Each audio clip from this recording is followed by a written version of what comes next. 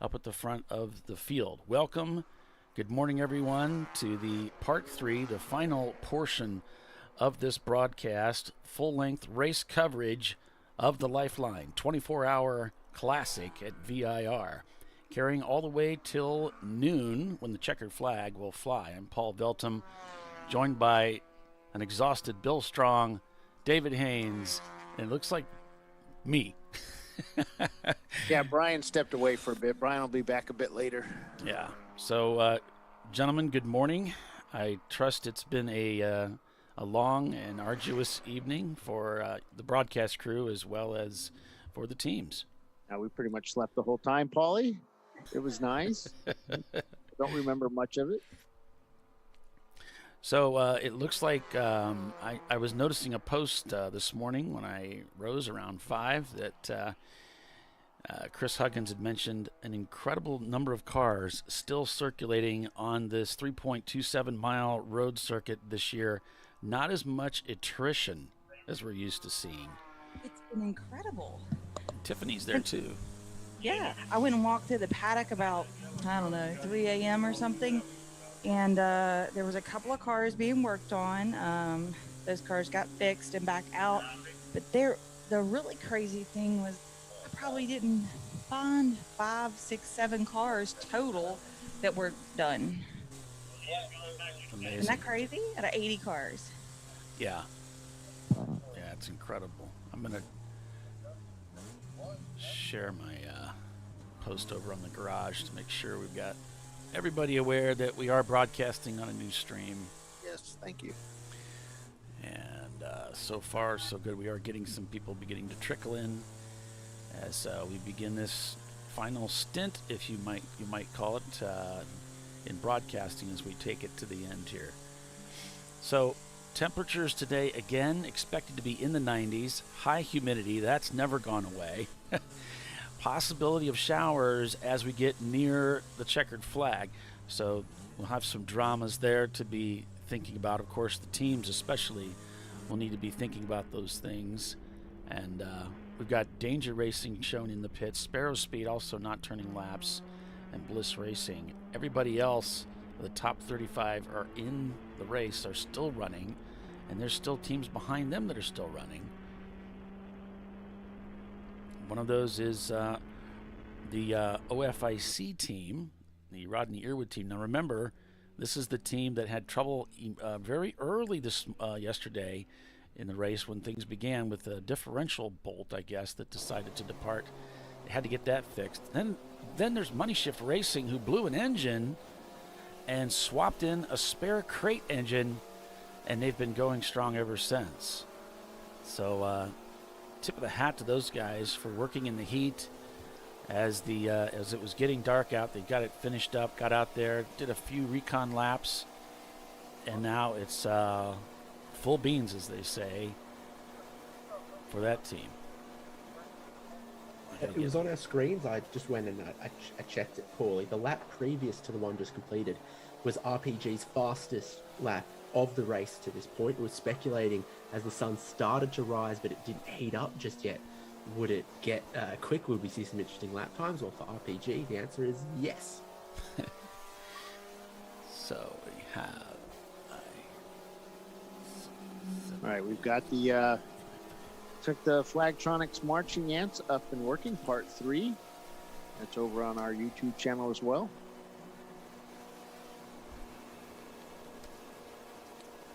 We've got a car circulating with the little international symbol for, the Red Cross symbol showing on their thing.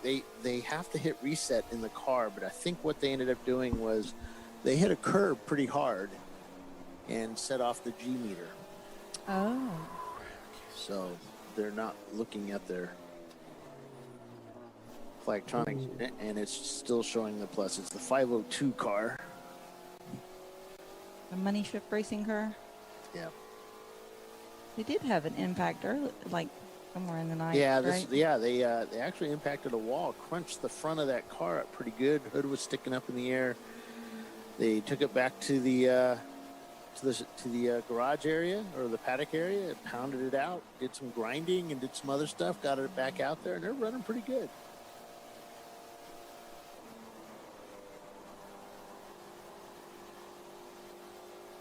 Blink 182 had to remove the Red Cross symbol from the nurse's hat in later releases of Enema of the State.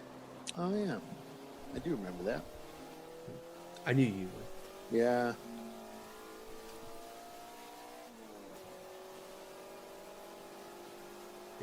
I mean, I guess it does not count for outright fastest lap of the race, etc. But the EC 511 BMW M3, they've also had their best to this point after more than 18 hours of running. So a couple data points suggesting the track is relatively quick at the moment, and a few of the drivers have their eye on.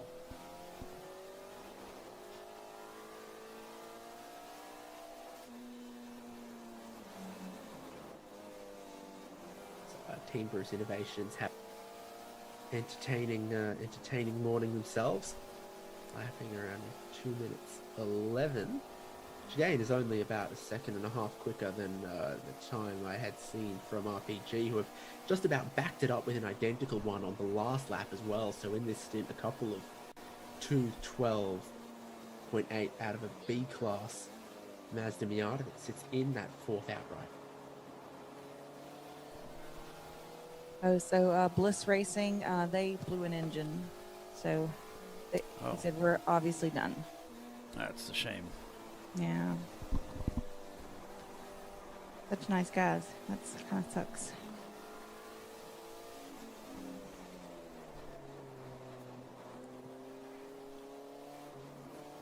Not how anybody wants to end their race weekend. No. Going home with a broke. Especially those car. guys. There's such a good group of guys. There continues to be some back and forth for the A-Class lead there between Wheels America and Blake's Garage. Blake's Garage pitted with the purple 35 that we had just a couple laps ago, and that appears to have helped them maintain the A-Class lead from Wheels America, who I think didn't benefit quite so much from any of that last time they stopped. You know, it's really just, you know, the luck of the draw of where you are on track when the purple 35 comes out, right? If you're on the front straightaway in turn 1, 2, 3, it's going to take you a while to get back around to the pit entrance. So it may not be advantageous to pit. And then if you're on the back straightaway coming down the roller coaster when it comes out, then you can duck right in if your team is ready. This is an interesting contest here. Rockwell having trouble with this Miata. That Miata's pretty quick. He's got a little bit of a run here. Every time he went to pass me, it was in a corner. Well, that gear change, that gear change is really not. They've got the power at the top end of the rev range, but when he makes the gear change, it just runs out of push. Now, I thought he had momentum there, Bill, making it to the top of roller coaster. When he made the gear change, he just fell apart. But yeah, the Miata kind of hanging it out there to stay ahead and doing a nice job of it. Absolutely. You would think he would just really chase him down through here, but no.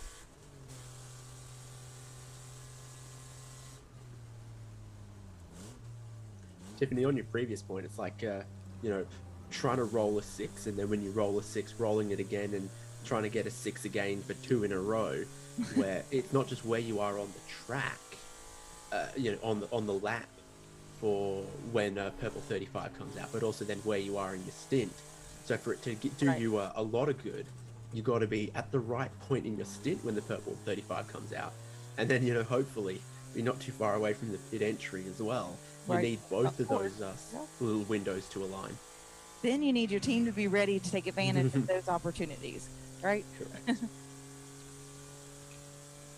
Has the next guy got his helmet on? Has he got his helmet on?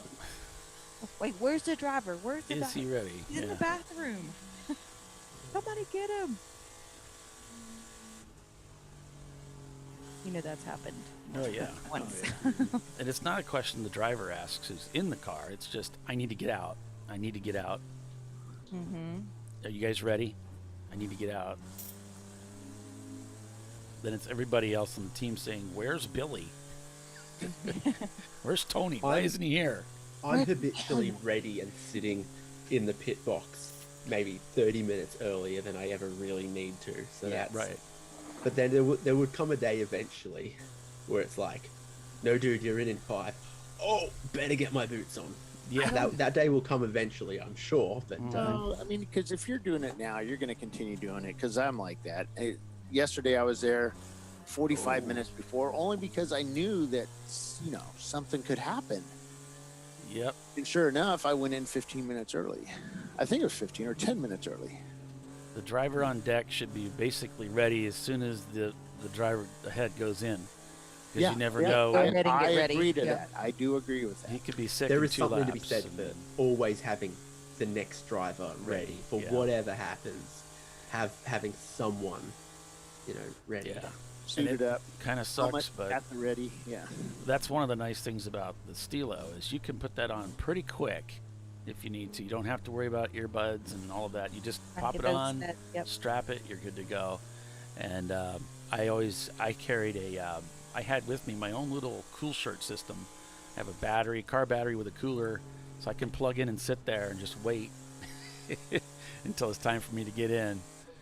And then we just have switch another over. cool shirt box that we keep in the pits now, and we can hook up and go ahead and prime the driver that's going in and get it nice and cool before they go in. Yep. Yeah, Whitnauer had that as well. I don't That's use a cool nice. shirt, so Because you're special. because I'm Yeah.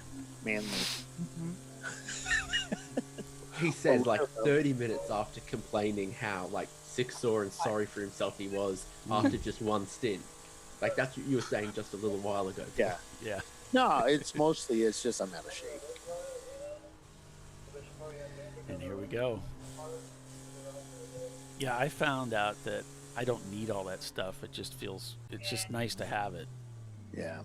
When I was a couple of years ago, I raced. I've told the story at Gingerman, and the weather was like this, and I had no cool shirt, no drink bottle, nothing was working, and it was in the dead of the day, and I thought, wow, I'm probably going to get sick, but I didn't. I was hot. I got hot, but I was really well hydrated, really well prepared, and that's amazing how well that can carry you through. Yeah. Now it's RVA Graphics and Wraps in third, who've just set their best lap of the race to this point with a 2:17.1. Tell me I'm reading that correctly, am I, for the third place car? Yeah. Ooh, it's busy out there. Trying to get Busy by at the the Corvette, Rockwell. This is how 901 Motorsports wins this race. Whoa! See? Car! Yeah. Oh, we got a car Whoa. off. It was getting kind of crazy down there at the exit of Hog Pen, and sure enough, someone got a wheel off and lost it. Was it an orange BMW? Not sure if it was orange or Oh, red. that's our car. I wondered if it was. that red and yellow. They're still trying to get motivated. Here we go. You got it back. You got it going. Yep. Who's driving at the moment, Tiffany, and how scared are they going to be? Right, I'm telling the team.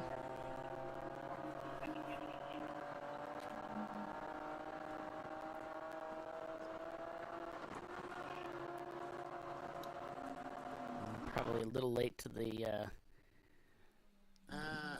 the replay button there. I'm not sure the replay is even working right. Doesn't look like it. So maybe it'll kick in and start working here in a little bit. But yeah, Trophy Racing went for a little bit of a ride there, but looks like they're doing okay. So no apparent damage there.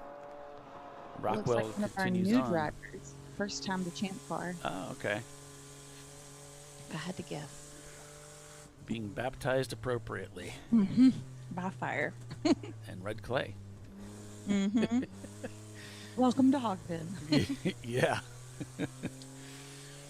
So I think he just got tied up in what was going on behind him and Mm-hmm. kind of, maybe not panicked, but got got put in a position to where he, just not a good position. Yep, Visceral Racing Group leads. Working lap 391. Rockwell Autosport Development in second. That's the number 1 car we were just watching. RVA Graphics and Wraps, the 111 in third. Number 600 of RPG is in fleeting B-class car. Then it's Bulldog Racing, 901 Motorsport, car number 901. Rockwell Autosport Development, number 715 in 7th, as 901 just sets their fastest lap time of the day. Followed, not to be outdone, so RPG also sets their fastest lap time of the whole race. So, yes, Rockwell Autosport Development, 715 in 7th, Theoretical Racing in 8th, and the Stug in 9th, with Blake's Garage in 10th. And the Only 4 cars out there set their fastest lap of the race on the lap they've just completed. So it is that magical and slightly glary, apparently, time out there. And excluding EC for this sort of fastest lap of the race calculation, it looks like it's the 2:12.4 of Rockwell Autosport. But again, RPG keep chipping away at these 2:12.8s. They're only a couple of tenths away from that kind of pace. They're only 28 seconds away from third outright with RVA Graphics and Wraps. And in the battle going back and forth for the A-class lead, Wheels America have been cutting into Blake's Garage advantage and going 2.5 seconds past the last lap and sitting 37 seconds behind. It looks like Danger Racing in the paddock, working on the electrics beneath the dash, but driver in the seat, getting ready to go out, so they'll be returning to the track presumably soon. Yeah. That is the number 51 Ford Mustang. Glazed and confused, blowed up. Oh, okay. I'll work on getting that changed over.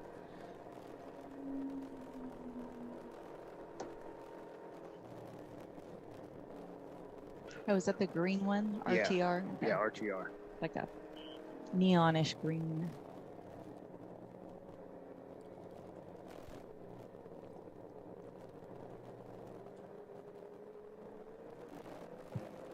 Looks like everybody's getting a little racy out there. Sunrise has given some mega confidence. Oh, and a 211 out of the Rockwell Autosports Development Boxster. 211.9. Nice. Getting real racy. That's getting it done. Hyperspeed. Can imagine how like sketch the roller coaster might feel at that pace. Not even the roller coaster, the uphill S's. I wonder like if there's like a contact patch of about an inch left on those tires as the suspension completely gets unsettled and rises up as you're coming up those hills.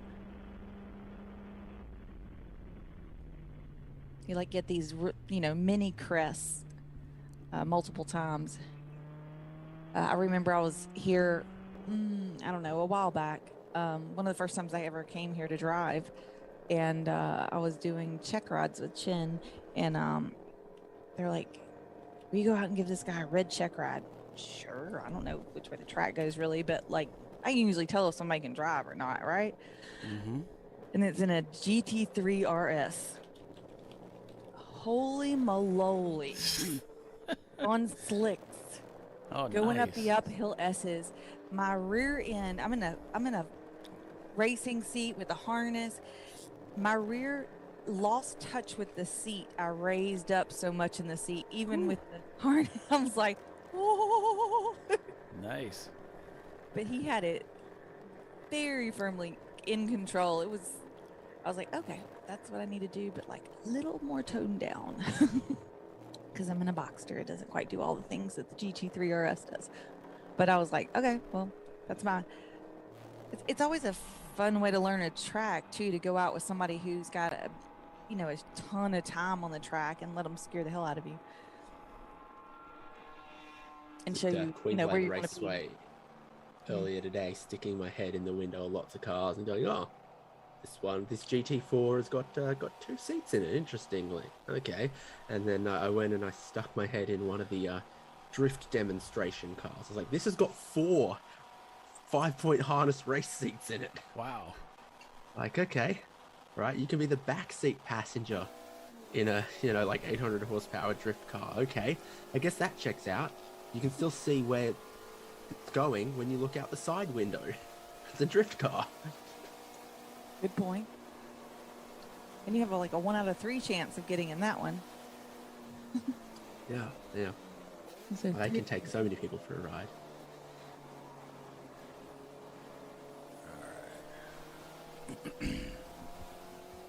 Good wow, morning. that fast lap down to a 3-minute lap. Do we have a caution? I don't see anything on Flagtronics. Where are you looking, Tiffany? So the Rockwell did that fast 2:11, and the next lap was 3:02. Have they... oh gosh, yeah, you're right. That is uncharacteristic, and it's not time for them to pit yet. Right? Sometimes it seems like cars only get tagged on some of this timing as having pitted as they leave pit lane. So if their pit stall is past the timing line, which is anyone? I was wondering if it's possible I you think could show a lap time like that without Right. having left pit lane yet. I think most everyone here is ahead of the pit line because actual start finish is after the pit lane instead of It's around at the exit, isn't it? yes, like where a lot of tracks it's in the middle of the pit lane. I'm just assuming that's where the timing loop is, but Is the fastest lap of the race to this point for RVA Graphics and Wraps in third as they find a 2:15.8. Some magic out there at VIR right now. everybody's digging. The track's Whoa, getting quicker. Rockwell. Did you guys talk about this? The 3:02 or the 2:11? No, the one before that. 2:11.9. Yeah, that's the one before that. 2:11. Yeah, Yeah. is their fastest time, and then they set a 3-minute lap after that, which is odd. Yeah. It took out a high interest loan for that fastest lap. Right? Every loan Power's at the down? moment is, but anyway.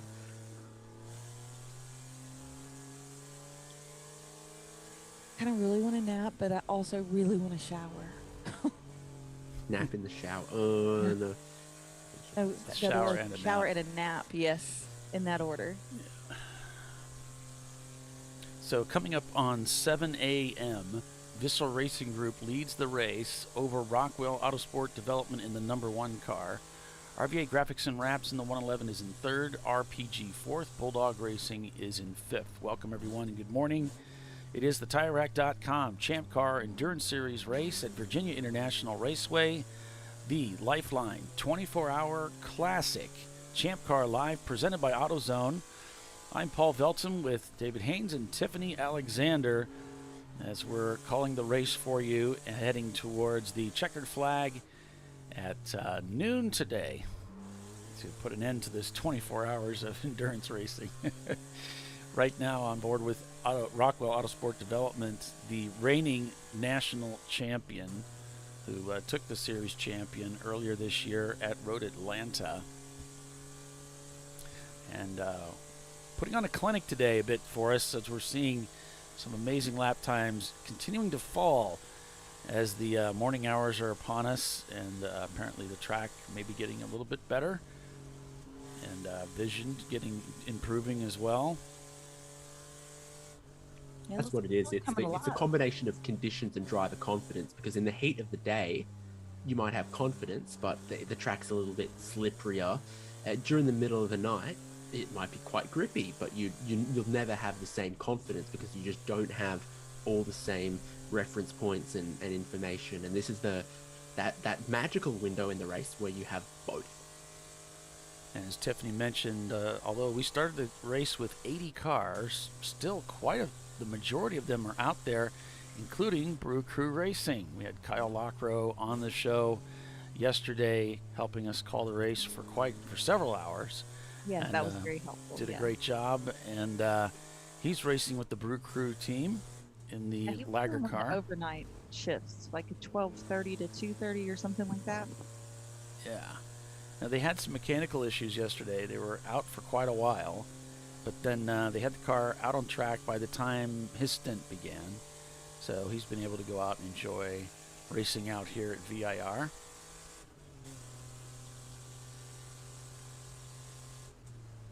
The Atlanta Speedworks team brought several machines out to this track, as well as Rockwell Autosport Development and Wheels America. So, Yeah, Atlanta Speedworks brought 3 Boxsters, and Rockwell brought 3 Boxsters.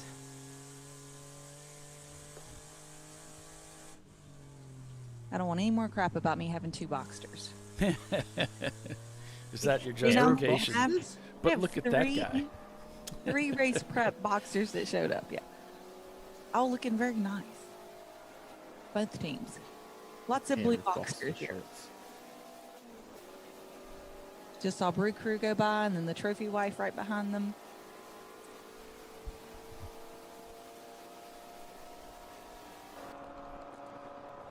That sun coming in, David, just right, just bathing the cockpit of that BMW as they come down that straight section there. So that is Jerome in the car. He also started the race, and I guess this is his second stint. All right. I've got that other style of helmet restraint than the classic hands. Right. The release Is with that- the pole. Is that a Simpson or one of the other ones? I can't remember what they're called. The helmet The yeah, looks well, like Kilo. the restraint on it. You know the The Oh, the quick release release? yeah. for the Hans. Yeah, there was a period of Okay. time. I don't recognize that release. There was a period of time, and I think Tiffany might be running those, where they had sort of a swinging hook, like fish Yep. hook. I have those, yeah. That doesn't look like what he has. That looks more like a seatbelt lock from my viewpoint here. I'm not sure what the setup is. Because one of the other, you know, FIA standard compliant and blah blah blah such, is I think Simpson make it, and it looks less like the hands and more like it's like a chest harness. Hold onto it. Good work. Yeah. And it's I think as far as comfort when you're in the car, no difference really. Maybe you get a tiny bit more movement, but in supercars, a lot of the drive is very fancy. For any time you're doing driver changes, it's a lot easier to get in and out with the driver changes with that system than a classic, you know, hands. Really? Yeah, Yeah, well, I it's just more keep comfortable. my helmet on my Hans at all times, and I just put it on all together. Doesn't seem to get in my way, but also I'm pretty used to it. So He's using the it's not a Hans. That's the the Simpson, no, that's not a Simpson. That's the Next gen? next gen. Yes. Okay. the other Yeah, one. because I have one of those. Well, I had one. Well, I had one of those. I sold it. Because the purpose of it is to prevent your head going forward too far. In the most common standard garden variety hands, that also prevents how far your head goes side to side, not by intention, has but that as one. a consequence. And some of the other ones, they will do the correct amount of restraint with your head going forward, but as you're trying to lean your head side to side, in and out, getting in and out of the car, you get just a tiny bit more flexibility that way. And so for we don't have to worry about 30-second driver changes in most circumstances, so Right. it doesn't really matter for us. But in supercars sometimes they need to do it, and so some drivers just prefer that, I guess, for whatever reasons. What that one car where the driver went out. I think it was in English, so it probably went out the left side, and the new driver came in the right side. That was always interesting to see. It was super fast. And I'm also thinking of safety, to how quickly can you get in and out of the car, especially getting out.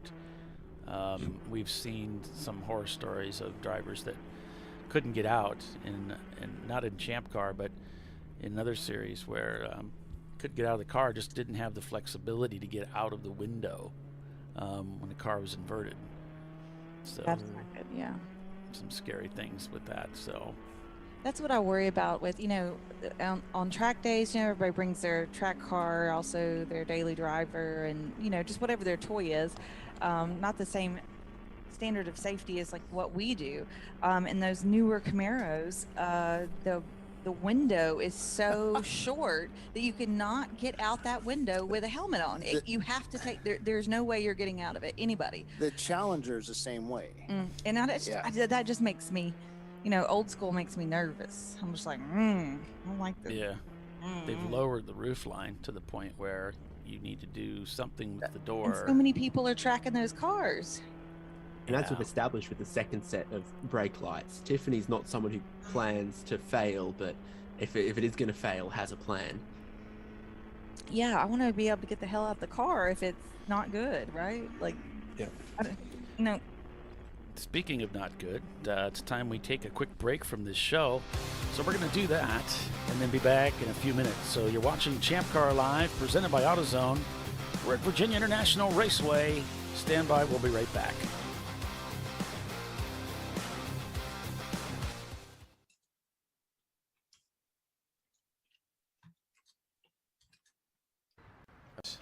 Line. We do. We're TireRack.com. They could offer lots of tires We have so many tires. and help you find the right tire. It's called the Tire Decision Guide.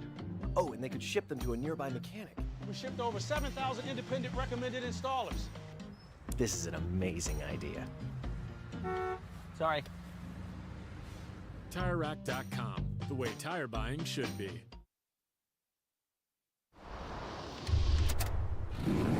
Bring on the frozen tundra, the grinding gravel, the cratered concrete, the rain-soaked streets.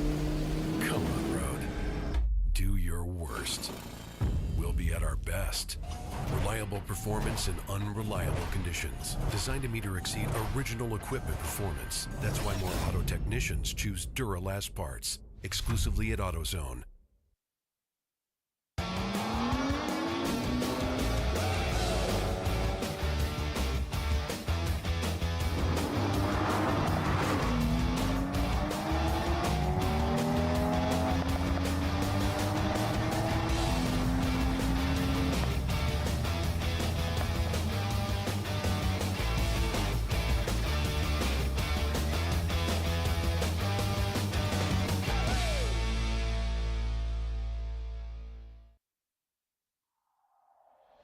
Discovery Parts is a veteran-owned racing and safety equipment company. While we're located inside Atlanta Motorsports Park in Dawsonville, Georgia, Discovery Parts can also be found at the tracks, supporting a number of ChampCar Series events. We take pride in being a reseller of the best of the industry to ChampCar teams and drivers. We know racing, love racing, and look forward to tomorrow to even more racing. Visit us at discoveryparts.com. Come on, road. Do your worst. We'll be at our best. Stress tested to meet or exceed original equipment performance. Exclusively at AutoZone.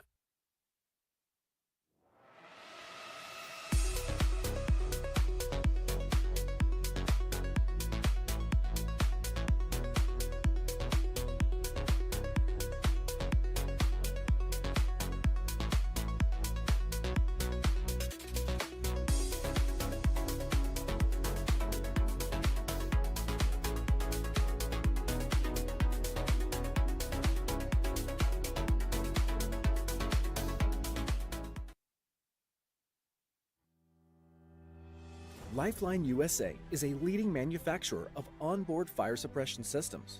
Lifeline's continuous commitment to research and development ensures that we supply the most innovative and cutting-edge products available, used by the majority of the world's motorsport championship-winning teams and constructors. Lifeline has a proven history of success. Lifeline offers a complete range of fire suppression systems for all budgets and needs, and we continue to push development and limits on both extinguishment materials and our patented delivery systems to make the race car environment almost as safe as sitting on your sofa at home.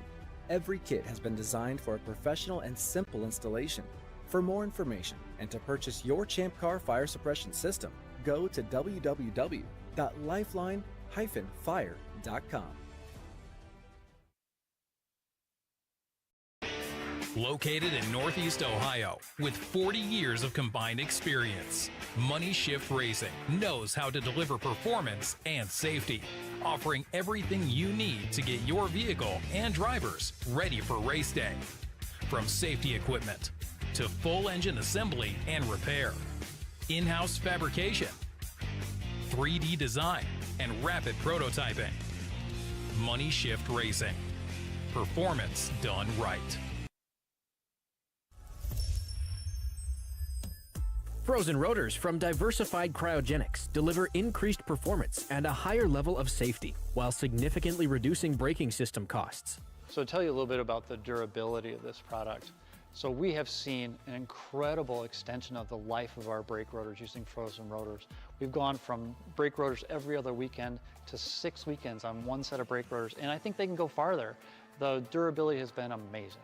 And it's been a fantastic season, and man, a lot of that is due to the way our car can brake on those frozen rotors. For more information, go to frozenrotors.com.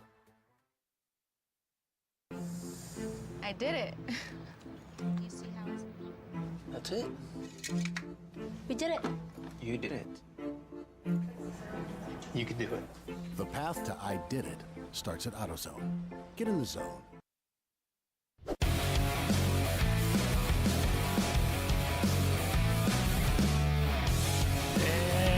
Good morning, everyone, from ChampCar Live, presented by AutoZone.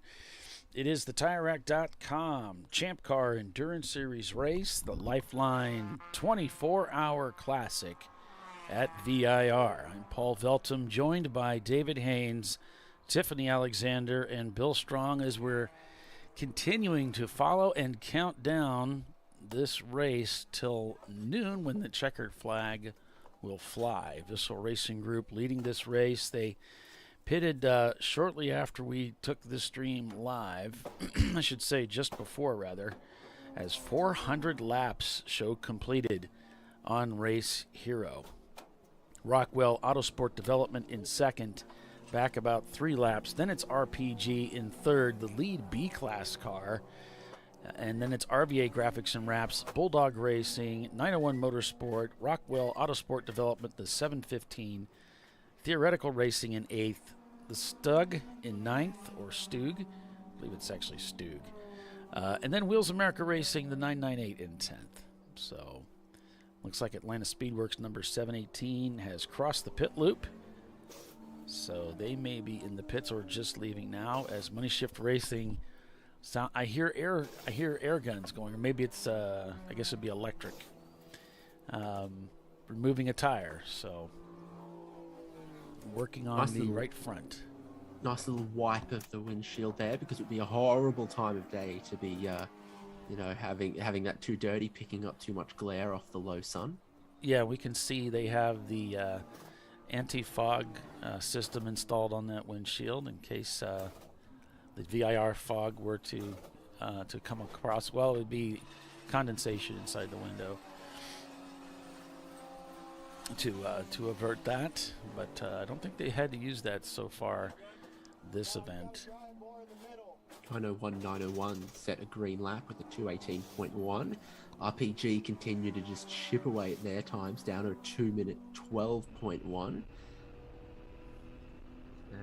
Yeah, no, that's all I see from that, at least on the last lap, as far as improvements are concerned. Oh, if I see camera less than interested at the moment, we'll come back to that. Back to Rockwell Autosport Development, the number 1 car, as we said, in second place as RPG again, David, sets their fastest lap time of the day. They're continuing to get those lap times down, now at 2:12.154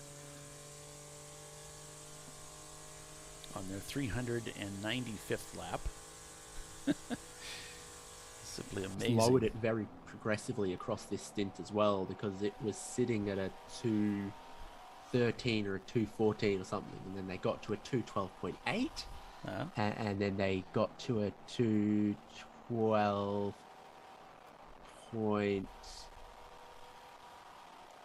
something else in between, and then they got to this 2:12.1, and they just had a 2:13.8, which is good. So they're flying along, and they have gotten up into that third overall. They were sitting in fourth overall when I joined our coverage here, but they've been one of the quicker cars lately. And we're really privileged to have you along with us, David, of course, in Australia, joining us for the call of this race. So thank you very much again for joining us. It's always a pleasure having you along.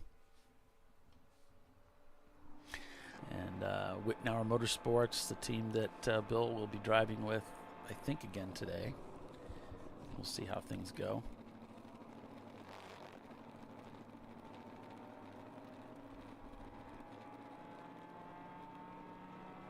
The Mini with the big pizza tray in the center console. Pizza tray dash. Get some New York slices off of that thing. It's a very unique dash. You know when you're in a Mini. Yeah, because it's all the big, centrally located cluster stuff for whatever reason. Have you driven one? No, but I was definitely familiar. Like, if it didn't have that saying there, I'd be like, oh, this is the Mini, right? I know that they do that. I was aware that in some places, you know, they had the tack and other things just in that central location, but that it wasn't US compliant. So there's like a repeater behind the steering wheel, I think, but only for the US market or some limited markets. And sorts of, they got too clever, they got too smart, they tried to be too unique. Gotcha. I haven't either. I've been interested to drive one, but I've never driven one. My Car are you dad. talking about? This is The Mini Cooper. Oh, okay. What Bill was driving earlier. Okay. Yeah. We were just wondering. Now, this is my motorsport history. Is my dad used to rally minis in the 1970s. Like the original minis. Well, The yes, minis yes. like James Hunt. BMW hadn't bought them that early. So like 1,100cc, something like that. It says on the trophies. They were itty bitty, mini itty bitty back then. Little minis for a reason.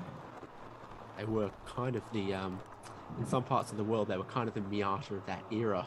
Incredibly lightweight, very easy to work on, lots of them about, oodles and oodles of parts. So were they the greatest rally car or circuit racing car? Maybe not, but they were very easy to get into. Although I think that generation of minis did have a reasonable presence in SCCA and stuff stateside in the era back then. I don't remember really seeing the minis that much when in the late 70s and 80s when I was in the sport as a child, but what I saw was a lot of RX-7s and Datsuns and some Hondas and then some of the vintage, the older cars like the bug-eyed Sprites and the Austin Healey's and that kind of thing. I don't remember seeing much of the Mini Cooper. I found an article about why I thought some of them raced in SCCA, and it's a gentleman that I used to commentate on who sadly relatively recently passed, but this article about his racing history talks about racing them in SCCA in 1971. Stuff like that. So maybe a little a little earlier, and then I guess they kind of didn't last as well into the muscle car era as maybe they remained more popular in Australia and the UK at that time. Right.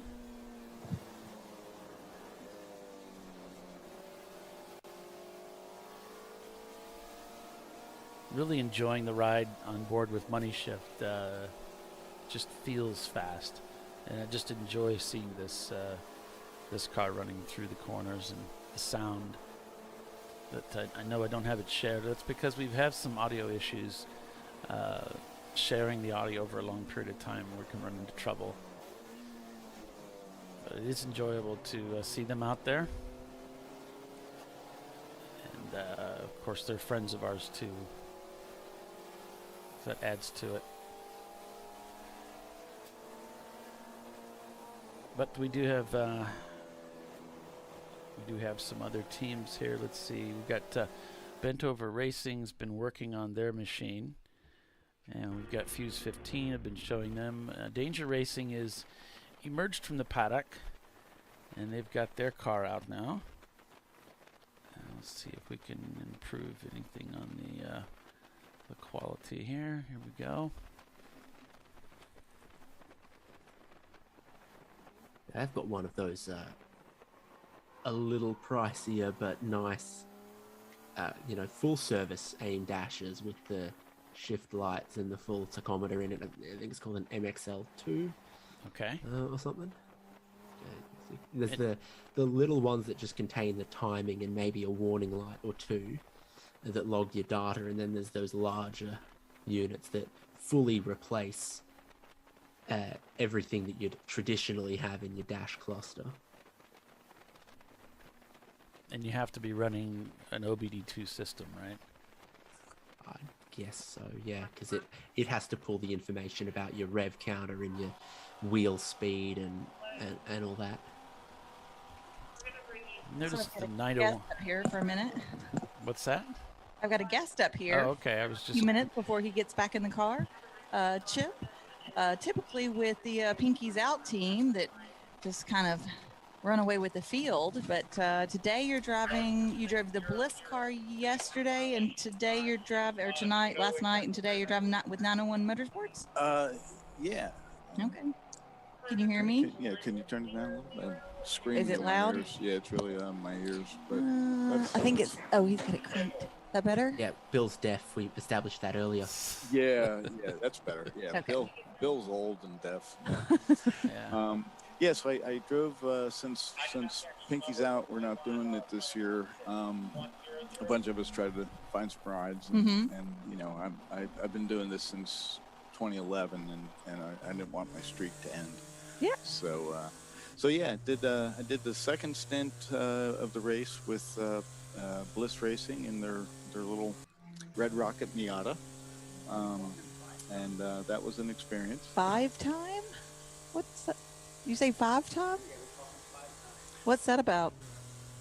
Bill says his nickname is 5 times. I've heard some other nicknames I'm not going to say on the show. Number of wins. I've got lots of nicknames. Yeah. I've won this race 5 times. Ah, gotcha. So the Miata was a different experience for sure. You're used to passing people. Yeah. And it was the other. I got passed a few times.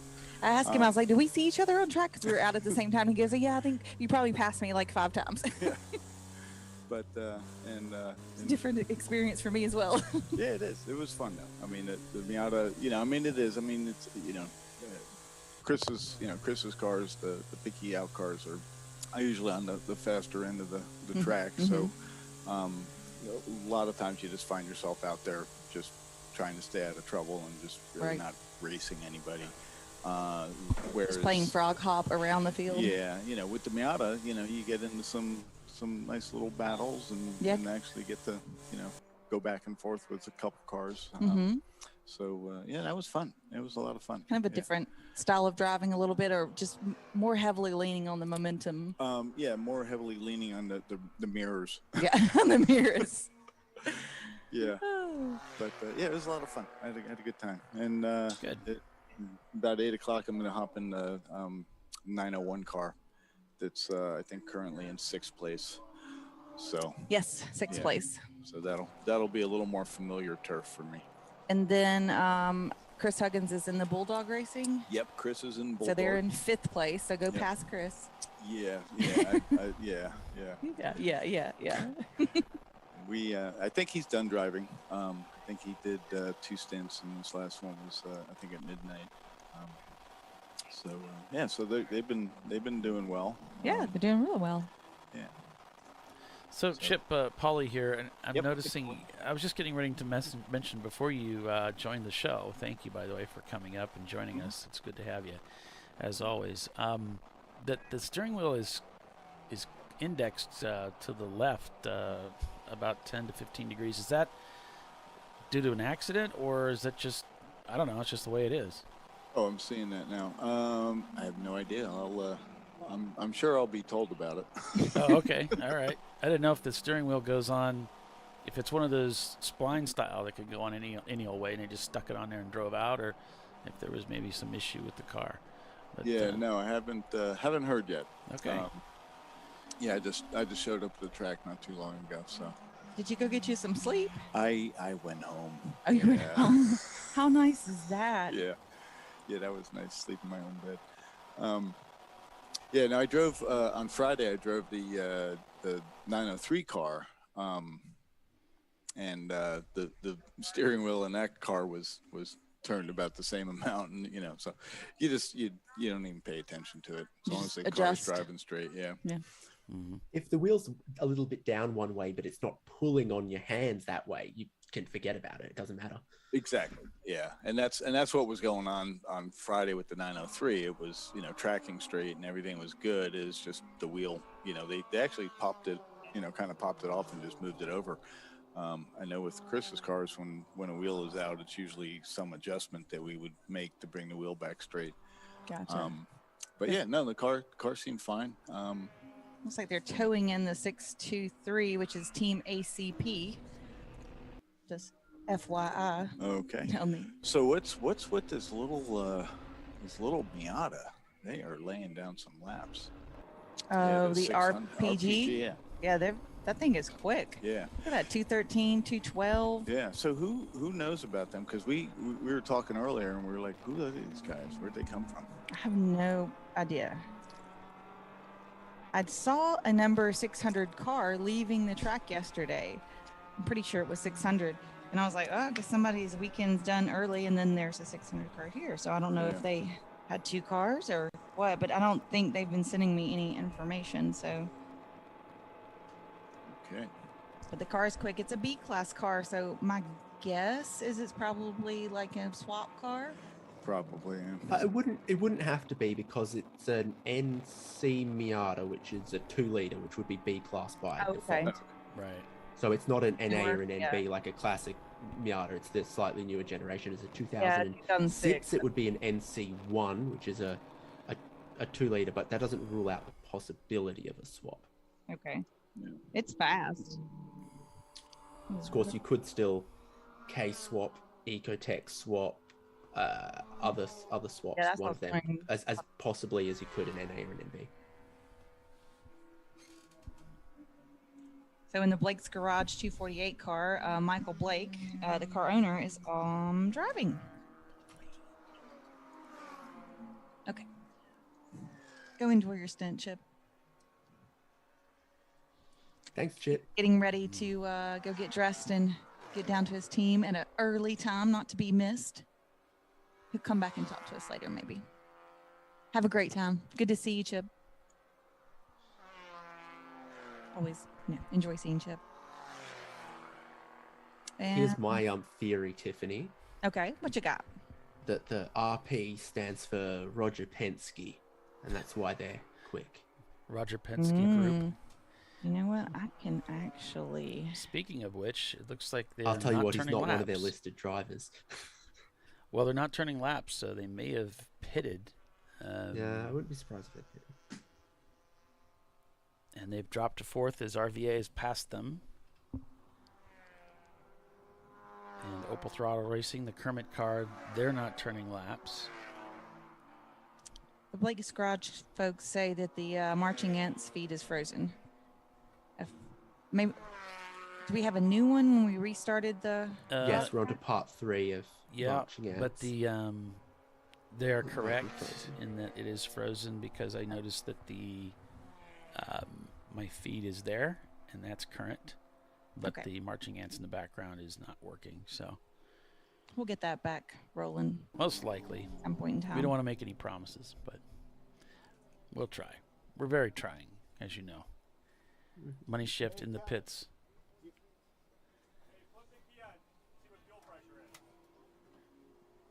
Telling me to check fuel pressure.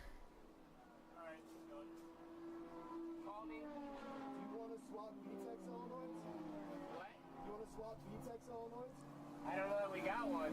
Oh, off the other engine.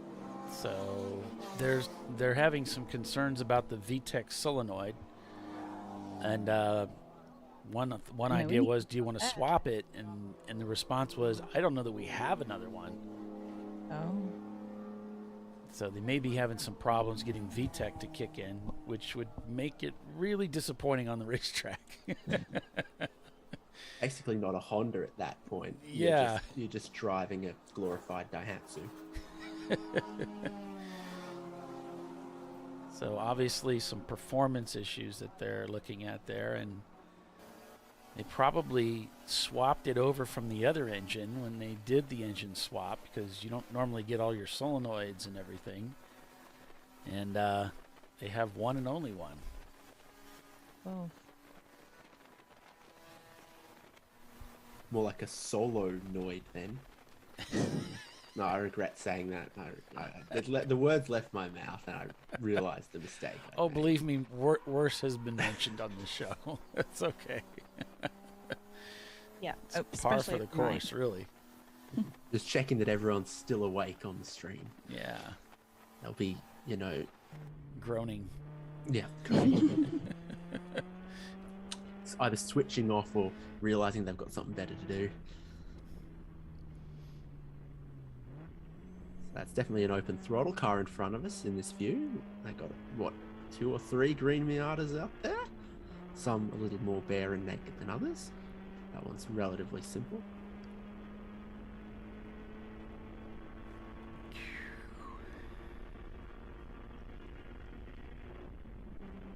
At some point, it would be difficult but interesting to try to tally up which team has given the most new drivers a start in our championship, because of the last couple years, I think open throttle may be responsible for at least 10. Yeah. They even have one of the car team names is New Guy. I love it. Open throttle, New Guy. Actually, So, I said 10, and now I think about it, it could easily be 20 or 30. Oh, sure. Because, I remember racing with a team, and it seems like there were 3 of us that were always kind of there, and there was always a new guy. There was like a revolving door. Of new guys? Yeah, because we just didn't have enough regular drivers, It was difficult to get that full team put together, and so I would imagine we were not the only team stricken with that you would have new people coming in frequently.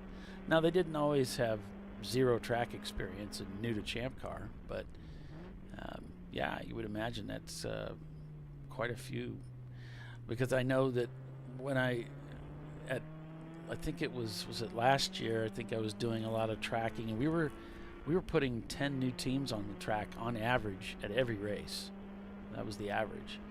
So you figure, wow, there's got to be new drivers in there, just in there alone.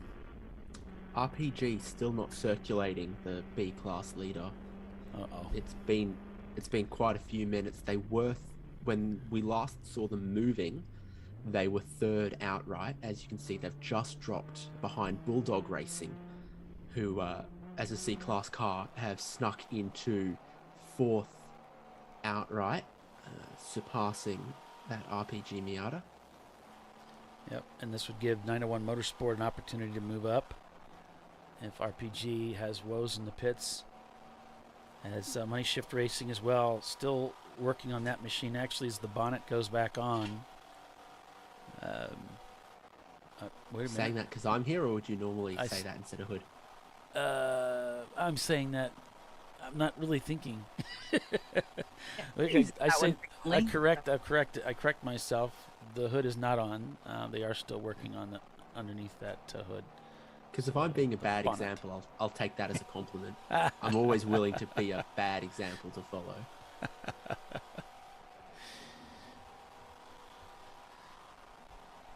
You know, when you spend so many hours on the broadcast, anything you can say differently, so you're not saying the same thing over and over. I can say bonnet, and most people will know what I'm talking about. You know, even though I wouldn't normally say that.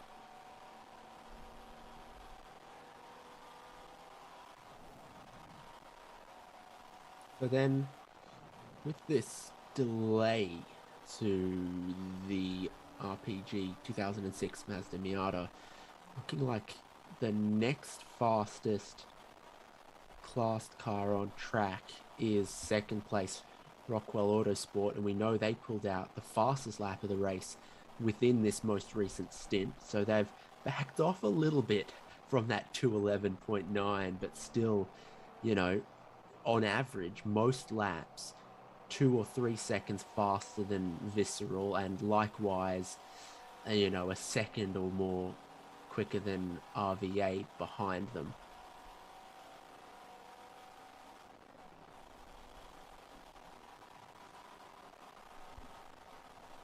And there you see the running of the A-Class cars, with Wheels America Racing leading A-Class, followed by Blake's Garage and Fuse 15.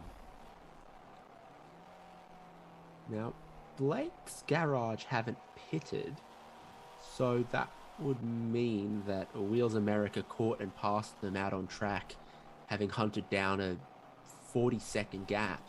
And there were some laps it was getting hunted down 3 seconds a lap. There were some laps it was getting hunted down maybe 5 or 6.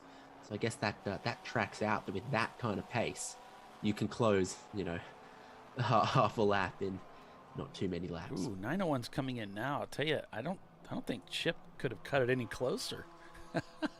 Yeah, he was supposed to come in at 8, he said, and looks like they're coming in a little early. Woo. Oh, I'm excited to watch this then. Has he got his helmet on? It does look like he's getting ready, and I think he timed it right to get down there before, because he's ready to go, but I'll tell you, he didn't have much time. Like, in goes my water bottle. Chip, man. Hey, Chip, hello. Okay, so I pulled up the tech form on the RPG. It is not swapped. It is the 2.0, as David said. It's got exhaust headers, bushings, pulleys, a few things, weighing in at a VPI of 435. So that's just being well driven. I haven't seen much of it lately. Flying by. Well, all through the night. And yesterday, lost my page. So it's help with a little bit of power, but it's not massively dynamic. Or is it on some really wide tires, or they are doing something handy with it? I'm gonna see if I can find their driver list. See if it's anybody, you know, that we know. We're like, oh yeah. Let's see. I looked at the drivers, and I tell you what, Roger Penske wasn't one of them. That's all I remember. Yeah. Yeah. So it's Alex Rubenstein, Cody Ace, Jeffrey Herridge, John Lewis, and I'm not going to butcher this, Panagiotis Theodorakopoulos. Wow. Well, that sounds like a fast name. You know? Sounds Watching, like 2 or 3 GT fast World Challenge names all put Australia together. Earlier That's today. driver school for RPG. Yeah. There are many names like that in Australian GT racing, between Stupas, Honduras.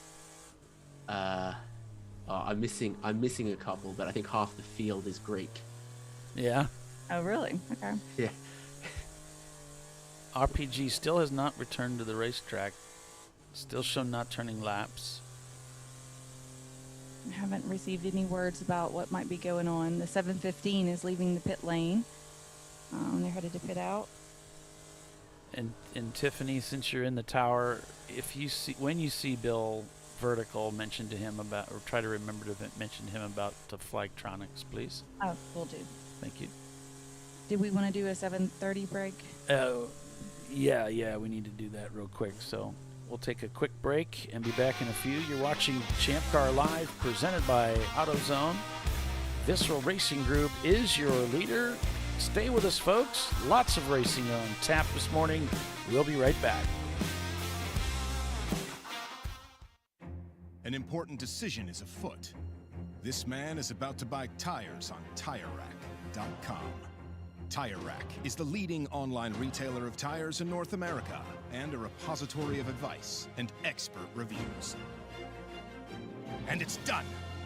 All that's left is to arrange for safe, easy installation at one of our independent recommended installers. Well, I guess he did that too. TireRack.com, the way tire buying should be. Come on, Road. Do your worst. We'll be at our best. Engineered to meet or exceed original equipment performance exclusively at AutoZone.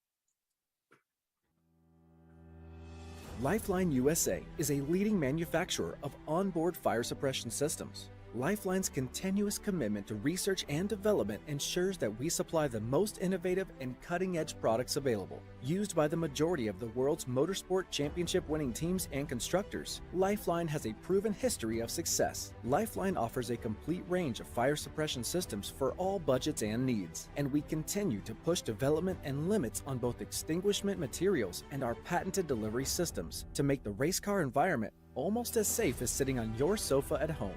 Every kit has been designed for a professional and simple installation. For more information and to purchase your ChampCar fire suppression system, go to www.lifeline-fire.com. RVA Graphics and Wraps is a full-service design, signage, digital graphics, and wraps company located in Richmond, Virginia. With over 20 years of experience, RVA Graphics and Wraps offers premium signage options for your business. We are dedicated to offering our clients best-in-class service in all aspects of graphic design and application. For more information, visit us on the web at rvagfx.com.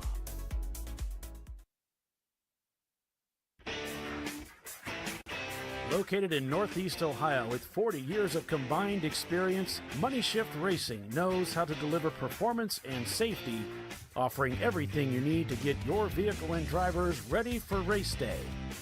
From safety equipment to full engine assembly and repair, in-house fabrication, 3D design, and rapid prototyping. Money Shift Racing. Performance done right.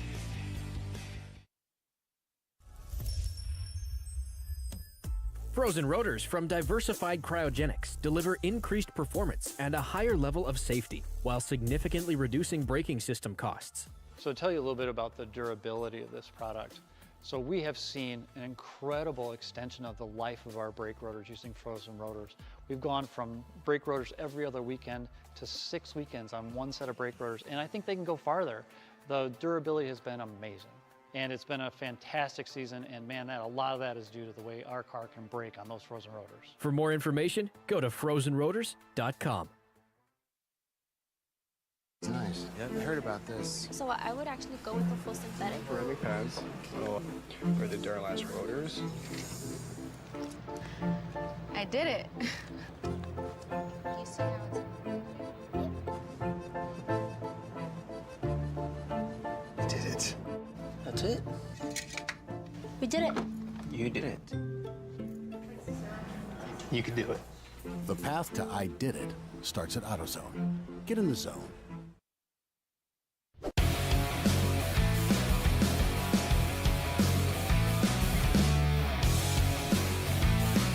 Welcome back and good morning to the Lifeline 24-hour classic at VIR on ChampCar Live, presented by AutoZone. Paul Veltum with David Haynes, Tiffany Alexander, and Bill Strong. We're calling the race for you all the way till noon when the checkered flag will fly and we will crown a winner for this year's Lifeline 24-hour classic. Right now, Visceral Racing Group leads over Rockwell Autosport Development again, setting their fastest lap time of the event, now with a 2:11.226. Followed by RVA Graphics and Wraps, 3 laps back. Then it's Bulldog Racing. RPG still yet to apparently emerge from the pits or the paddock, now in 5th place, and still not turning laps. Then it's 901 Motorsport in 6th with Chip at the wheel. Then it's Theoretical Racing in 7th, Rockwell Autosport Development number 715 in 8th. The Stug Racing or Stug Racing in 9th, Wheels America Racing in 10th. So good morning, everyone. Hope you had a good night's rest, or if you're at the track, at least you're holding up to this endurance race weekend. As we go on board with Atlanta Speedworks in their 718 car. Just having a good race of it. On board with the number 1 car, as we've been, as they're still working their way through traffic. Money Shift Racing having some issues with what they thought to be the VTEC solenoid. I would say, judging by the way they're closing in here, they get that VTEC solenoid working to some degree. They're pulling on a BMW E46, so they've got to have at least a little bit of poke going on, because even the lower spec of that generation of BMW 3 Series, they might be a bit heavy and ponderous off some of the corners, but they pull very well further down the straights. And we've got our secondary Flagtronics system up and running again, so now that's populating and working the way that it was.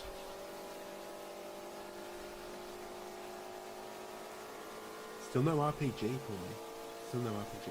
Yeah, it's disappointing for that team, of course. They've had such an incredible run so far this weekend. To find themselves out at this point would be very disappointing. So we're hopeful for that team to be able to get back out there. And Chip, we spoke with him earlier at the wheel now in the 901 Motorsport machine. And really only had moments to spare as he left the broadcast booth to go down and get ready for his stint today. Was able to enjoy going home and sleeping in his own bed before coming back to the track to take the stint.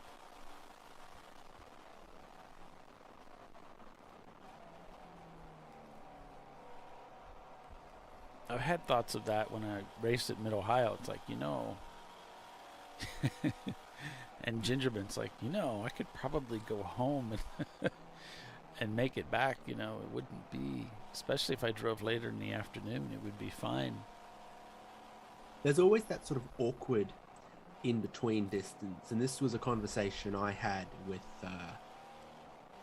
Lee Moorman of Daring Greatly Racing. It's like, hey, when we're racing at I should have slipped my mind. Autobahn. I was like, I know approximately how far that is from your house. Like, do you stay, or do you make the commute both days? And it's like, it's sort of an hour and a half to 2 hours or something around that. And it's just sort of that sort of awkward distance where you think either could work, either would be right, depending on just how you want to do it. Right.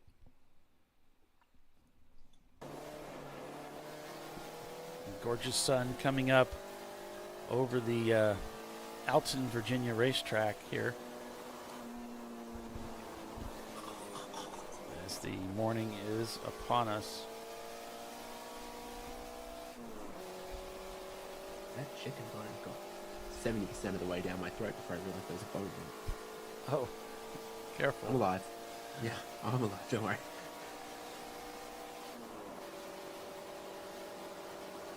think RVA will be probably the next car to make a stop of our top three. It can't be too far away for them. 370, 410, that's 40, 41, 42 laps into the stint, and we said 45 would be a good number. Well, that's a nice little hand gesture. That's a friendly one. We love a friendly one. RPG has lost a position this time now to 901 Motorsport as Race Hero continues to show them not circulating.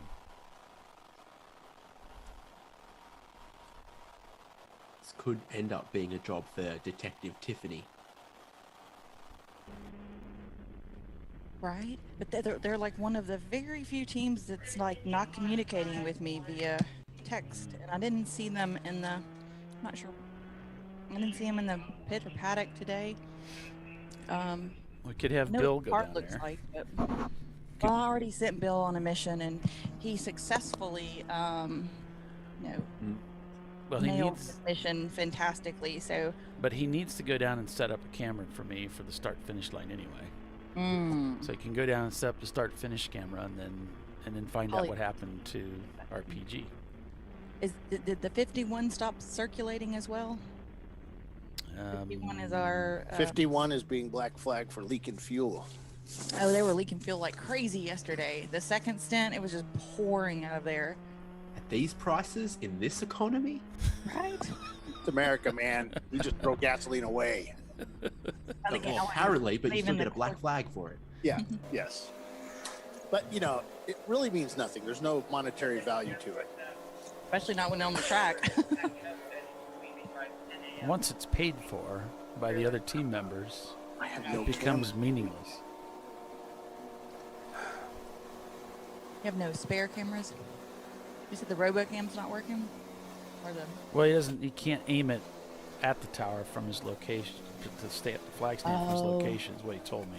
Yeah, because you can't. We're 3 rooms over. And I thought I was going to be able to aim it out of here, but I can't. And I thought I tried doing that a couple years ago too, and I forgot. Could you go live on Facebook on your phone? I can go live on. No, because I got rid of that app. Let me think what I can do. Any cameras to commandeer? It is 7:49. Who's not live? Hard 6. Oh yeah, they've been popping back and forth between cars. So one of them is in the garage.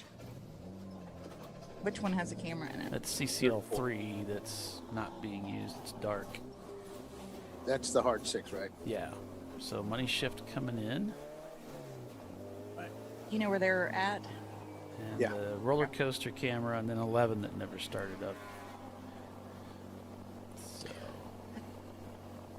those 3. Is it 34 not turning laps?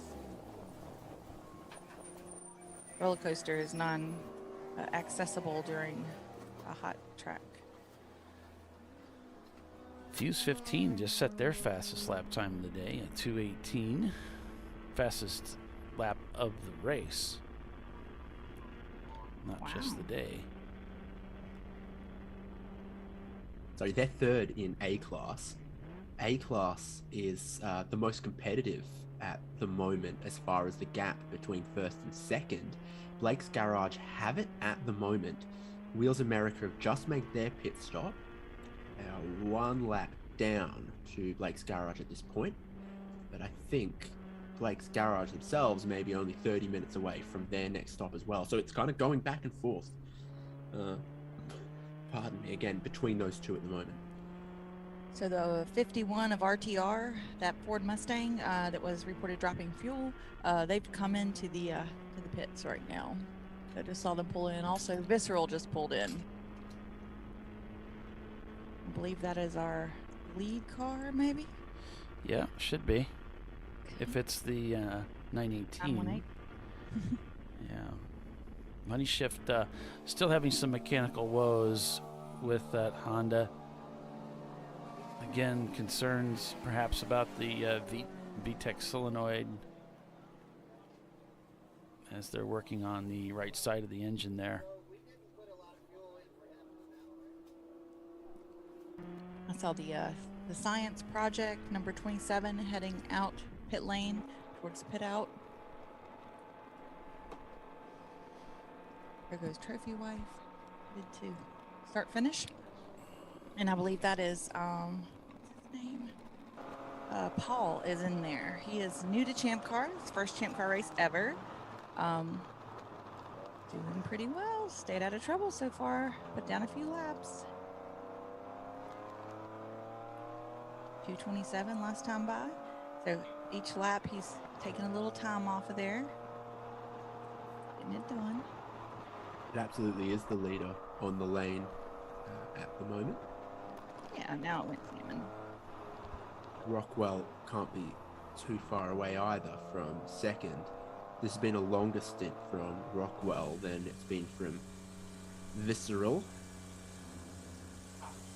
Oh yeah, it has been quite the long stint on it. So I guess we'll look to see them come in. They their pit stall is the beginning of the pit entrance, so or back towards that. So we usually don't see them until they're exiting, headed to pit out.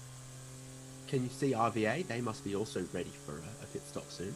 They're at the opposite end, right at pit out. I have not seen that car roll through. I usually see the car roll through, and I know that they're headed in, right? Because I don't see them headed out. And I see the driver of the number 1 car loosening his belt, so he's getting ready to come in. I noticed he was a little soft getting into the oak tree. I thought maybe he was running a cool down lap. Yep. Y'all called that one.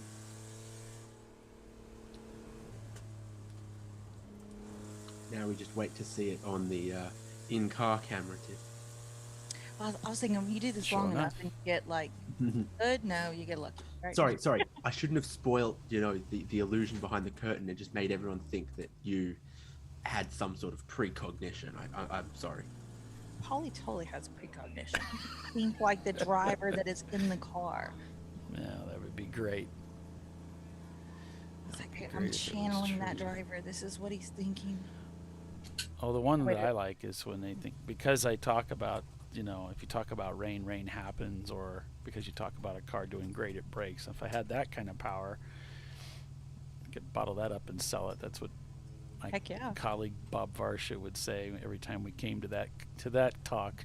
If I only Maybe had like, that the kind of camera power. cars. It's like, if we had that power, we'd be selling it. Yeah. Coming up on 8 o'clock here at VIR. As the number 1 is in the pits getting their driver change done. I missed seeing Bob this year. I didn't go to Road Atlanta in person. Our annual Road Atlanta retreat. Yeah. You got to hang out with him though. Yeah, I sure did. Yeah, We'll it have was a good time. Yeah, it was fun. It's always nice to be in the midst of a pro, Yeah. Especially just Bob. He's just a great guy. Makes you feel fancy. Yep.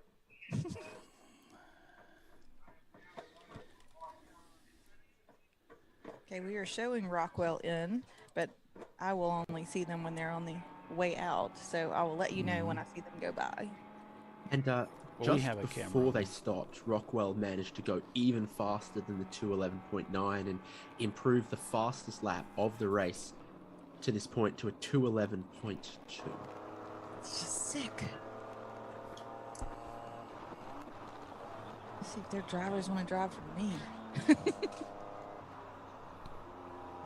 I don't think I don't have, my clock is not running properly, so I apologize for that. I will get that corrected. I'm just realizing on the now left that in the small font is correct. It's the big font down the bottom that you must have wrong. Yeah. Kind of looks like Visceral is gone from their. Oh, yep, it's showing them pit. It's showing them the little pit thingy on Race Hero, but they're actually out, and they'll clear it the next time by. So they're back on course. I know I'm not crazy. yellow. There's a car. Yeah, there's a car stopped near Flag Marshal Post 14, which is before the top of the roller coaster.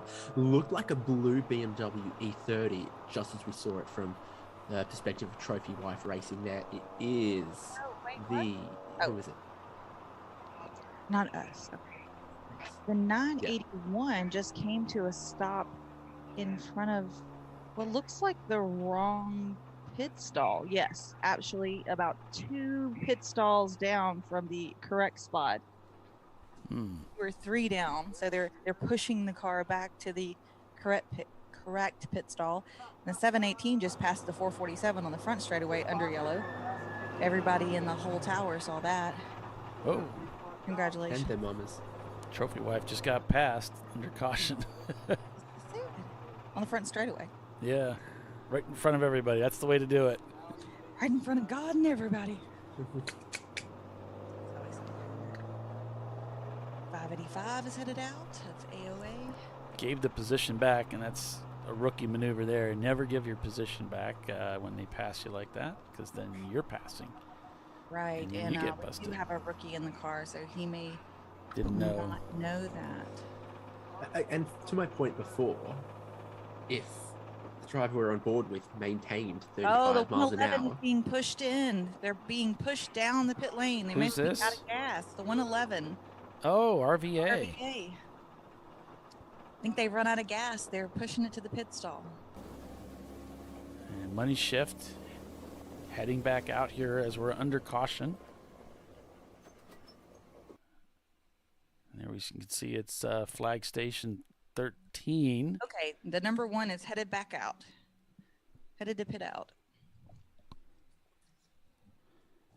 holder of the fastest lap of the race, Rockwell in second, 2 laps away from the race lead, but just taking a second here, a second there, a couple seconds per lap out of it as far as pace is concerned.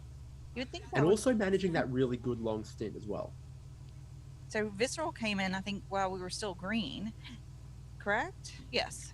And then Rockwell came in a lap or 2 after that, and we went caution while they were in, so they're going to get back out. And Visceral still hasn't crossed the pit loop yet because we're at Gap's down to 1 lap. Yep. Gap for the lead's a 1 lap and some change. It really worked out for Rockwell, the timing of that, and just kind of the luck went their way. Or maybe they saw something on track and went ahead and decided to duck in, assuming that a yellow would come out. All Good right. view of one of the trucks here. All right, gang. I think, sorry to interrupt there, David. I think we're going to go ahead and break for commercial. Let Doc take us out here. All right, now we're supposed to be at commercial. All right. You're watching ChampCar Live, presented by AutoZone. We will be right back with the TireRack.com ChampCar Endurance Series, folks. Hang with us.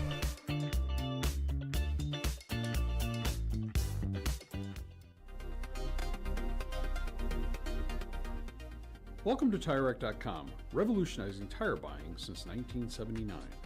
With our unmatched selection of branded products, finding what fits your vehicle and is right for you and how and where you drive has never been easier. Through helpful online shopping tools that include our professional hands-on reviews done at the introduction of a tire and consumer reviews that give real-world feedback over the life of the tire, you can make the right tire choice and find exactly what you need. And if you prefer to talk to someone, our tire testers, our sales team, are available on the phone. And that's how we get you the right tire for you and your vehicle for where and how you drive.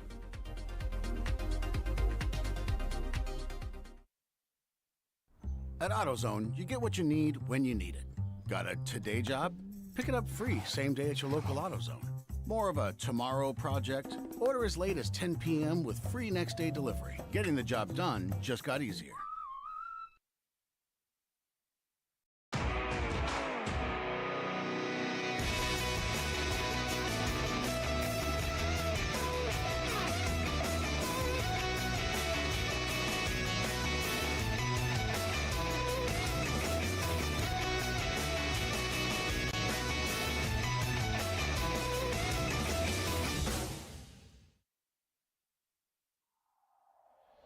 Discovery Parts is a veteran-owned racing and safety equipment company. While we're located inside Atlanta Motorsports Park in Dawsonville, Georgia, Discovery Parts can also be found at the tracks, supporting a number of ChampCar Series events. We take pride in being a reseller of the best of the industry to ChampCar teams and drivers. We know racing, love racing, and look forward to tomorrow to even more racing. Visit us at discoveryparts.com.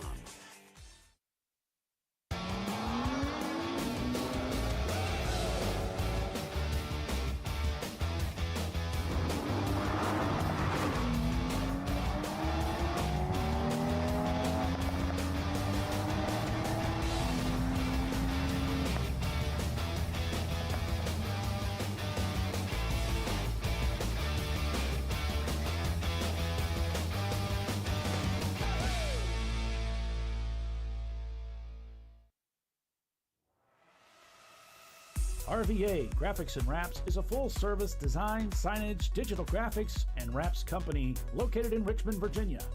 With over 20 years of experience, RVA Graphics and Wraps offers premium signage options for your business. We are dedicated to offering our clients best-in-class service in all aspects of graphic design and application. For more information, visit us on the web at rvagfx.com. Lifeline USA is a leading manufacturer of onboard fire suppression systems. Lifeline's continuous commitment to research and development ensures that we supply the most innovative and cutting-edge products available. Used by the majority of the world's motorsport championship-winning teams and constructors, Lifeline has a proven history of success. Lifeline offers a complete range of fire suppression systems for all budgets and needs, and we continue to push development and limits on both extinguishment materials and our patented delivery systems to make the race car environment almost as safe as sitting on your sofa at home. Every kit has been designed for a professional and simple installation.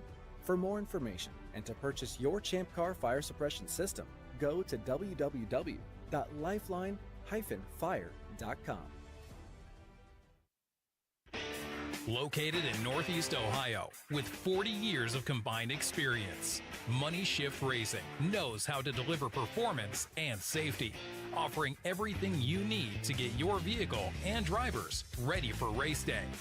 From safety equipment to full engine assembly and repair, in-house fabrication, 3D design, and rapid prototyping. Money Shift Racing. Performance done right. Frozen rotors from Diversified Cryogenics deliver increased performance and a higher level of safety, while significantly reducing braking system costs. So to tell you a little bit about the durability of this product. So we have seen an incredible extension of the life of our brake rotors using frozen rotors. We've gone from brake rotors every other weekend to 6 weekends on one set of brake rotors, and I think they can go farther. The durability has been amazing. And it's been a fantastic season, and man, a lot of that is due to the way our car can brake on those frozen rotors. For more information, go to frozenrotors.com. Come on, Road. Do your worst. We'll be at our best. Engineered to meet or exceed original equipment performance, exclusively at AutoZone.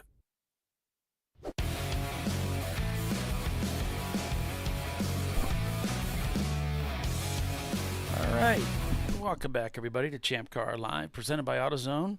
Still under caution here at Virginia International Raceway. As you can see, the flag corner station number 5 is displaying a yellow. And so cars have been slowed to 35 miles per hour, where they will maintain their position under this so-called Code 35 until such time that the track has been deemed ready for racing. And then they'll go back to caution for a brief moment, and then back to green. We'll continue from there. Now, RVA did get to their pit stall and then get out in reasonably good time. And so, seeing as they had that need to get pushed down pit lane that Tiffany reported on, it happened under Code 35 out on track. I think they lost a lot less time than they would have otherwise. Yeah, very fortunate for them to have that kind of luck. So, and it was, as was reported, I noticed this morning as I was logging in and listening, getting ready, that we haven't had maybe as many cautions, of course, over the evening hours, which I kind of predicted. It seems like we get a lot of that out of the way early, but this race, I'd say, has had more cautions than we have had in the past. Still quite a few, so which does it gives the drivers a little bit of rest, but it also adds a little bit of interest to the mix too for the viewers. Wally, I love this camera view because if they exceed 35 miles an hour, it's going to directly tell on them. Yes, and we had noticed some of the drivers exceeding. You can only do it for a brief moment. You can't do it for long. If you carry it through, a turn or two, you're done for. They're going to bring you in. And of course, as Tiffany pointed out, they won't bring you in now. They'll wait until we're back to green and then bring you in. I don't know about your experience in some of this racing, but I've now driven 4 different cars at 4 different teams, and basically all of them, if you say, oh, you know, the pit lane speed, or, you know, this kind of code 35 speed, the throttle response on all of them makes it actually difficult to hold speed at low RPM. It sort of surges and seizes a bit. You know, you got stuff like people put lighter flywheels in.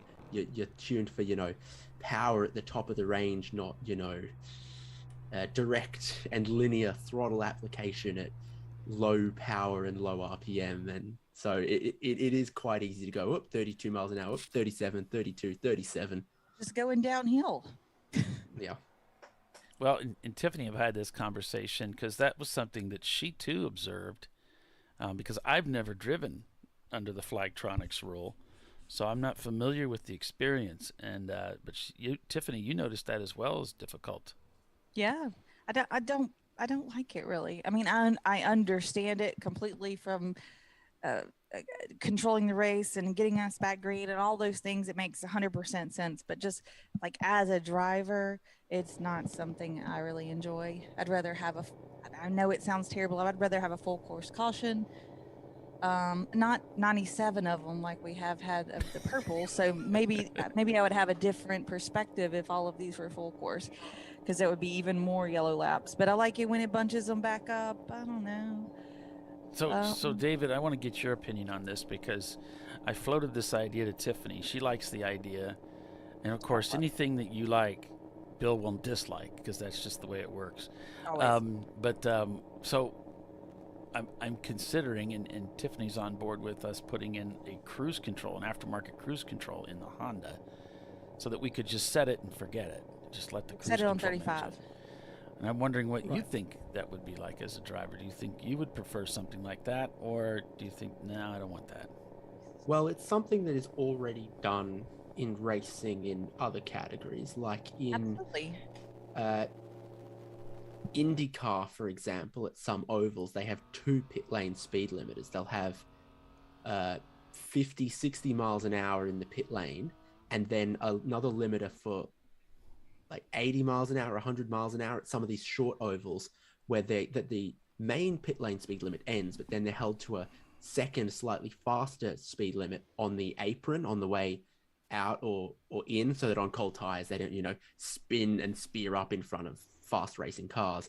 And then in WEC, at some circuits, the pit lane speed limit is 60 k's an hour, but again, their code 35 equivalent of full course yellow is 80 k's an hour. So they've got the 2 pit lane speed limiters. We go green on track. Yes, green. So it'd be exactly the same as that. It's like a glorified pit lane speed limiter, isn't it? Right. Yeah, I mean, like a lot of them have like 20 mile an hour pit lane speed, right? So they hit the button and it stays at 20. You come in, and you know that's not too hard to do, to stay under the 20 because it's such a short distance. But when you're doing lap after lap, I don't know. So I think, Paulie, this is my feedback. If it's like a cruise control where you press a button on a stalk or whatever, and then it just tries to hold 35 miles an hour, no. But if it works like a pit lane speed limiter, where you still got to have your foot on the throttle, but then it sort of cuts out post 35 miles an hour, I'd be down for that if it operates like a pit lane speed limiter, not like a highway cruise control. 3 wide, the 901.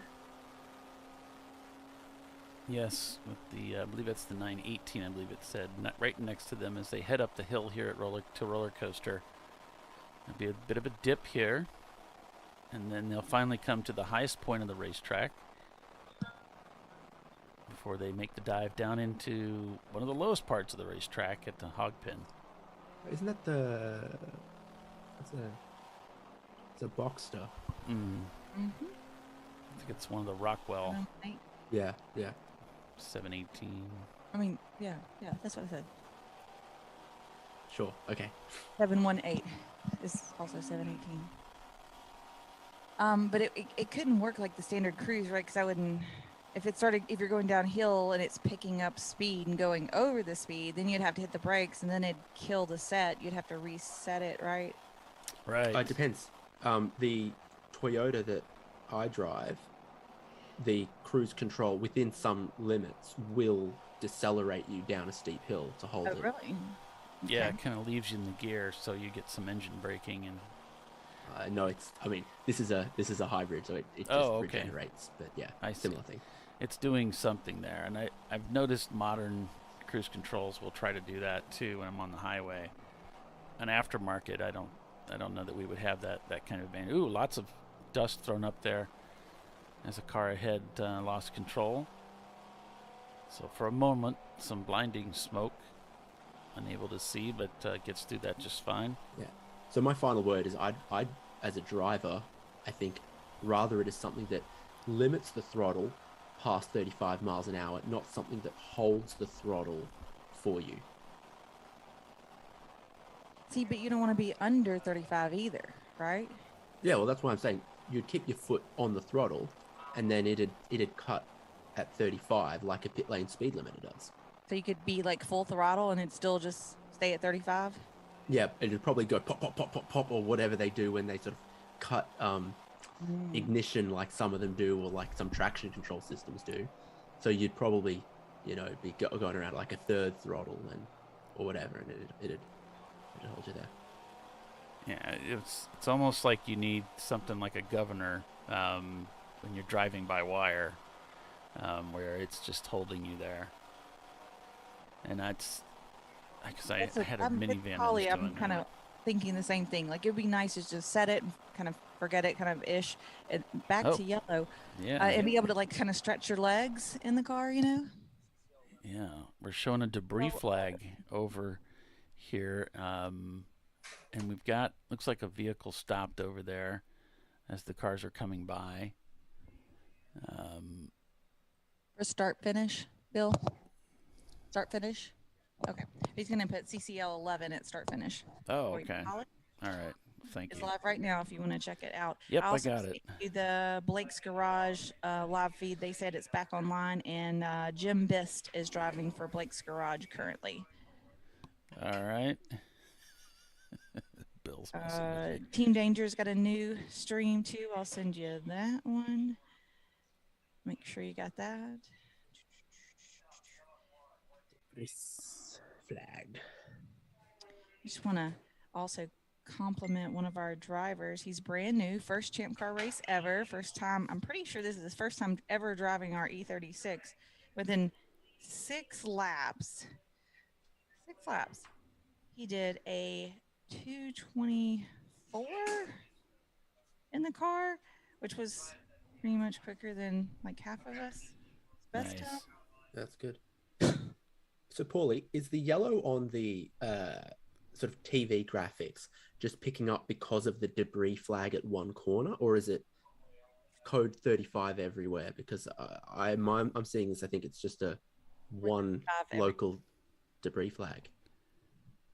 You're talking about the Flagtronics pylon showing yellow. The pylon on. Yeah. The TV graphics that our viewers see. And you're wondering, is it triggered because of a code 35 or even a local yellow? Oh, it is code 35 everywhere now. Okay. Well, I think it's triggered when we have at least the full course caution or the code 35. I haven't noticed that the local yellow is triggering it, because with Race Hero, there's a gigantic yellow flag that flies over the web page when they go yellow, and when that happens, that's when the pylon changes. So that would only happen in a full course situation. So I don't think it responds to local yellows. Now I know Flagtronics inside the car responds to it. So as you're approaching the corner, it'll go yellow and let you know, but not the pylon, which makes sense. That's probably the right way to do it. Uh-oh, we've got some audio glitching coming on. Darn it.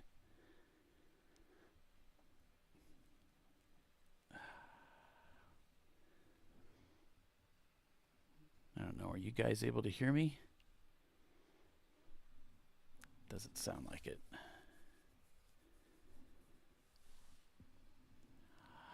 Rats. We got a bit of a mess there that they're working on. Oh, you do hear me. Okay. Well, I cannot hear you guys, so let me try leaving this feed, and I'll try to rejoin.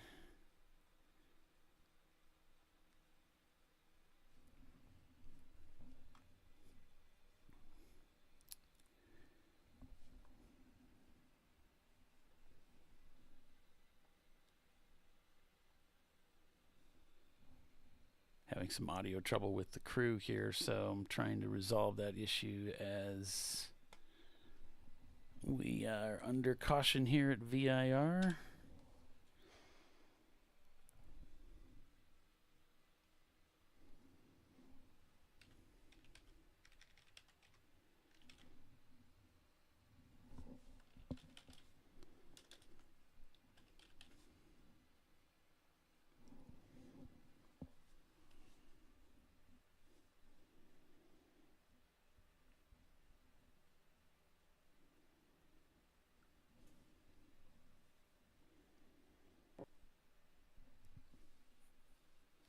Okay, can you folks hear me in the tower? They're not. Sorry, it kicked all of us, and it said meetings ended, and I rejoined, and they haven't yet.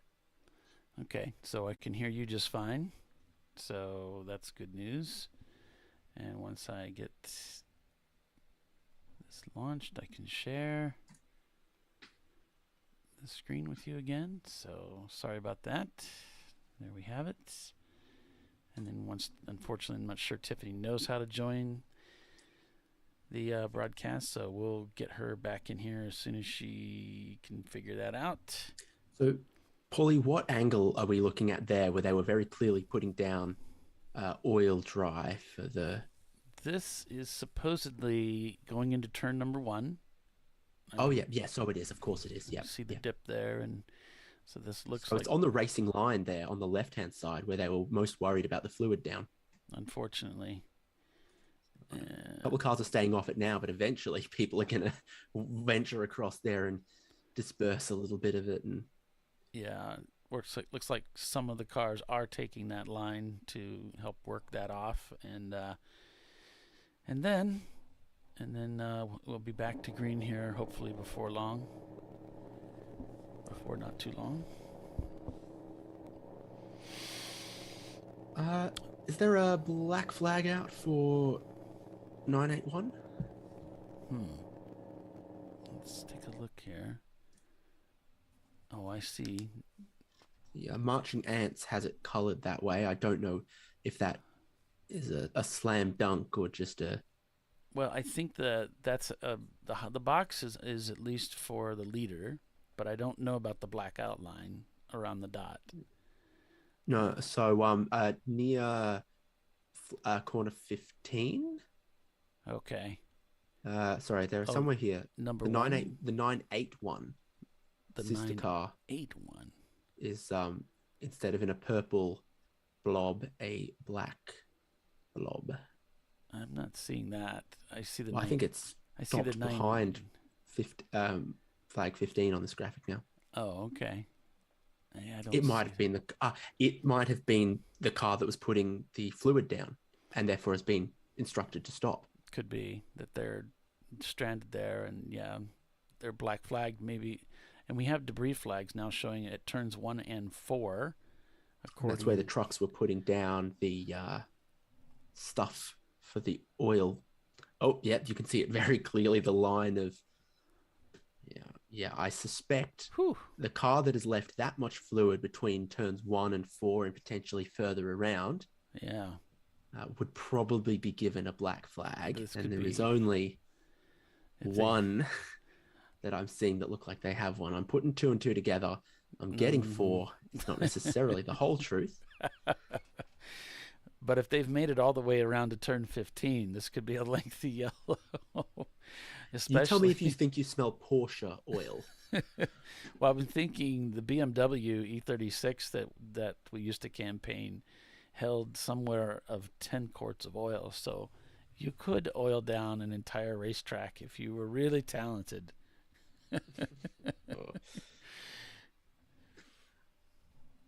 Now, here's something I do like about the Code 35 that you might not get under, your local yellows or even a full safety car. It's at that speed with that significantly reduced speed with that amount of visibility, you could see a few of the working trucks were able to kind of back up a little bit on circuit and still be able to do it safely, which you don't want working vehicles going the wrong direction to the racing circuit under safety car or any other green track condition. Right.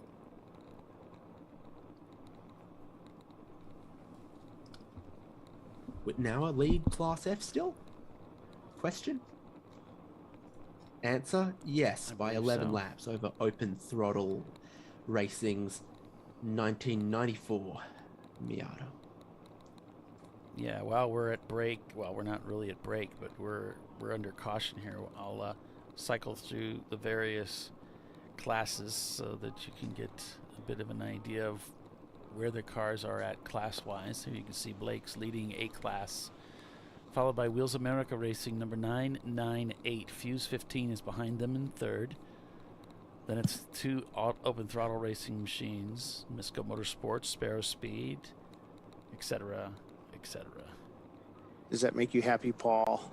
Control, I've got a sweet A good night's sleep makes me happy. I know. Right. So Max from California just got in the 918 car, a Visceral, and he's the speed demon. Oh, you're asking me about the camera. Yeah, thank you, Bill, for that. It took me quite a while, but I finally caught up with the question. Thank you for I got asked about a Flagtronics crash we had last night, and I'm like, maybe it was this morning. No, it was 11 o'clock last night. Day starts running together. Completely forgot, yeah. We've both been up since 6 o'clock a.m. Are you sometime zoomed yesterday. in? I think you're zoomed in on that. It should show more of the bottom. Oh, okay. Well, I'll take a look at it. Yeah. Scale to fit frame or something like that. If memory serves. Oof. Don't drive through that stuff. Well, somebody's got to drive through it. Yeah, it's racing line, so someone will have to eventually, and I think I'd rather test it at 35 than stay off it at code 35 and then only hit it at racing speeds.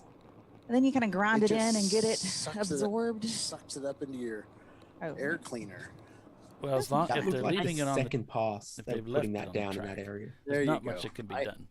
I mean, they've left it on the track in the racing line. I mean, it's going to happen. Oh, okay. You know. Yeah, because I did that here back in 09 or 2010 at the 24. They on the front straightaway, Tony Stewart's car just blew up, and so where they put it on there, and I wasn't thinking because again, Bill doesn't think when he's been up for 24 hours. And I'm just driving through it, and we got home, and it was just like the K&N filter was just caked with this stuff, this kitty litter stuff. Of course, it absorbed all the oil from the air filter. Oh, I didn't think about that.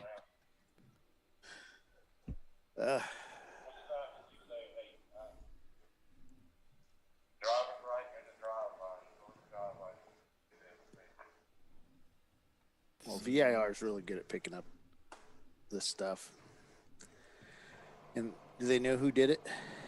I was speculating. The only car I saw that had a black flag or like a meatball flag or equivalent was 981, and then it looked like they were stopped by flag post 15.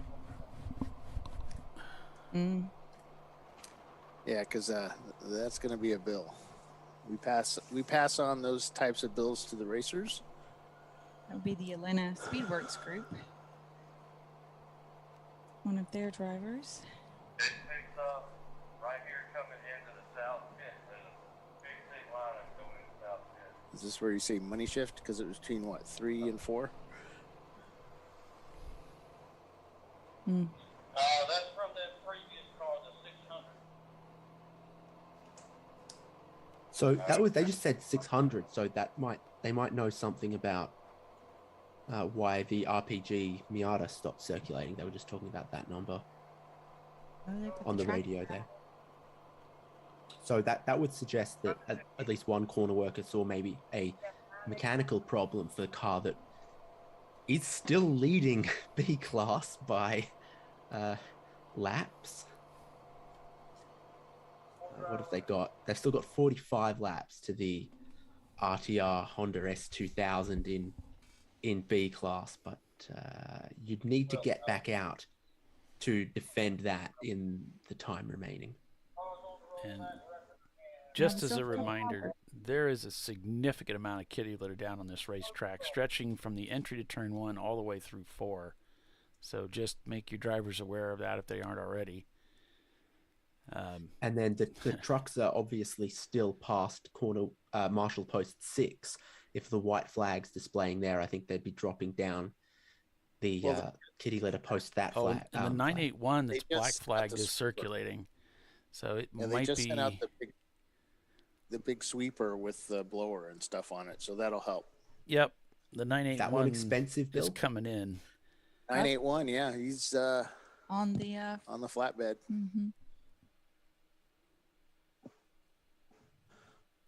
So I wonder if the flatbed will have to stop at black flag so that he can serve that penalty. Oiling down the track. Just rub it in, Paul. Sorry, you're going to have to stop here. But my car's in pieces. I'm sorry, you still got to pay. You either do the penalty here or at the next race. Which do you want? He is. He's hauling butt, too. It looks like he's going really slow, but he's doing probably 30 miles an hour. No, he's not. It doesn't look like it's a device meant for high speeds. It's maybe meant for polishing the ice between hockey games. Yeah. Oh, he's fired up, man, because he hasn't been able to pull that out all night. Finally. Get to work. Yeah. I'm sleeping all day. I finally get to do something. Been on standby, itching to get out. Yes. At alert. Finally, after 2 hours, 30 minutes, my time has come to sweep up this racing line. And those guys are doing 35, so he's doing 5, 4, 3 maybe. You'd have to break into like a power walk or a brisk jog to keep up. Maybe. Well, for more hard-hitting racing coverage, stay with us. We'll be right back for more of this in just a few. You're watching ChampCar Live, presented by AutoZone. We're at VIR, and we're cleaning up the racetrack. We'll be right back.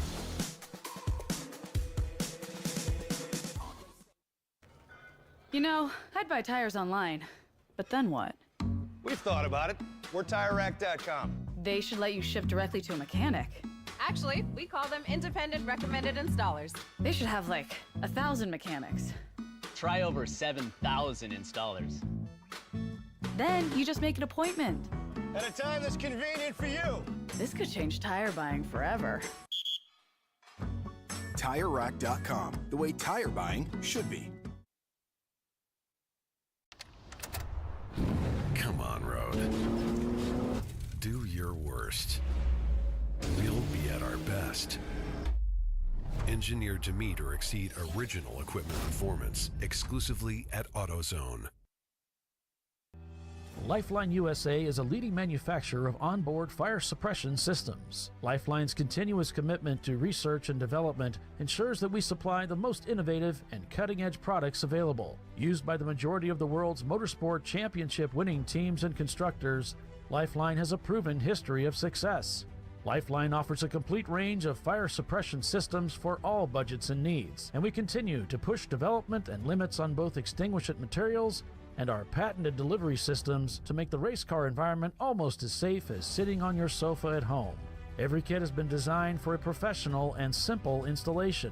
For more information and to purchase your ChampCar fire suppression system, go to www.lifeline-fire.com.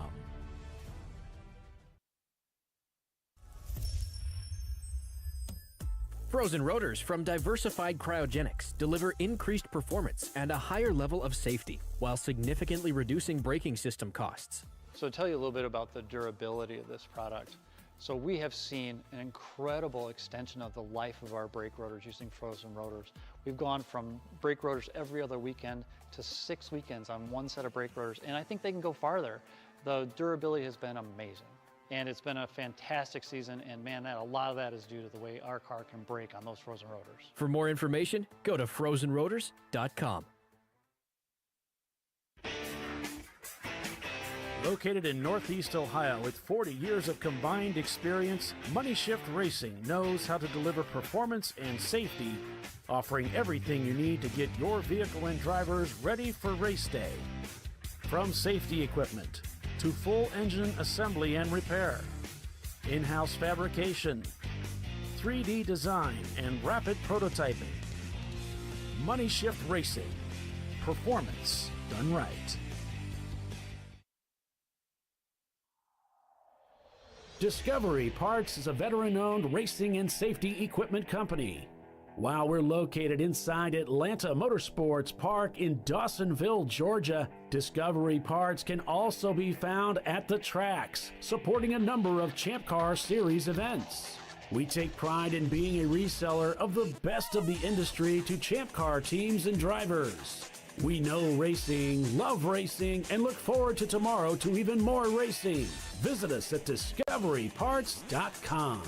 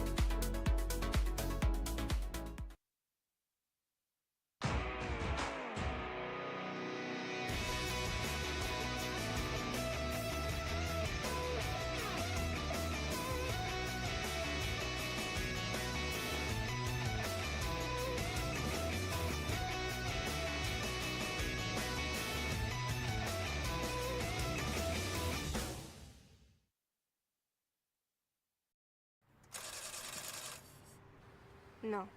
Seriously?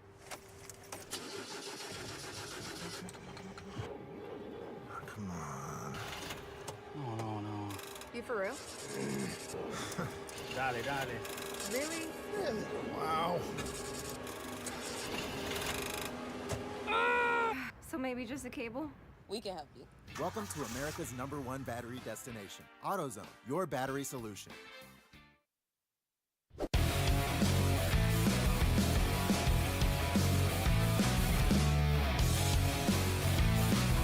Welcome back to ChampCar Live, presented by AutoZone.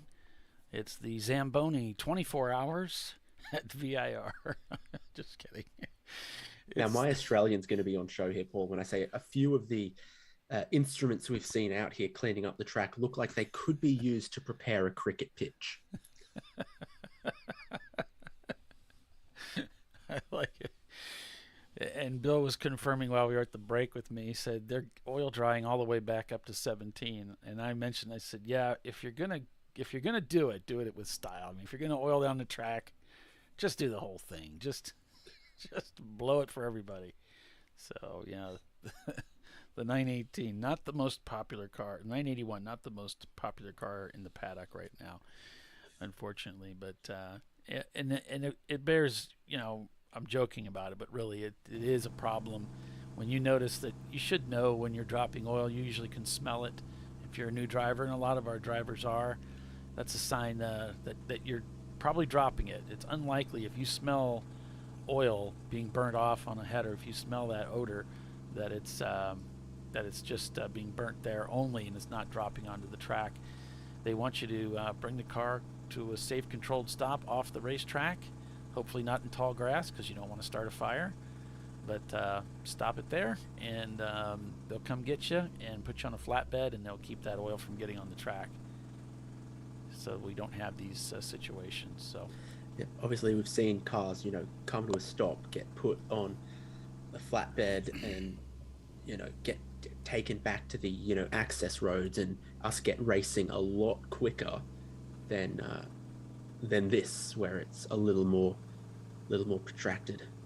And it also creates a dangerous, it's a pretty serious safety concern as well. Obviously, putting oil down on a racetrack is very dangerous. Especially for the drivers who come in behind the car that put the oil down right before they get them mowed down, right? Yep. It's always a rude awakening for your stint. Slipping around.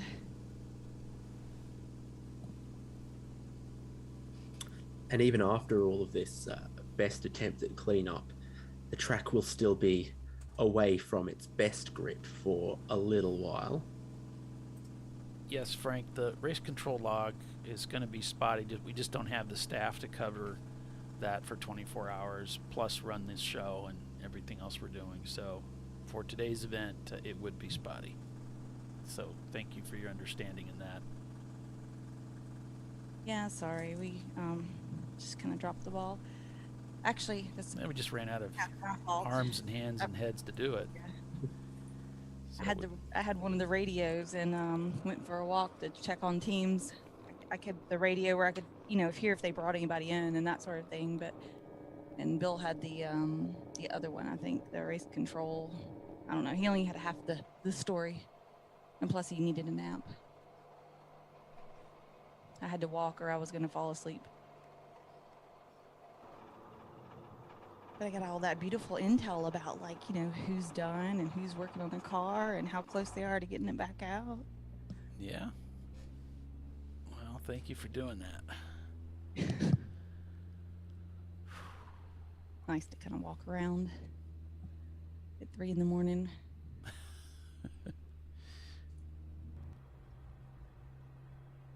Now, I think one of the cameras we were just on previous to that, Paulie, we could see Wheels America Racing, who are now 9th outright. They've just completed one. That's them?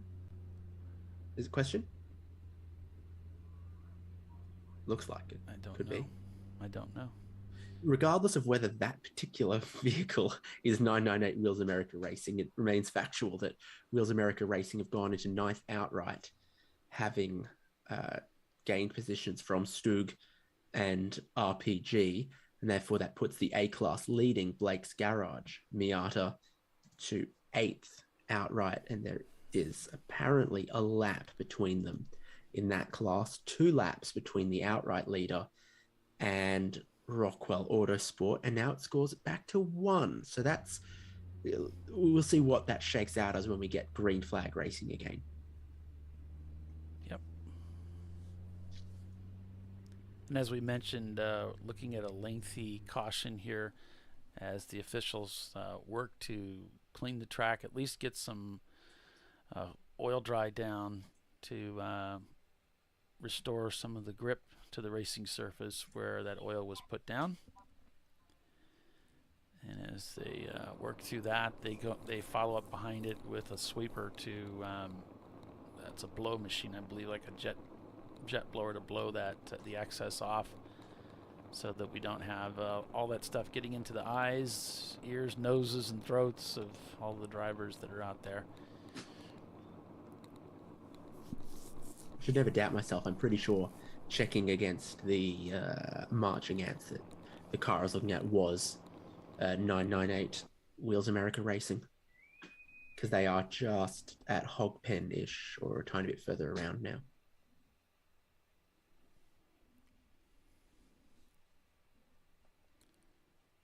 They are, of course, in a little bit of traffic. That's why we could see them on another camera, and it makes them difficult to immediately spot on this, because there is a whole heap of cars between the 15 there and the start-finish line. Well, it's comparatively empty around the oak tree at the moment.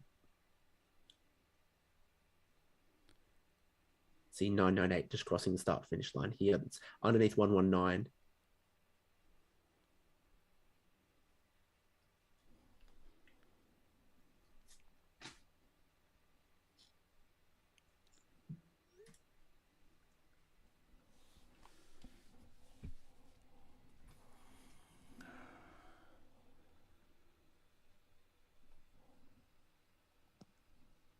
Now, if everyone does a whole lap at 35 miles an hour, there really shouldn't be much variation to last lap time. Good point. The old equivalence being putting more than one slot car in the same lane.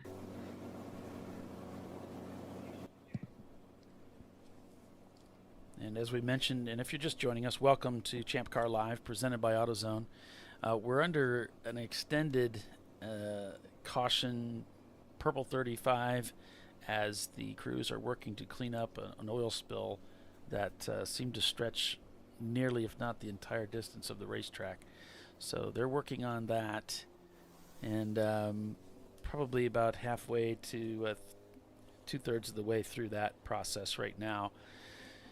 Earlier in the race at 1 o'clock, I had made some notes that Visceral was leading at the time, followed by RVA Graphics and Wraps, Wheels America, Rockwell Autosport, and 901 Motorsport. Those were like the top 10 cars of the field at the beginning of the race. Brew Crew had mechanical issues early on, and it took them out of the race for quite a while as they worked to repair that. After several hours off track, they were able to get the car repaired and get back on track, turning laps. And during that time, Kyle Lockrow had joined us in the booth and was helping us call the race. Money Shift Racing blew their engine, and they were able to replace that engine with an import engine that they had, which must have been like a crate motor, basically, from a performance company, I take it. And got that engine put in, and they've been out ever since. Now, they have had some issues, perhaps with a VTEC solenoid, and there's been some concerns about that. They were in and out of the pits a couple of times working on that, but they are on track now, as you can see. And about the Brute car, while we were on our last break, I saw them pushing that car back into the paddock. Oh, no. Mm-hmm. So, still plenty of dramas there that are unfolding. We started the race with about 80 cars, and something that's been notable, no red flag overnight. We didn't have the fog rolling in. We haven't had any showers as of yet, although it is on tap according to the forecast. Last time I checked for noon. I'll update that information and let you know what I find there. And we didn't see the fog rolling over the evening either. So a little bit uncharacteristic, but what is characteristic is the heat and humidity. Average temperatures around 93 degrees today is the high, and high humidity, so that much at least is on par with what we typically see here at VIR.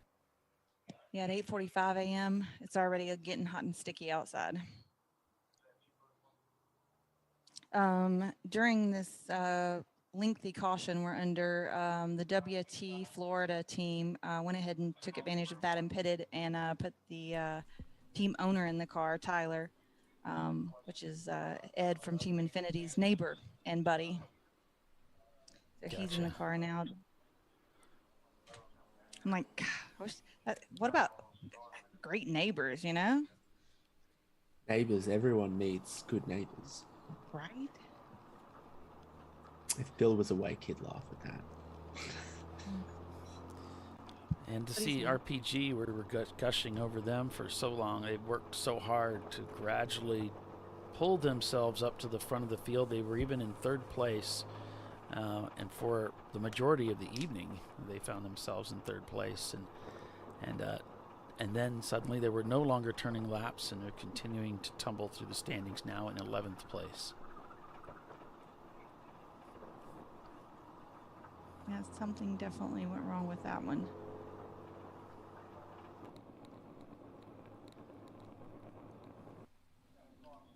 We can see looks like a scrubbing machine. What did you call it, David? Utility? What did I call it, or what would I call it? These machines that, yeah. No, it's just a little tractor, isn't it? Yeah. When we're at Barbara, call them the Barbers in Boney. Yeah, and it's got a front and rear power takeoff, obviously, and I think the front is powering a rotary brush, and the rear is kind of a blower that's trying to blow the dust off the track. Yeah, So you could probably whack a mighty big lawnmower on it. It's that kind. It looks like they pushed off into the pit entrance for is that the south course? No, I'm guessing because that was already the way that the oil dry had gone, that 981 might have pulled into that might be the path that 981 took. Yeah. Oh, to go off in the pit I lane think so. there. But then it looks like they came back out. Rejoined. I don't know. Yeah, it's kind of strange. Hey, they made it that far, Paul. So they made it. Yeah, that wasn't far enough, though. No, let's take it all the way through. 2/3 of the track is not the whole track. Okay, if you're going to aim for greatness, you need to see greatness through. Yes, you do. A whole thing down, right? See it to volition. See it to its final.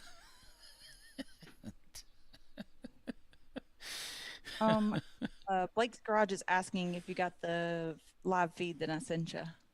And if I guess if it's working. I did. I think I did. I'm not sure. I think where. Let me check here.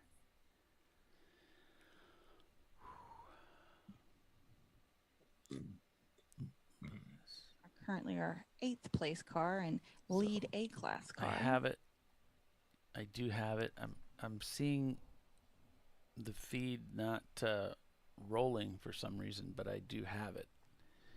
Okay. So if it gets Better. unstuck, then let's see what we got. What's going on here? I think that's. Oh, when I click on it, it's working. Yeah, I think I just had to wake it up here. Gotcha. Here we have it. Hey, those are the same as my gloves. No, those are Sparkos. Same color. I love that color of gloves, though. I'm all about yellow gloves. Yep, so are we. We're pretty convinced that yellow gloves makes you faster. So that's been our And whatever hand observation. signal you're going to make to the drivers around you, you want them to see it. Whether it's, pointing forward, let's work together, whether it's past that side, or it's, this is where you should go tonight. You want them to know. Yep. Whether it's, I think you're number one. Right. You need them to know. You're number one in my book. Right. And I read or heard somewhere that analysis was done. What is the color that best cuts through the night? What is the most visible color? And you might think, well, the opposite of black would be white, but actually it's yellow that does the best job of cutting. And so yellow is the best color for gloves. Really, my gloves are black, but that's a disadvantage. You would think when you're trying to point somebody by or wave somebody off, they're not really going to see your hand very good if it's black inside of a car. But I don't do a lot of pointing. I'm just driving. That's because Polly's fast, so not a lot of people are passing him, right? Oh, but even when I'm going fast, I'd like to give a thumbs up as I go past anyone who let me through because I was coming up on them quick. So yeah, either direction, I've got plenty to say. So fun fact: Jim Bist, that's in the Blake's Garage car, he's actually running with 2 teams this weekend, and this is his 4th stint. Wow. He's Talk about serious. Yep. He's also been running in the open throttle racing of this 645. Yeah. Well, that's great. Glad he's getting his money's worth this weekend. Have to squeeze in. The weather's been great. I mean, as great as it's going to be at VIR in the heat of the summer. I mean, we are definitely in the death throes of the summer here. At least you don't have to deal with the pollution that we do up here. It's awful.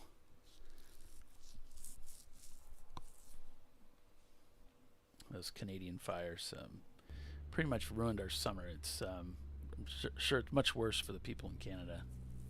So At code 35, the field should stay pretty evenly spread around the circuit, but I can't help but notice on one of the cameras that's not exactly how it's happened.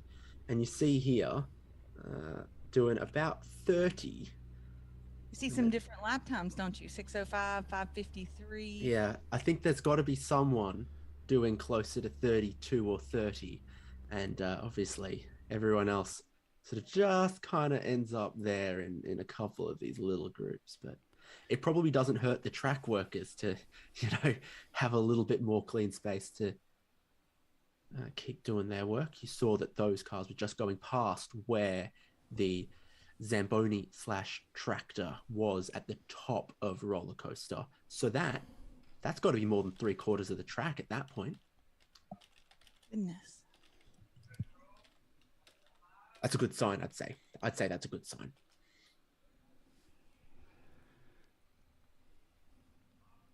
Yeah, I could see how it'd be difficult maintaining that speed for this, especially for this long around the track.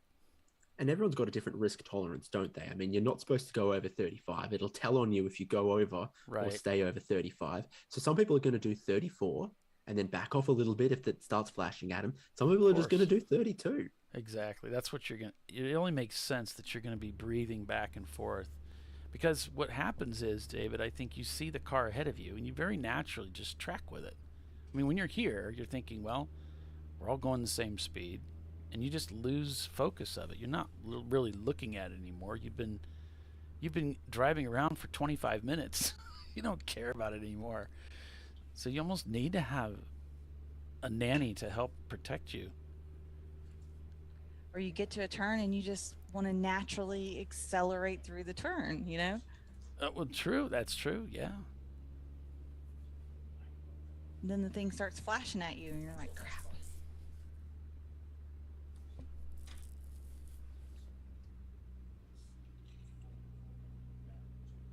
Yeah, I did one of the sighting laps last year at Sebring in my road rental car. And so that was 35 miles an hour, take any car, go for, your sighting lap. And in a Mustang convertible at 35 miles an hour, no hands, no helmet, sitting in the road car, 35 miles an hour felt slow. I imagine in, a race car, all your race gear on, 35 feels like even more of a crawl.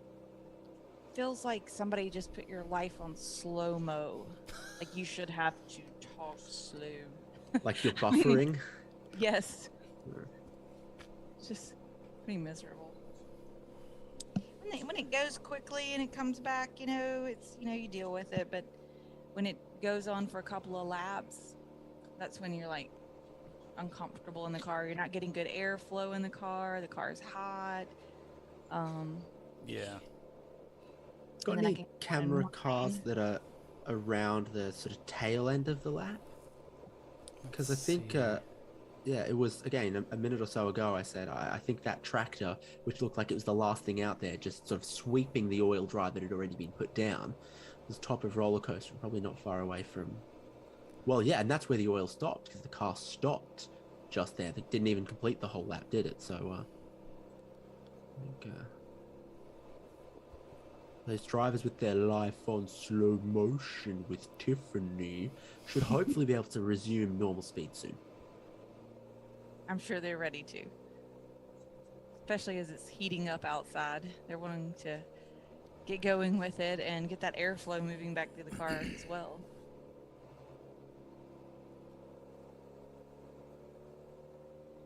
Yeah, sort of 50 miles an hour, 60 miles an hour, sort of off throttle coasting lot to be not so hot in the car. At full speed, obviously it gets hot in the car. At this kind of speed, yeah, you don't quite have enough airflow. You're not getting as much heat through the firewall, but the sun's up, you'd start to just generally bake in there without as much airflow as normal. Yeah, pretty much. And you're just barely pushing the throttle, just barely, like with the tippy of your toe, just a little bit and then off and then on and then off. And I'm an impatient person, so we're all racers. You're not like, oh, I love being patient and going slowly, I want to get into racing. Said no one ever. Said no one ever. Exactly.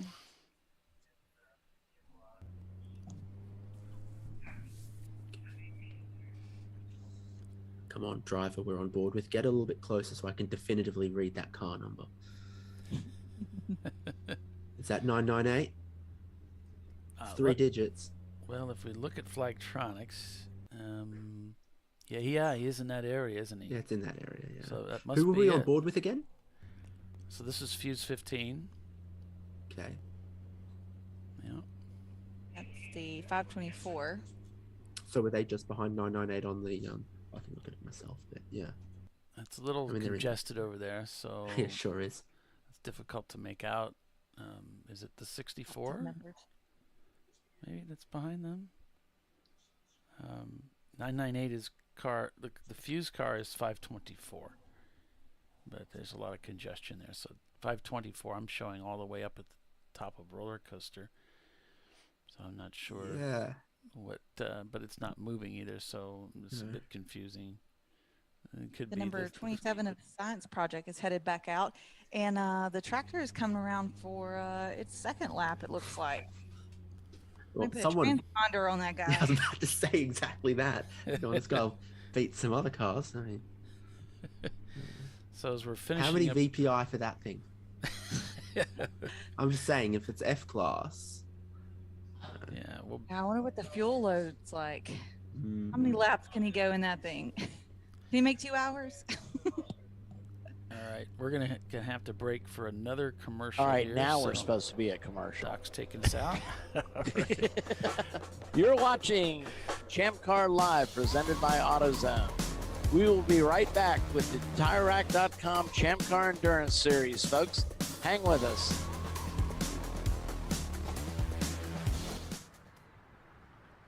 I probably need new tires. You do. What if I sold tires online? We do. We're TireRack.com. They could offer lots of tires We have so many tires. and help you find the right tire. It's called the Tire Decision Guide. Oh, and they could ship them to a nearby mechanic. We shipped over 7,000 independent recommended installers. This is an amazing idea. Sorry. TireRack.com, the way tire buying should be.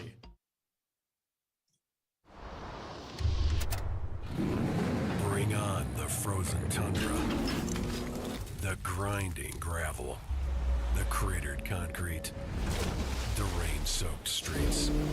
Come on, road. Do your worst. We'll be at our best. Reliable performance in unreliable conditions. Designed to meet or exceed original equipment performance. That's why more auto technicians choose Duralast parts. Exclusively at AutoZone.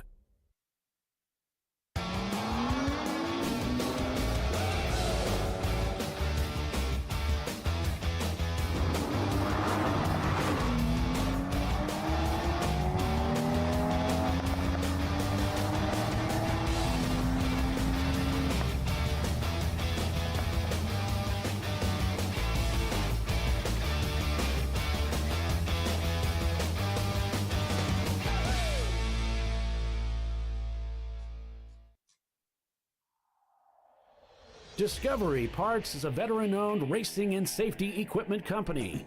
While we're located inside Atlanta Motorsports Park in Dawsonville, Georgia, Discovery Parts can also be found at the tracks, supporting a number of ChampCar Series events. We take pride in being a reseller of the best of the industry to ChampCar teams and drivers. We know racing, love racing, and look forward to tomorrow to even more racing. Visit us at discoveryparts.com. Come on, road.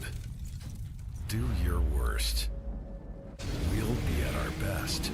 Stress tested to meet or exceed original equipment performance. Exclusively at AutoZone.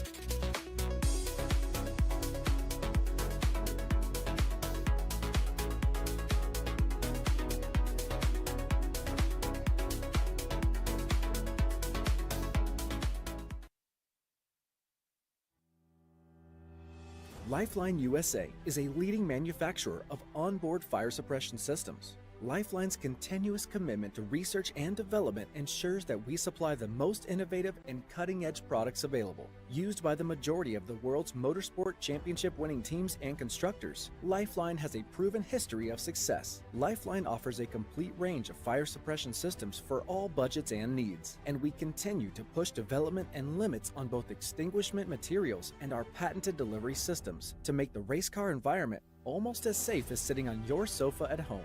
Every kit has been designed for a professional and simple installation. For more information and to purchase your ChampCar fire suppression system, go to www.lifeline-fire.com. Located in Northeast Ohio, with 40 years of combined experience, Money Shift Racing knows how to deliver performance and safety, offering everything you need to get your vehicle and drivers ready for race day.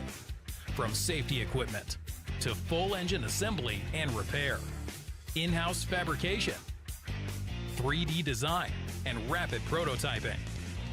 Money Shift Racing. Performance done right. Frozen rotors from Diversified Cryogenics deliver increased performance and a higher level of safety, while significantly reducing braking system costs. So to tell you a little bit about the durability of this product. So we have seen an incredible extension of the life of our brake rotors using frozen rotors. We've gone from brake rotors every other weekend to 6 weekends on one set of brake rotors, and I think they can go farther.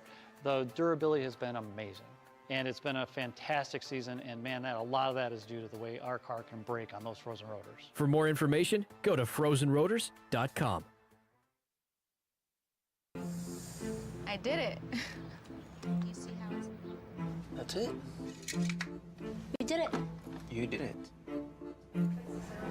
You can do it. The path to I did it starts at AutoZone. Get in the zone.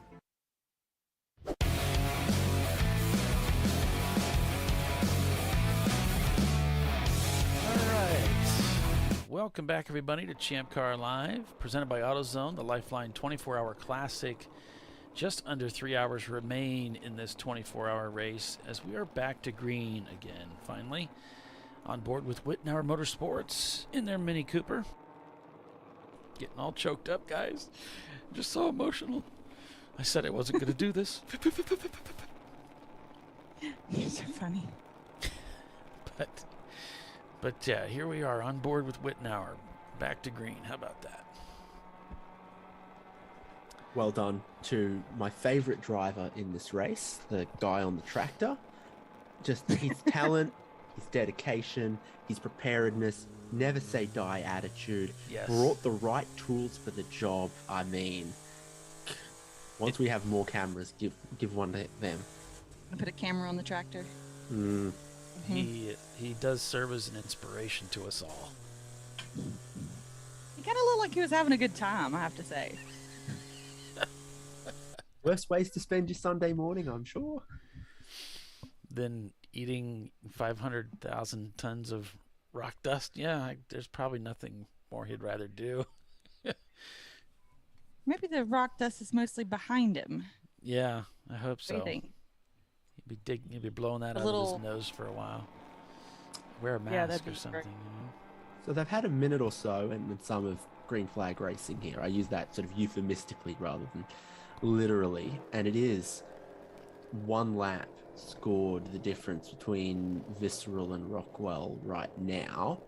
That's for the outright lead. For the A-class lead that I still think very interesting, Blake's Garage have it over Wheels America Racing. That says one lap, and it's because Wheels America, I think, pitted under green, and then a couple laps later the code 35 came out and Blake's Garage pitted then. And so, having been passed on track by Wheels America Racing, clever pit strategy is a big thing in these races, and Blake's Garage got their track position and their class lead back.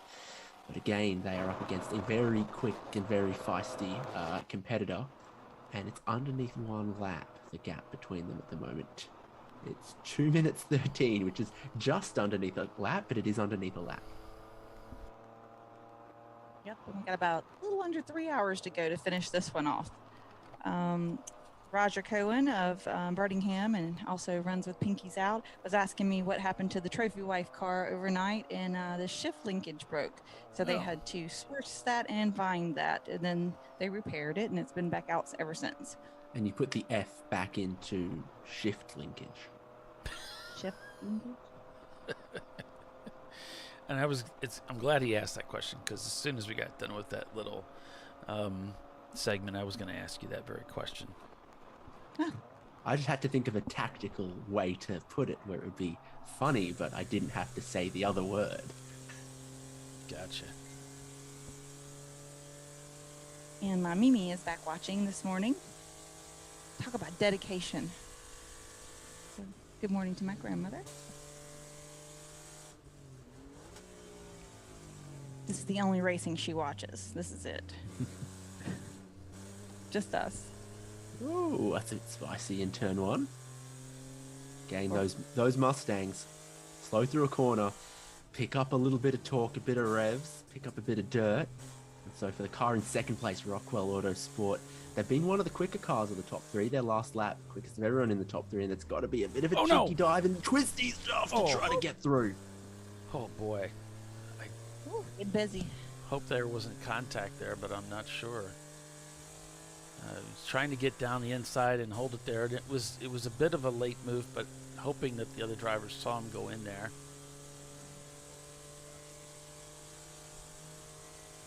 That the 605 Section 8 2007 Ford Mustang. That's meant to be white. Section 8, yeah. Is that who it is? Oh, almost did it again. A late move on the Miata. The Miata didn't see him coming or just took the line, which is within his right for sure. Here he lets him through. So it's quick but a bit dicey, these last couple of corners, and we've all, I guess, got our nerves as we've not been racing for a minute, and now we're back. I mean, we were yellow for so long, I could see how it could be quite antsy. Like antsy in the pants, you know, ready to go. The Betty White car. Lining up for roller coaster. And our rookie just did a 2:23 on his last lap by in the 447. So continuing to take time off his lap. First time out in our car. Goodness. Good job, Paul.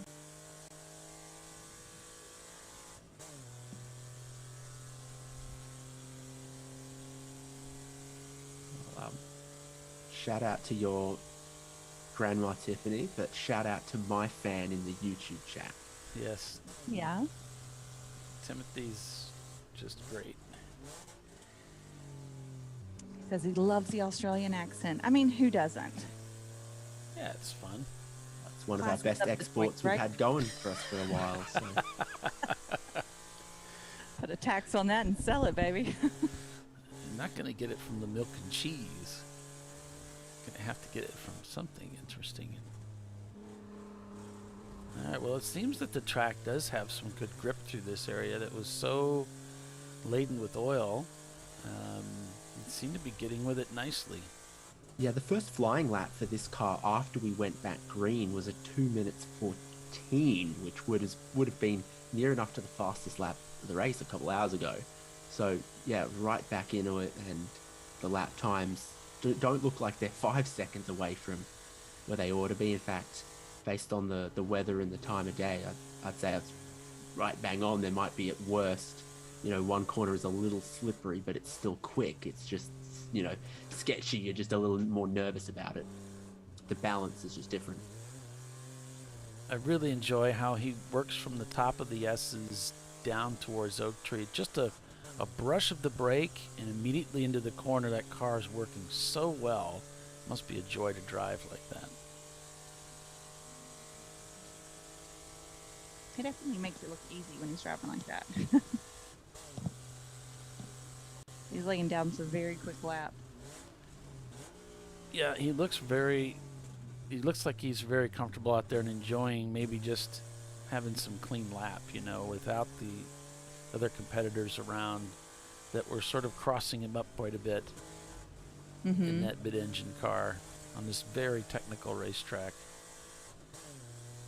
The number 89 of Bot Racing just headed down the pit lane and headed towards pit out to rejoin the race.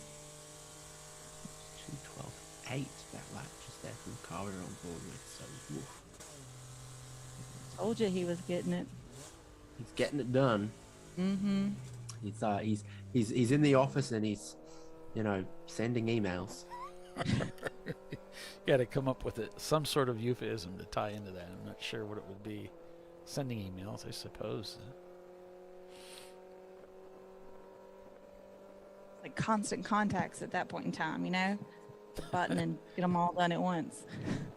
The leader working lap 435, Vissel Racing Group leads overall, followed by Rockwell Autosport Development about a lap, as David alluded to earlier.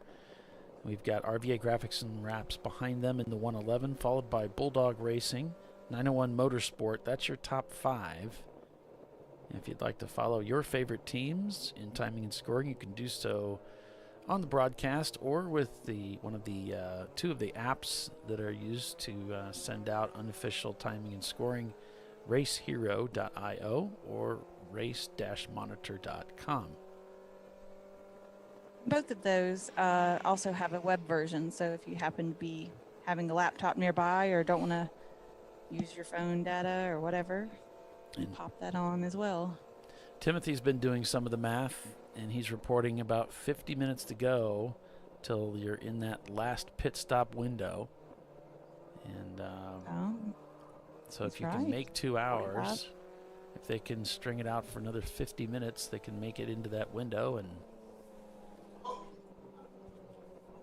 he makes a good point. Yeah, there was another comment from Rob that mentioned top 3 are all national champions. Another good observation. Now, if you recall, our top 3 all pitted within about a lap of each other under 35, or was it green flag conditions? Anyway, they all pitted about the same time as each other. And so, yeah, all of them got some...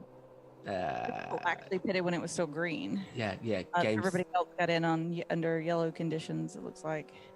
That's right, yeah. Still some games to play with regards to when you take that last stop, because I think there's some flexibility to it with all the time they spent under code 35.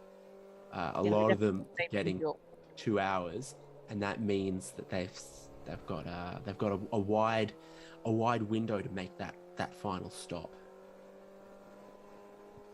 Whether they opt to stop early, and if they've still got a quick driver to put in that they want to get in, ASAP, try to cut the gap down or try to keep their lead if it's visceral, or whether they've got their quick guy in now and they're just trying to leave them in for as long as possible and then, find whoever is going to get in for a shortish, maybe hour and a half to hour run to the flag. Good point. It's not all about just the fuel strategy. Maybe, what guns you got loaded in your pit stall there, Well, that's have what your fastest guy in, or is your fastest guy on standby for the last stint? That's what I think I'm suggesting with that long code 35 we've had since they all made their last pit stop, is that the fuel strategy is mostly out the window, and it is now going to come down to the driver choices and order. I'm with you on that. Rockwell. Unless you're one of these teams that have, a whole lineup of just, rock star drivers. Rockwell. Yeah, I think they've got the quickest car and the quickest driver at the moment between the leading trio, because as you see the last lap times, I was just looking at them at racehero.io, which is my favorite for looking at on a laptop or a tablet or a computer. I think it works best for that as far as being able to click through and find lots of detailed information. But yeah, they are 5 seconds a lap quicker here. Well, they're consistently turning laps that are among the fastest, faster than other teams' fastest times. When they're doing 2:11s, 2:12, 2:13s, that sort of thing. The next closest fast lap is Visceral's is a 2:14.4. Well, I mean, So, that's incredible. since we've gone back to green racing after our tractor driver heroic Flag 35, Rockwell Autosport have set 1, 2, 3 laps that are faster than Visceral Racing Group have ever gone in the last 21 hours. Yeah, good observation. So they're just in pace and form and territory, untouched by their rivals to this point. We have a car, one of the red BMWs, that's just crawling through the S's. So I'm not sure. Oh no, ours is cross start finish. Yeah. It's 901 Motorsport, who's come to a stop on the racetrack. No, the number 903. Oh, it's a 903 car. This is the 903 car that's been plagued this race weekend with problems. They're in 34th. That one's been constant. They're gonna have to like burn some sage over that car or something. I don't know. And it just looked like he had lost drive as they were heading through the snake, and finally pulled it over here between the snake and the climbing S's. Driver's right has come to a stop in the grass.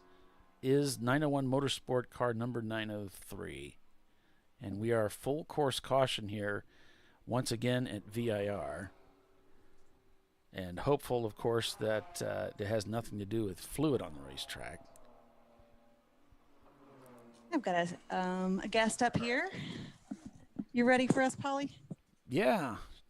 Okay. Would you introduce yourself, please? Good morning, Tiffany. Yes. Thank you for having me up here. My name is Jeff Spear. I represent Continental Tire this weekend. This is my first ChampCar event I was able to get to this weekend. I originally have been working for Hoosier Racing Tire for 32 years. So I have been promoting Hoosier brands for all these years. And so with Continental purchasing us, Hoosier Tire, in 2016, we now have developed together the Extreme Contact Force, which is a Treadwear 200 tire acceptable for all endurance racing. The Force was jointly developed, and Hoosier tested it, track tested it for them. And so the tire is made currently in Germany. Okay. And we have several teams here running it. I'm really focusing and shouting out to 901 Motorsports, their car number 901. They've been running on the Force, Contact Force all day. Yep. Have not changed any tires, so I'm really excited about the durability of our product. That's awesome. Yeah, I think they did their last race on the Continentals as well. Fantastic. Yeah, so I saw them this morning. And they liked them. They loved them. And so they decided to stick with them. That's great. Yep. Isn't that cool? Yep. They said that the durability and consistency is really good. Very good heat resistance. And several of the drivers complimented it this morning, running through the night even. The cool temperatures, it ran well. The tire wear is good. So the tire felt consistent even when it cooled off and warmed back up? That is correct. And then also they talked about their quickest lap time of the weekend was actually run here this morning within about a tenth of their time that they started on fresh tires yesterday. So they're real excited about that. So I'm very happy to have a Treadwear 200 tire. There's a lot of things happening in the market that other brands like Hankook is short supply, and then also the Cooper tires are short supply, especially in the Treadwear 200 sizes. So we're excited to have plenty of product here in the U.S. The tire is made in Germany and shipped to Hoosier Racing Tire, and we have plenty of stock there. We've got some new sizes coming this fall, winter. Okay. We have one 15-inch, which I see a lot of teams running 15-inch wheels here this weekend. We have a 245 40-15 that's coming this winter, another 17, and then another wide 18. But we also are looking forward to our 20-inch tires that we have, not specifically for racing, but there's a lot of... Like a street tire? It's also can be used to the street. Okay. It's been fully tested on the Continental side. They're very conservative when it comes to safety and protecting their drivers using the Continental tires. So it can be used on the street. So a lot of track day drivers will take their, high performance car, Corvette, Cadillac, Porsche, Ferrari, Lamborghini, and we have those sizes for them, or we'll have them. And so they can drive it from home to the track, spend all day at the track, and then drive home. Isn't that a beautiful thing? Yes. So. And if they want to feel like a hero when they're driving that car to work on Friday, you know. There you go. There you go. They got an option to drive it. So the car doesn't have to be trailered in. Right. Change tires, wheels, like a lot of our Hoosier products have to. We don't recommend running them on the street, but this tire can. That's pretty neat. You can find this tire, the Continental Extreme Contact Force, at all the Hoosier distributors, including Tire Rack, who sponsors ChampCar. It's great. You can buy your stuff through them. They're a great partner in selling our Hoosier products as well as this Continental Extreme Contact Force. Another good option is trackdaytire.com is our Southeast distributor. You can go there. So I know a lot of shoppers do online, and so there's a lot of options to purchase that tire. Yeah, I have a set of them for my 981. Thank you very much. You know, I have Hoosiers I regularly run on them, and so these are my backup rain whatever tires. And when I lost the one Hoosier, I swapped over to the Continentals. Beautiful. Yeah, and it was fun. I enjoyed it. You know, it wasn't a Hoosier, obviously, but it was a nice sticky tire. But when I really enjoyed it was because I'd been used to the Hoosiers, right? So I got the car home and I had to park my daily. And so I'm driving on the Continentals to and fro work, right? And I'm like, oh, this car is going to have me in jail. There's so much lateral grip on the road. I'm like, this is going to get me in trouble. It's definitely safe. Because I don't have good, like, you know, self-restraint. There you go, especially on the on-off ramps and Yeah. the 65 mile an hour plus and braking. It's really good. The Contact Force is really good on braking and turning. So thank you for that testimonial. Yeah, no, I've enjoyed them. Yeah. Terrific. I'm gonna I got them on a set of 18s, and I'm gonna swap them over to my other Boxster, my 986, and we're gonna run them at my next track day in September. 918. Wait, is got something hanging and smoking and things? Okay, so we'll keep an eye on that. Oh, they may be bringing him in. We're under purple 35 already. I don't know where he's at on track. Do you know where he's at on track? We saw the 903 getting towed. Now we're looking at a different car down at turn 1 as well. So a lot happening under this code 35. Yeah. So what else can you tell us about the Continentals? We have several sizes available. We've got, we'll have 15s for 15-inch wheels, 17-inch. And those are some new sizes that are not going to be published right now. Not just yet. And then 18-inch, and we've got we're really working on some wide Corvette or Viper rears, like a 345 width for 18s and 19s. We're really working on that. And then 20-inch tires for more of the new production tires. Gotcha. So within the Continental line, they've got a huge selection underneath the Extreme Contact family. Okay. The Force is just one tire line. So what we've been recommending, and I've seen race, is they've got a fantastic brand new, it used to be called the Extreme Contact Sport. Now the new one is called the Sport 02. Okay. Which is a really, really good rain tire. It's a treadwear 340. Okay. You can actually run it on the dry. When it starts raining, you'll pick up multiple seconds. Neat. Okay. So we have a good Great Sport rain 02. tire. Okay. Yep. So it's a Sport 02. Everywhere I travel, I see them on trucks. You know, like semi trucks, semi trailers, SUVs. Some Continentals on my SUV. SUV. Yeah. So it's and I have them on my personal car. I'm a big Audi fan, so I've got some on my A4, and my wife's got them on her Q7. Great, durable. Yeah, I product. pass everybody in the rain. I mean, I'm probably not supposed to be, but yeah. It's great. Yeah. So they've got some really good rain tire technology in their compounds, and which also are very durable in the dry. But boy, when you get caught in the rain, they're fantastic. So Continental tires on my list is right up there with Michelin. Yeah. You know, because Michelin's on a lot of the Porsches. I know more about Porsches than I do any other car manufacturer, but you know, you usually see them come out of the factory with a lot of those, and folks will be driving those to the track and tracking them, and then also dailying them. But I think the Continental really comes in at a better price point for the grip and durability, right? Correct. Yeah, I would say that Michelin's probably priced very high, and Continental is below that a little bit, so it's very affordable. And I do see a lot of Continental tire brands on the Audis, like original equipment vehicle, and consumers are really brand oriented or brand sensitive. So if my Porsche comes on Michelin's, and that's what the tire manufacturers like to do, they get those OE contracts, and then that way aftermarket or replacement tires or even track tires. Oh, I need to put the same thing back on. I need to put the same thing on. Mm-hmm. But there's actually some things that are better. Better, yeah. Don't put the cheap, my husband calls them Chinese chimichanga tires on it. When I was shopping for my Cayenne, we'd go look at some of the cars and we'd see these, I don't even know the brands. I never even heard of them, right? And you're like, yeah, if you didn't put decent tires in the car, you probably didn't take care of it. And like, no, maybe not. Yeah, sometimes that deep discount price tire doesn't work out very well. Yeah, so when it comes to tires, whether it's street use or racetrack use, it's best to, pay a premium price. I mean, it definitely goes with your grip level and all the safety goes in it. I mean, if you think about it, the tire is the only thing that connects you to the road. Correct. It's the only thing that makes the brakes work. Correct. Right? You can have the best brakes in the world. If your tires aren't gripping the road, shocks. meh. Right. It's out. Yep. So a lot of these teams need to realize, especially with, and I don't do it frequently, is check your air pressure too. Air pressure, especially on racing, is very, very key. Street, not so much, but it needs to be checked regularly. A couple weeks, you always got to check air pressure. Oh, I cheated and put the TPMS on my race wheels. So yes. So I can just roll it, and I start out with my start-out pressures, and I do my first couple of laps and watch them go up to where I want them to be. Even better. Yep. And then I I can go.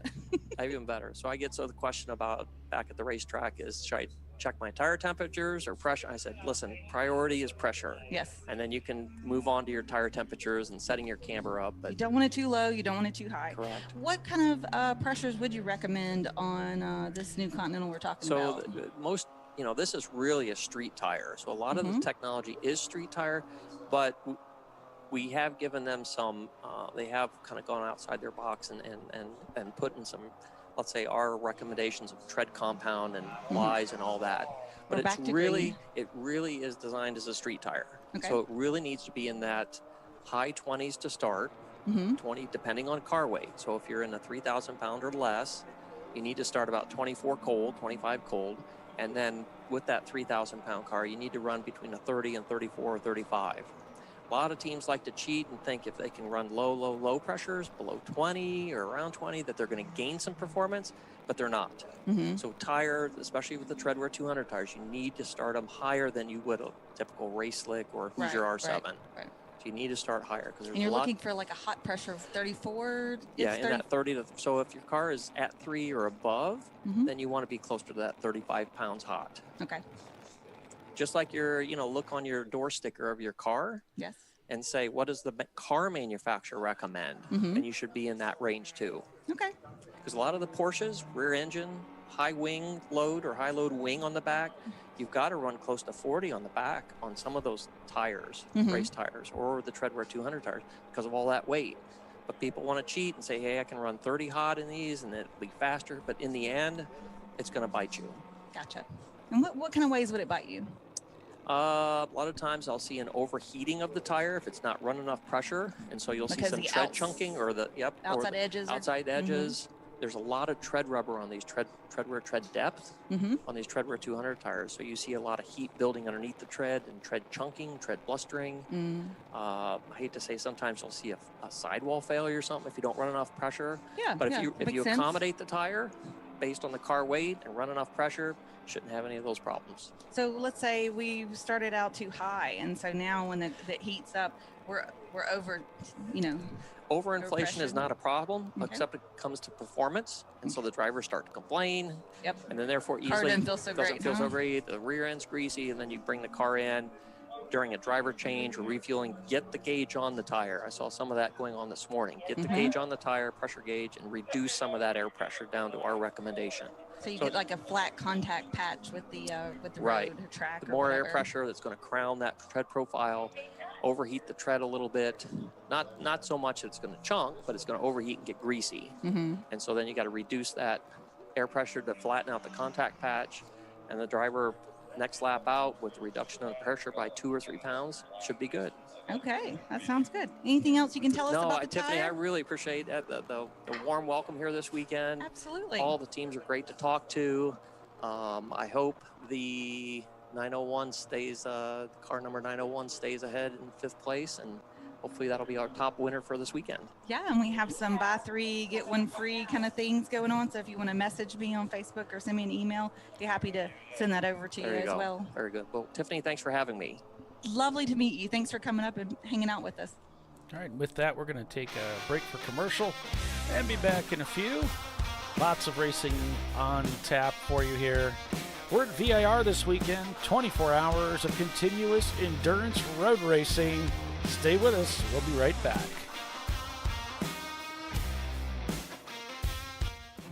An important decision is afoot.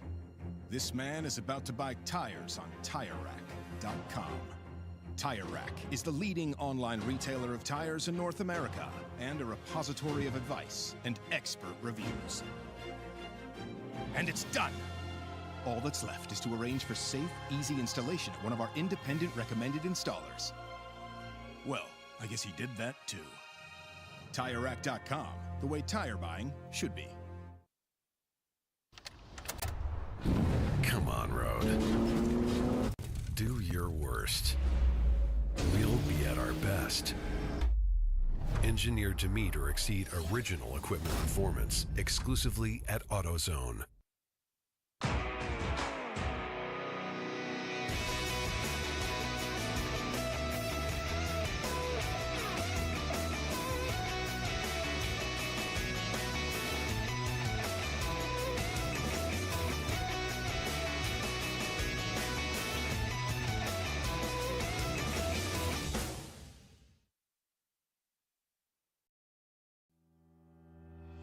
Lifeline USA is a leading manufacturer of onboard fire suppression systems. Lifeline's continuous commitment to research and development ensures that we supply the most innovative and cutting-edge products available. Used by the majority of the world's motorsport championship-winning teams and constructors, Lifeline has a proven history of success. Lifeline offers a complete range of fire suppression systems for all budgets and needs, and we continue to push development and limits on both extinguishment materials and our patented delivery systems to make the race car environment almost as safe as sitting on your sofa at home. Every kit has been designed for a professional and simple installation. For more information and to purchase your ChampCar fire suppression system, go to www.lifeline-fire.com.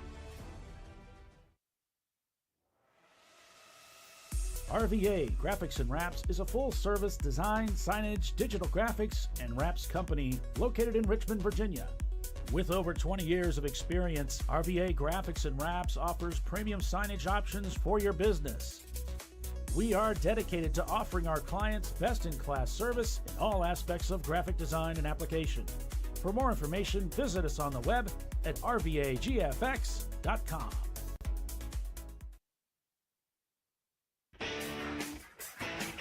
Located in Northeast Ohio with 40 years of combined experience, Money Shift Racing knows how to deliver performance and safety, offering everything you need to get your vehicle and drivers ready for race day. From safety equipment to full engine assembly and repair, in-house fabrication, 3D design, and rapid prototyping. Money Shift Racing. Performance done right.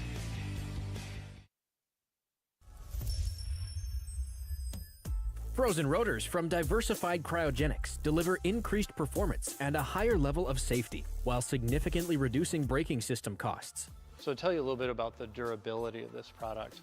So we have seen an incredible extension of the life of our brake rotors using frozen rotors. We've gone from brake rotors every other weekend to 6 weekends on one set of brake rotors, and I think they can go farther. The durability has been amazing. And it's been a fantastic season, and man, a lot of that is due to the way our car can brake on those frozen rotors. For more information, go to frozenrotors.com. It's nice. Yeah, I heard about this. So I would actually go with the full synthetic. Ceramic pads.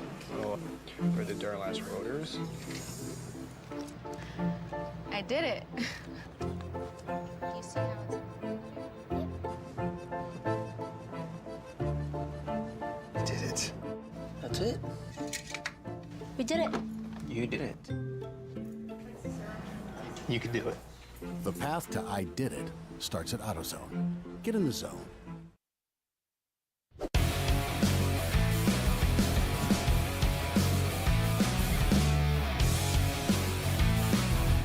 back here on ChampCar Live, presented by AutoZone. Noticing Visceral Racing Group is just leaving the pits for a pit stop. That means they will need to make yet another pit stop before the end of this race. As checkers at 12 o'clock, we got a car losing control. It's Blake's garage. Looks like gathered it up. So it got very crossed up, but managed to keep it pointed in the right direction at least. And wouldn't have saved it without those yellow gloves. Yeah, I'm sure that's true. So it was a little while ago, as we were clearing 2 stopped cars, that we heard potentially some of the corner workers calling in something with the 918, like there was bodywork hanging down or dragging, or there's some other problem, something that may have necessitated the stop that they have just had, which has seen them drop out of the lead. I see that the lap time of a lap, including a pit stop, should normally be about 7 minutes. I see for Visceral Racing Group that it was 13, so that means a time in the box of probably 10 minutes or so, which is a bit, and they obviously had not a major amount of work to do, but more than 5 minutes of work to do in that stop, which, as you point out very clearly, is 20 minutes too short to be able to make it to the end from there without an additional stop. So that has been, I guess, a bit of a late race potential heartbreaker for Visceral Racing Group. Yeah. So we saw them come into their pit lane, and then we believe they came through the paddock and then came back to like the pit end where the paddock meets the pit end, but they kind of blew through the guard that's down there, which would normally kind of let them know it's clear to come onto the pit lane. So they weren't super pleased with that, but then he rolled through, and I think he's rejoined now. They'll have to clear the pit loop though on the next lap to clear that. Well, and as David was kind of pointing out, the time factor, they had a lead going into that situation, but it wasn't that much of a lead to be able to afford spending that much time in the pits. And so this has cost them. They're shown down 2 laps at this time. They will have to pit again. I'm not sure they're going to be able to overcome this. This may have put their race at a significant disadvantage now, where they will not be able to overcome the gap that the number one car has created. Being so fast. Yeah. The state of play, as I see it right here, is that Rockwell and Visceral both still need one more stop in this race. Rockwell are 2 laps ahead and have been lapping quicker as well, so all things are advantage Rockwell at the moment. You never count chickens in these races, still with 2 hours 20 minutes to go. That is a long time in any other race, but Visceral have gone from trying to manage a lead to now they really need their fingers crossed, and they need a lot of luck to be back in that space contending. We did see, though, a different one of those Boxsters drop a lot of oil and out of this race earlier, so they're not bulletproof, a Porsche Boxster. No. Nor a Porsche 944. No. Now we have Trophy Wife doing a driver change as they're in the pits now, which means they too will need one more stop. One rookie coming out and the other rookie going in. The first rookie blew it out of the park. So excited to see what the other one can do. Visceral says their fuel line came loose, but they got it set and they're back out. So it was a fuel line. Interesting. The funny update I got from Brett Shanaman earlier was 901 update. The number 903 had an exciting night, as it has had suspension failure that resulted in some grass mowing, fixed and back at rolling. Oh wait, crap! She just stopped. Live tweeting updates, I think, is what it feels like you've received there. Yes, and then the number 901 just rolling along. He says he got to do the golden hour stint from 6 to 8, and it was beautiful as the sun was coming up, Chip is in now. We saw him going in. He was talking to us earlier. And Phil Daniel is, or Danielle, however you say that, is set to finish the race for them. Yeah, it looks like they've got the 903 remotivated. They're tooling through the paddock area, and I see gloves on, fully suited. So, And they've remotivated that car so many times this last 20 some odd hours. Frankie is gonna need a straight liquor. He is gonna be impossible to contend with. Yeah, so that's a live-ish shot of 903 down the bottom left there, isn't it? Yes. Sorry to interrupt you. The 918 just rolled through the pits again. Did not start up at their pit lane. I don't know what that was about. So that's not going to help them make up any time. That's why you see the pit signal come on Race Hero. But they just rolled straight through and it pit out. I don't know if they have a penalty to serve because they did come out of the paddock onto the pit lane without being motioned to come out. So I think that's more of a track decision, whether they feel like a rule was broken. 903 going down the pit lane, headed to pit out. Man, they have just worked wonders on that car. I don't know if Frankie would call it wonders, but they keep fixing it. It's unbelievable. I would be curious There's to know. no give up in that, man. I would be interested to know how it was decided by Visceral that they had a loose fuel line. Like, how does one identify, and how does that affect your race, unless it's actually coming off of the fitting where it's leaking? And maybe that was what they were referring to. They said something was trailing behind the car. Must have They been were gonna fuel. call 'em in. Yeah, I don't know. Yeah, I mean, what's physically trailing? I guess it could be a fuel line, but that seems really unusual. If it was a line, wouldn't it be pumping gas out? Yeah, so I don't know how it. I mean, I don't know how it is flopping around loose behind the car. I don't know. I'd be curious to get the rest of the story on that, but nevertheless, at least we've got green flag racing. The effect of it is more important than the Yeah. minutiae of it. There's like, they had a problem. Someone else external to the car or the team may have also noticed the problem, and it has set them back.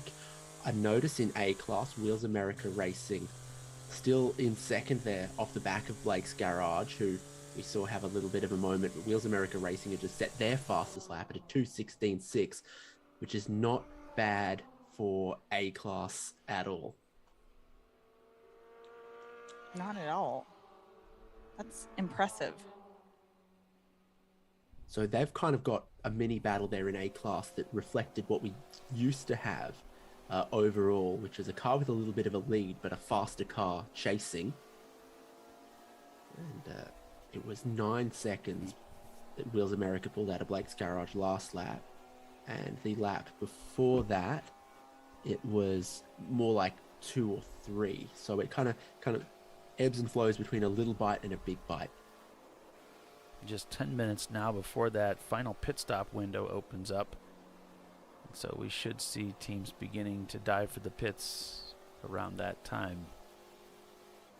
Beginning. But I really like what David was saying earlier. I really think a lot of teams are have a lot of variability within their stop time. So I think we're going to really see teams try to stretch it out and look for that caution or purple 35. But who knows? Maybe we're done with those for the day. We see that sometimes. Right. Where there's a bunch during the day and then the end of the race goes fairly smoothly. Or it gets worse. Who knows? It's racing. Anything can happen. Okay, our 447 of Trophy Wife is back out. I'm guessing our other rookie is in the car. Doing his first Champ Car race in ever.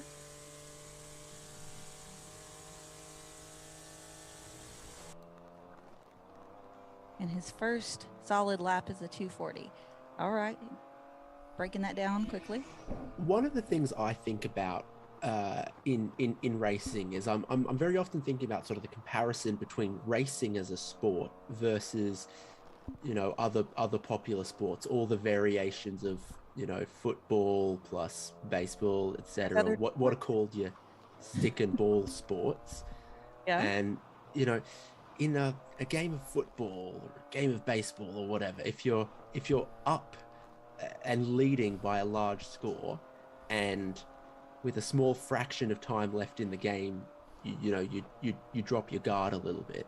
There's not time for the other team to haul back 4 goals or whatever it would be if it was soccer, that kind of thing. In racing, you can lead all day, you can lead all night, and if in the final 30 minutes your car breaks, you're gone. A lead evaporates quicker in racing than it would ever do in any sport, soccer or other sports like that. Yeah. There's nothing like racing to teach you how to deal with disappointment. Because, like in football, you have your lead, right? So even if your quarterback gets injured or whatever, your defense is out and all they have to do is protect your lead, right? Yeah. Whereas there's no defense out when your car breaks. The rest of the field is still rolling and you're not. Yeah, when one of your players gets injured, they don't go and wipe the scoreboard of your score. Right. And it looks like Trophy Wife is actually following the 903 car as they work their way through Hogpen here. Timothy Elliott makes allusion to one of the famous sayings that there are only a few sports: racing, rock climbing, and bullfighting. The rest are just games. Yes. Yeah, it's funny. It's a fun observation. A good one, though. Yeah.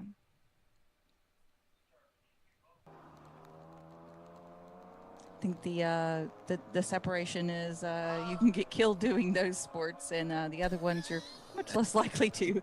Yeah. You just develop traumatic brain injury. Yeah, Depends on the sport.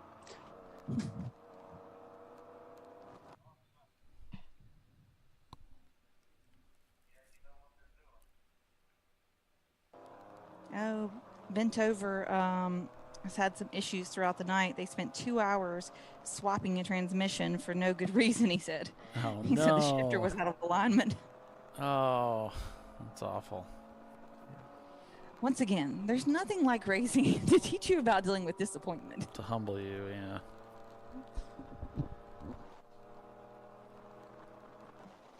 To make you come face to face with it. Slap yourself in the face.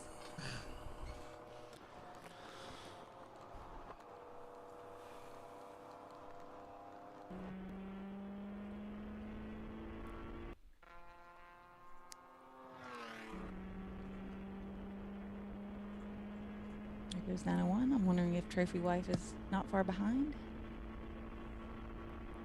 Oh, looks like maybe they were behind the 903 car earlier. Was it the 903 or the 901? Had to be the 903 then, because we're not right behind anymore. Got a camera on the 918 or the 111? Because I see they're only separated by about 10 seconds. And no, we don't. Such on the moment. That might be the 918 right there, crossing in front of the number 1 car. So we do have getting something a lap back? Close. That would be getting a lap back, wouldn't it? Could be, yes. Yeah.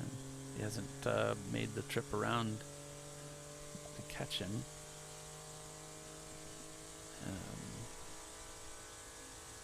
So that's a significant moment here in the race for them. Ooh, boy. His last lap okay. for number 1 and 2 were both 2:17s, 0.3 and 0.4. So very equal times. Yeah, and that's the second time he tried to make a move. Again, whoa, a little sideways there, but the 944 slide. My experience has always been, if it looks dramatic from off-board, it felt twice as dramatic strapped into the driver's seat. Because there's a couple of times I thought, whoa, that got really sideways on me. Glad I had quick hands and I caught that. And then you watch the video back and it doesn't look as impressive as it felt at the time. Yeah. Like, I looked like you're like, I'm gonna die. it looked like I was like exaggerating, throwing my hands around. I was like, no, that was gonna snap on me, man. Let's see if he looks to the inside here. And Visceral covers it. The Visceral car just a little quicker in a straight line. Yeah, it is. Yeah, So he's pulling away here. we know that in a pure lap time sense, the Rockwell car carries a lot of speed in places. This driver has a lot of confidence on the brakes, I think. It's maybe a little more predictable, a little more stable. But the Visceral car is just going to be difficult to get around if they don't want you to get around. I think they don't want you to get around. No, they don't. He's pinching Make the themselves inside. wide. He had an opportunity there, but the Visceral car came back across the track and shut the door there. Would have made it very tight to get through. Possible contact, and Visceral negotiating traffic ahead, which has caused Rockwell to have to check up here and begin to lose contact. Visceral are a little caution to the wind, and Rockwell are like, hey, we're race leaders by 3 laps. Right. We're not getting mixed up in that shenanigans, right? Yeah, exactly. It's so tempting to just go, oh yeah, I'll catch them, I'll lap them, I'll pass them, whatever. Right. And if you stop for a second and analyze what's going on in the big picture of the race, you go, Rockwell can take all the time they need so long as they keep their car in one piece here. Visceral really disappearing now with this back marker interruption for Rockwell. Did he catch the windscreen wipers on accident as he got into the snake? I think as the BMW came across the front, he was hoping to get by the BMW here, and as that happened, his hand struck the windshield wiper arm, and now he's looking for a way by. Something? It's like, look, I Gesturing caught you. something with the right hand. Yeah, I caught you long ago. Why don't you just let me by? I'm losing contact with Visceral, and it Now, looks if you like had yellow gloves and you pointed, they'd be obliged to give you the corner. So we've got, even with the heat rising, the 718 of Atlanta Speedworks setting their fastest time of the day with a 2 minutes 22 seconds 0.0, and also in 23rd MDR Motorsports setting a 2:20.5, their fastest time of the day. So drivers still finding some extra pace out there. Any word about 998? Because they're now marked in salmon. It feels like it's too early for when they'd need to hit, unless with all that code 35 it's been 2 hours before it's been enough laps to get through the fuel. I would disagree. I would say, I don't know how long they've been in, but this is the window. If they just came in, but perhaps with salmon they've been in for 3 laps, so yeah, it does raise keep an eye concern. on that. Yeah. They came in last at lap 388. Now they're back out. And Race they're- Road says they're back out. Oh, okay. So they were just out. It's too quite early, awkward, isn't it? Yeah, it's too early. They're going to have to make another stop. Unfortunately, there won't be. Timed right, unless they were running out of fuel. Right. And had to. Needed about 1 or 2 more laps, and then good to go to the end. You would think, unless they're obviously if they're dealing with something we don't know about. I think they might have gotten timed out on it, because I'd have to add up the time on their previous laps. But remember, by the count of these laps, is it 6, 12, 18, 24, 30, 36, nearly 45 minutes, purple 35. Trying to get on the throttle early here is Rockwell to see if he has an opportunity to get by the white BMW, but BMW gets away nicely out of that corner. He really needs to catch him going into the roller coaster here to make a move and get by him in the twisties to stay ahead all the way down the straightaway. Is it 4th place Bulldog Racing that's in front of them? It could be. 4th place is Bulldog. That would explain why he's having so much trouble with them. Because it's a car that's sort of 1 or 2 seconds slower than him per lap, not a car that is 5 seconds per lap slower. Come around the outside. No, he shut the door right there. Wow. He slammed that door shut. team that Chris Huggins is driving with. Huggy's not in the car though, but I think he did 3 stints in the car though during the race. Boy, he had just a good opportunity going down into the hog pen, and he jumped on it around the outside. Paid off beautifully. Best thing about these graphics is that it tells you their gear. Just, you don't have to guess or see, what direction the hand is moving. Oh yeah, third, and then up into fourth, and then carry that gear through this bit. Okay.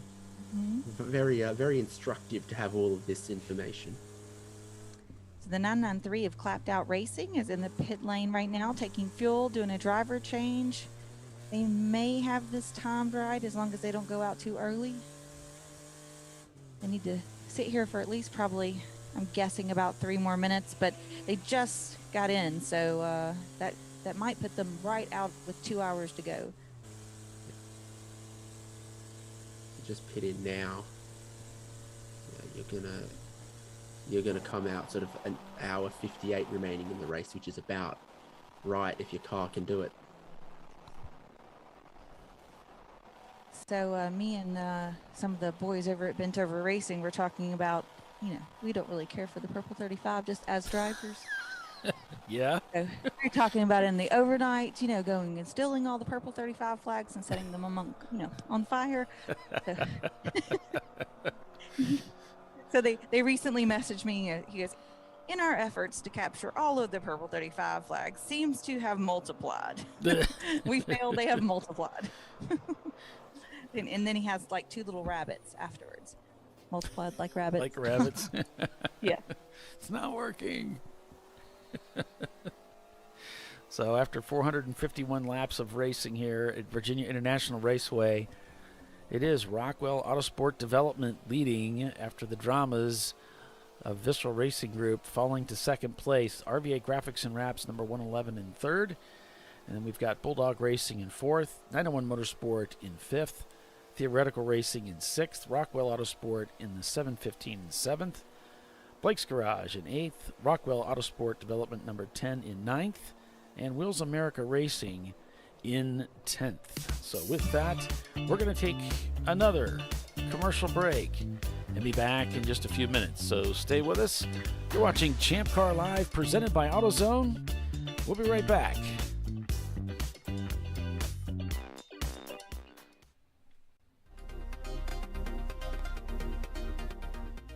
Welcome to TireRack.com, revolutionizing tire buying since 1979. With our unmatched selection of branded products, finding what fits your vehicle and is right for you and how and where you drive has never been easier. Through helpful online shopping tools that include our professional hands-on reviews done at the introduction of a tire and consumer reviews that give real-world feedback over the life of the tire, you can make the right tire choice and find exactly what you need. And if you prefer to talk to someone, our tire testers, our sales team, are available on the phone. And that's how we get you the right tire for you and your vehicle for where and how you drive.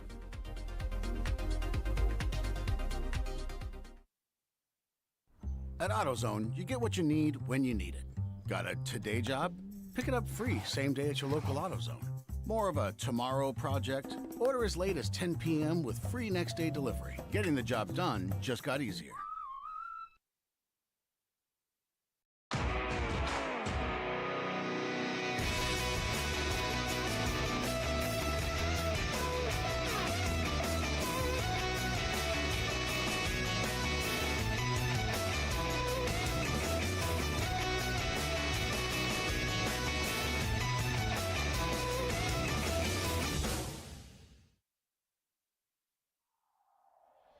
Discovery Parts is a veteran-owned racing and safety equipment company. While we're located inside Atlanta Motorsports Park in Dawsonville, Georgia, Discovery Parts can also be found at the tracks, supporting a number of ChampCar Series events. We take pride in being a reseller of the best of the industry to ChampCar teams and drivers. We know racing, love racing, and look forward to tomorrow to even more racing. Visit us at discoveryparts.com.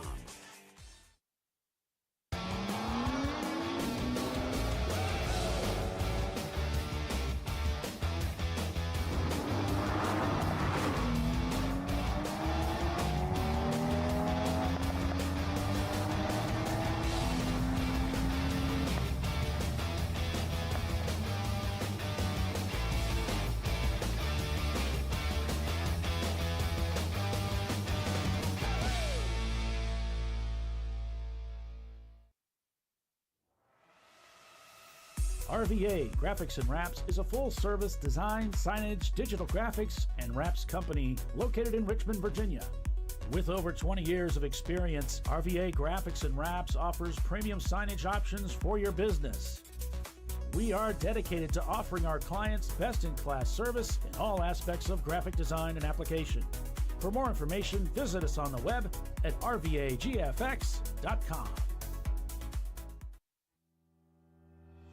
Lifeline USA is a leading manufacturer of onboard fire suppression systems. Lifeline's continuous commitment to research and development ensures that we supply the most innovative and cutting-edge products available. Used by the majority of the world's motorsport championship-winning teams and constructors, Lifeline has a proven history of success. Lifeline offers a complete range of fire suppression systems for all budgets and needs, and we continue to push development and limits on both extinguishment materials and our patented delivery systems to make the race car environment almost as safe as sitting on your sofa at home.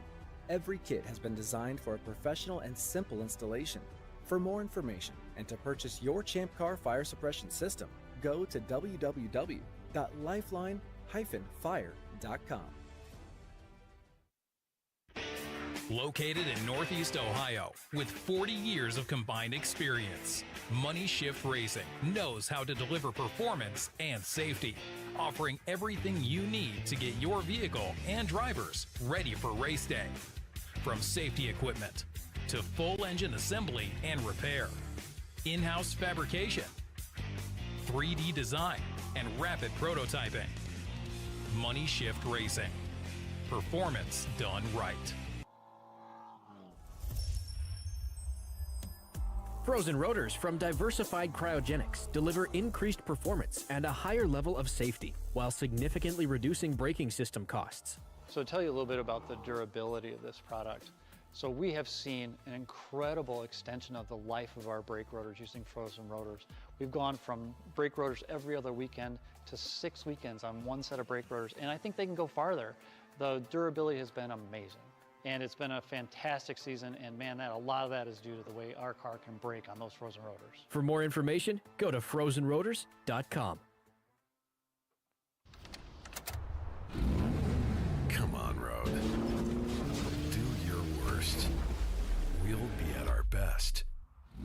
Engineered to meet or exceed original equipment performance, exclusively at AutoZone.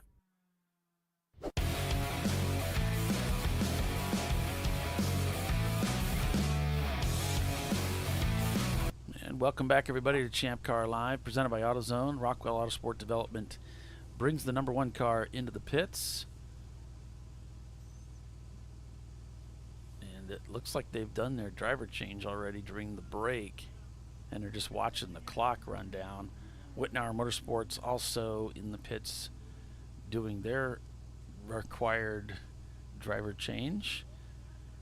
Very likely this will be it for both teams, and they'll be able to carry on to the end of the race as Rockwell heads towards pit out on their way to what could be another win for this team this year with this car. And it will be, as they say, all in the hands of the driver from this point forward. In the racing gods. Yes.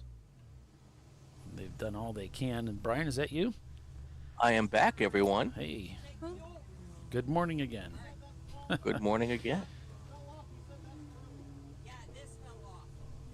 So when I stepped away, Visceral was hovering between 4 and 5 laps ahead. What happened? Well, apparently they had something loose on the car. They claimed it was a fuel line, but there's a lot of drama right here. They were holding Rockwell up. So Rockwell had been actually in close proximity. It was only about a lap. And when the dramas unfolded for Visceral, they took a 5-minute pit stop and turned it into 10. And they're actually behind the wall for a moment. So by the time they emerged, they were at a pretty significant deficit, about 2 laps. And then we watched them unwind one of those lost laps on green flag racing. Oh. And so a lot of drama between these two. Some kind of a problem emerged with the timer. for Rockwell while they were in the pits here just a moment ago as Brian was joining us. So, yeah, lots of drama. Visceral's going to have to pit again, so it still looks like it's advantage Rockwell here for the win. And RVA Graphics and Wraps in third. Their last pit stop for the evening, or the afternoon. It's weird. In the Wittenhauer car, they recently pitted, and Andy was out, and Lee is in, and that is the final stop plan for them. And they're going to take it to the end with that. In the Mini Cooper. And during the early morning here, 901 Motorsport also had another mechanical failure, left them stranded on the racetrack after turn 6. But, after being towed back into the garage, a short time there, they got the car back out, and they haven't missed a beat.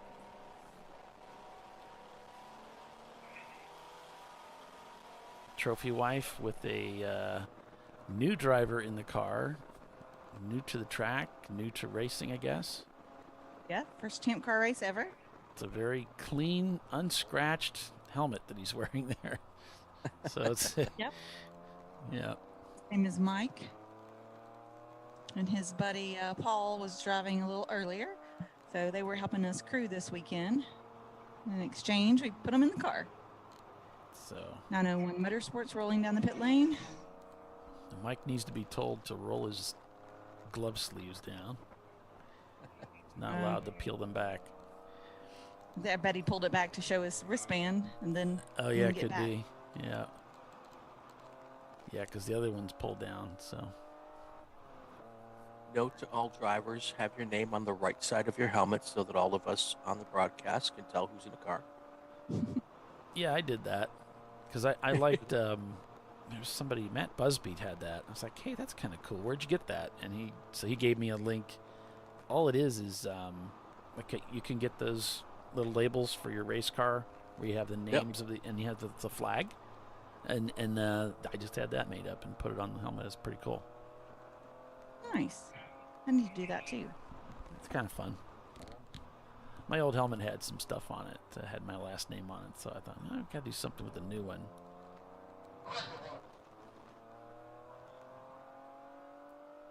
Blake's Garage doing their driver change as well.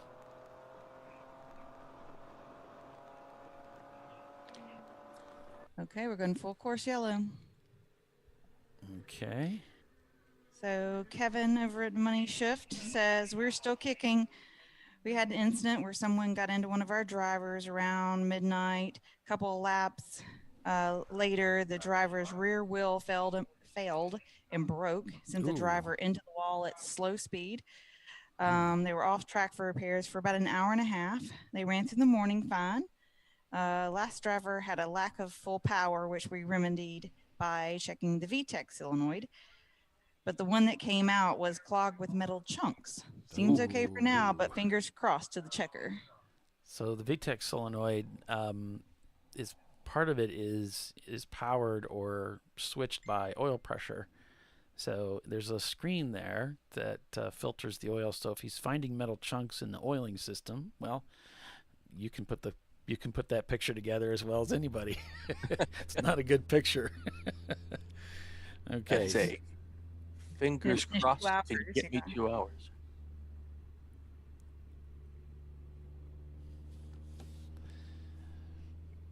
Yeah, it's not a good sign. RVA Graphics and Wraps, they're in third place, just ready to pounce if Rockwell or Visceral have any issues.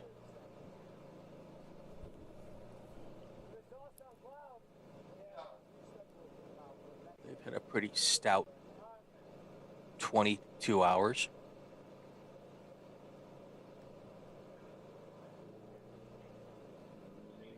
So Lee Helpingstein is in the Wittenhauer car.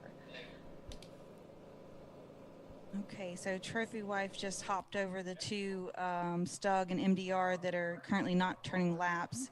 And then next will be the RPG that's not turning laps. So that should hop us up to 20th, which would actually be 18th. But they will have to make another pit stop, Tiffany. I think they're planning on making 2, actually. to split up the last stint between two drivers. They're both pretty tired, and I don't think either of them want to do 2 more hours. Gotcha. 901 Motorsport, number 901, shown crossing the pit loop, as well as theoretically racing in 7th. As we're under caution here, I'm not sure what's happened again. I'm not seeing it indicated on our secondary version of the Marching Ants Flagtronics, so it's not getting updated or something. I don't know. So we wait. Working lap 456 out here on this 3.27 mile road circuit in Alton, Virginia.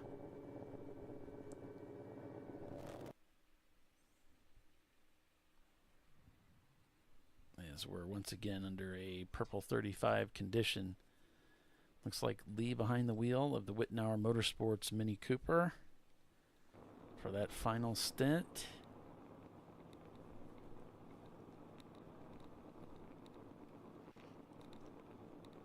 Yeah, it looks like with this caution, anybody who hasn't come in for their final stint is getting that knocked out. Does anyone know what happened to Stinky Rat Trap? Oh. They had some issues. Imagine that. Let's see if we can go back. Do you have that, Polly, or I can look back through my notes? I don't have any information on them. I think I remember. Seems like very early on they pulled off track in the front straightaway, and then I don't really remember after I remember that. you guys talking early about on. them. Yeah. I don't remember the details. I remember you guys talking about them. And I think we lost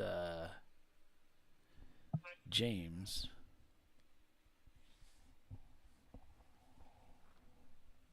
As Brian came in. David, I should say. I'm sorry. David. We lost David.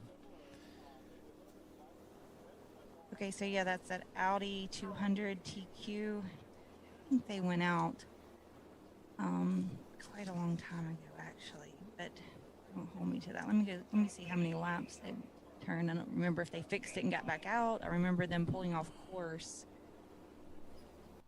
a couple hours in the race. It seems like I don't remember what happened after that. That has been a long time ago. 20 hours ago. We've been broadcasting.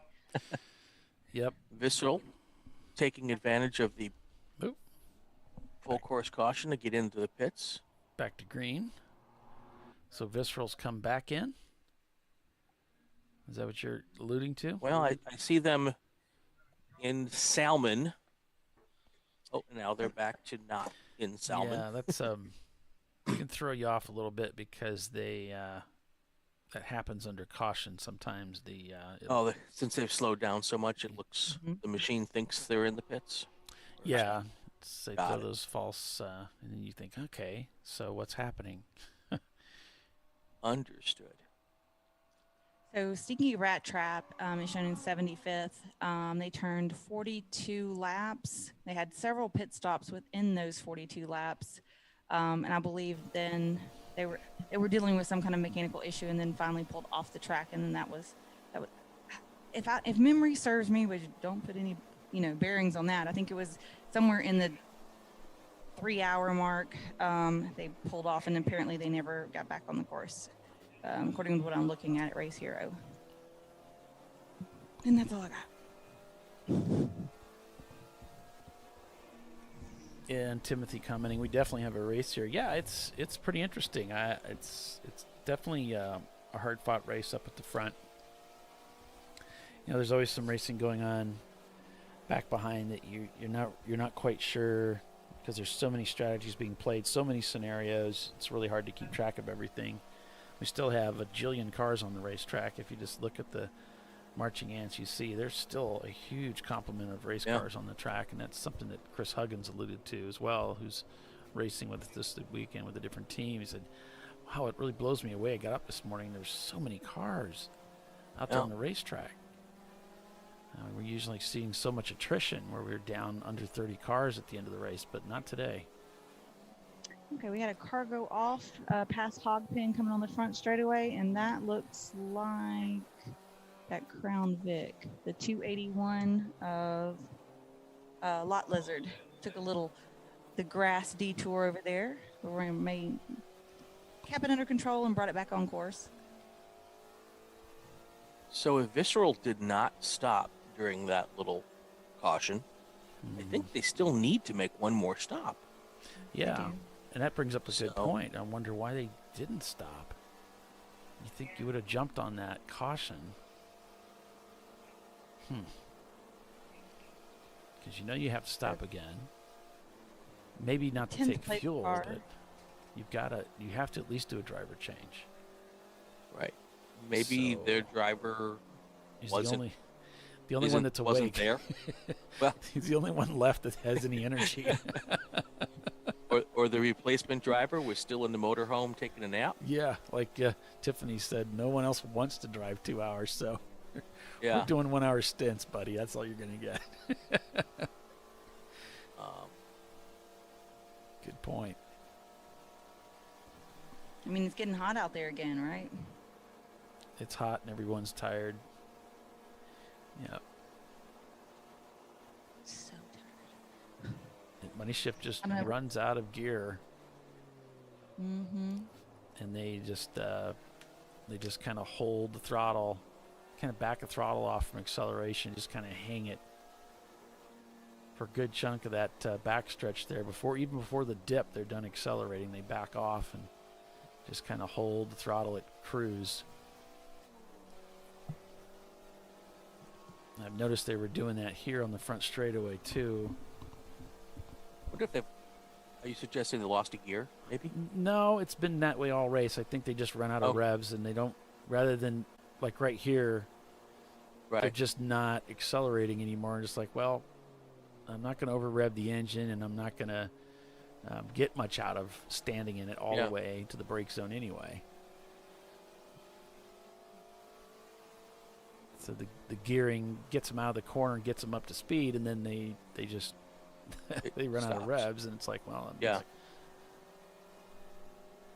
Is that them driving conservatively, or is that the VTEC thing not working? No, they've been doing that all race. I think it's just protecting okay. the car. I think the driver's doing it. Okay. I can't hear but you can hear. Yeah, you can't hear the revs.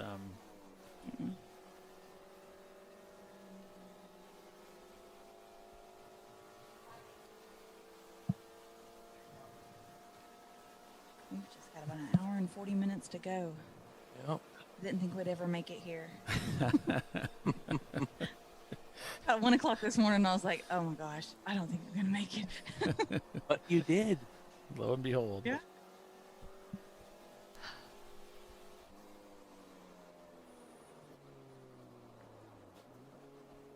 Did not come into this race adequately prepared with good night's sleep the last couple of nights going into it. So coming in at a deficit did not help my strategy whatsoever. The RTR Mustang, we slipped a camera in their car after the glazed and confused car checked out. RTR in D class, and they are in 30th place overall, and they are leading the class. Section 8's a couple cars behind them.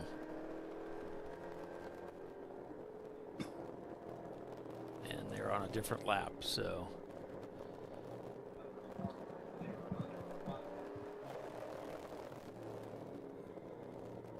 Looks like Theoretical Racing has crossed the pit loop up there in 7th, and so has Team Bruce Innovations, your lead EC class car. RPG still in Salmon still has not emerged onto the racetrack. They may be done for the day. That's the B-class car that held the B-class lead for so long, and they still do with RTR trying to catch them and pass them for the lead B-class position. Blake's Garage holding down A-class. They're feed here.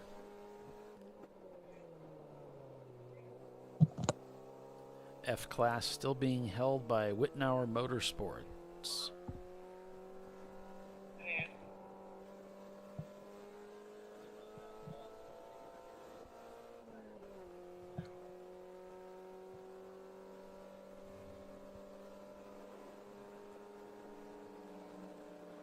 Okay, so we had a little contact, but I think they're calling it racing incident, not just too many cars in the same amount of real estate. Physics and all. Just kind of ran out of room for everybody. See if Blake's going to make the move. No.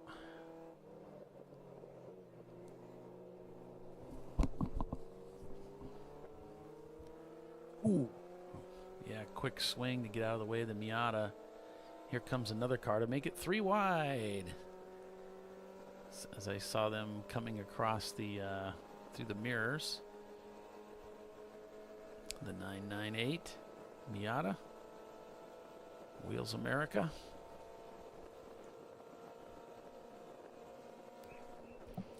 Heading up to the roller coaster, Blake's wisely backs out a little early to get into the brakes so they can single file through here up at the roller coaster.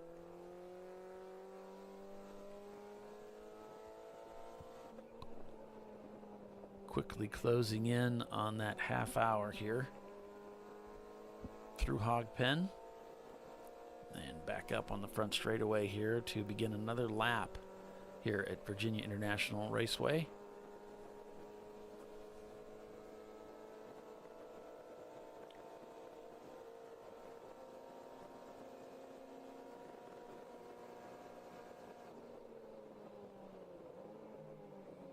Oh no, big contact. Oh. Saw that coming. Oh. There's just no way that that was going to work. You know, Blake's just saw the opportunity and may have not even had a choice with the amount of steam he carried into that corner.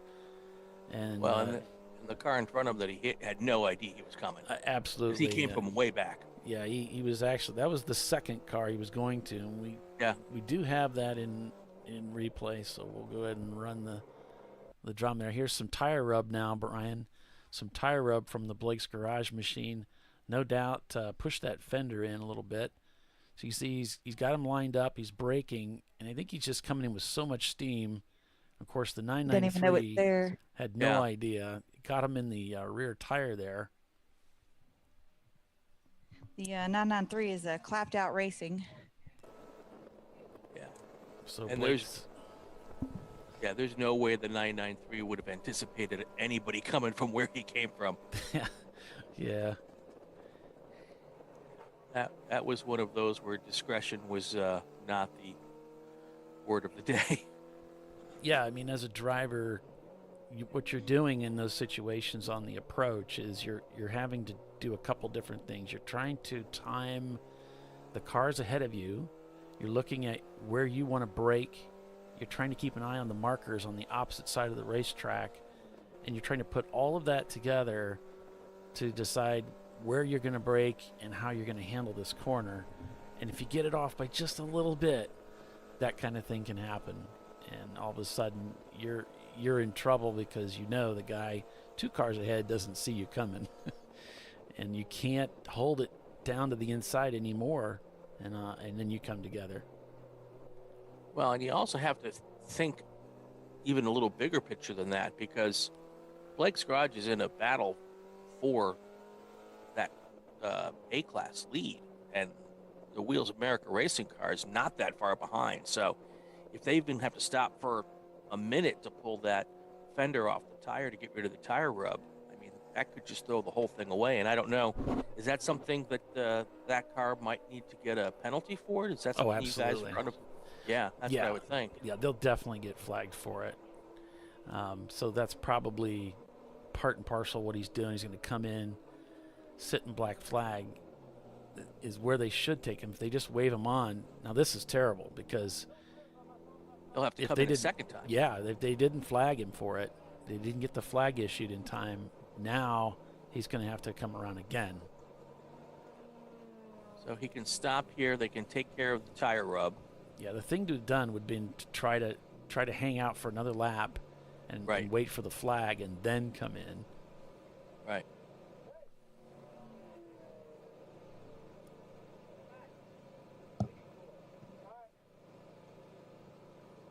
Fix the tire. Maybe they'll hold him at pit out for the black flag. You might get lucky, but So there were Well, then two he incidents overshot kind his. of back. So if he goes out right this minute, my guess is they're working the other black flag. okay, they're pushing him back to black Pushing flag, him. Tiffany. I think that's what's happening here. Okay. And Brian, we'll go back and take another look at that incident just to set this up for some of you that were So listening. the car didn't he get hits, to see folks, it. is 3 cars up, now 2 cars ahead. Right, and that car there is racing for heroes. Are really slow, and he's passing another Miata that's pretty slow, and he's going to try to get him, which is being maybe a little greedy, but definitely didn't leave a lot of room in case that car didn't see him. Which 3 cars back. Right, I mean, and that's low you have to, percentage. yeah, you have to anticipate that car has no thought that you're coming through. So that was a and pretty of course, heavy hit. we can all say that while we're sitting here in the comforts of our air-conditioned booths. Yeah, Absolutely. yeah, that was a I big was hit. taking a pass in what is that place I said I wasn't going to pass? Turn 10. As I'm passing somebody on the inside of turn 10, I was like, I said I wasn't going to pass here. I just did that. Sometimes you see the door open, and the racer in you just wants to take it. Well, and you also have to think, we're 22 hours and 28 minutes into this race. The brakes on that car might not be what they were on lap 1. True. So the stopping power just might not have been there, and maybe he thought he was going to get the thing woed down, but he did not, obviously.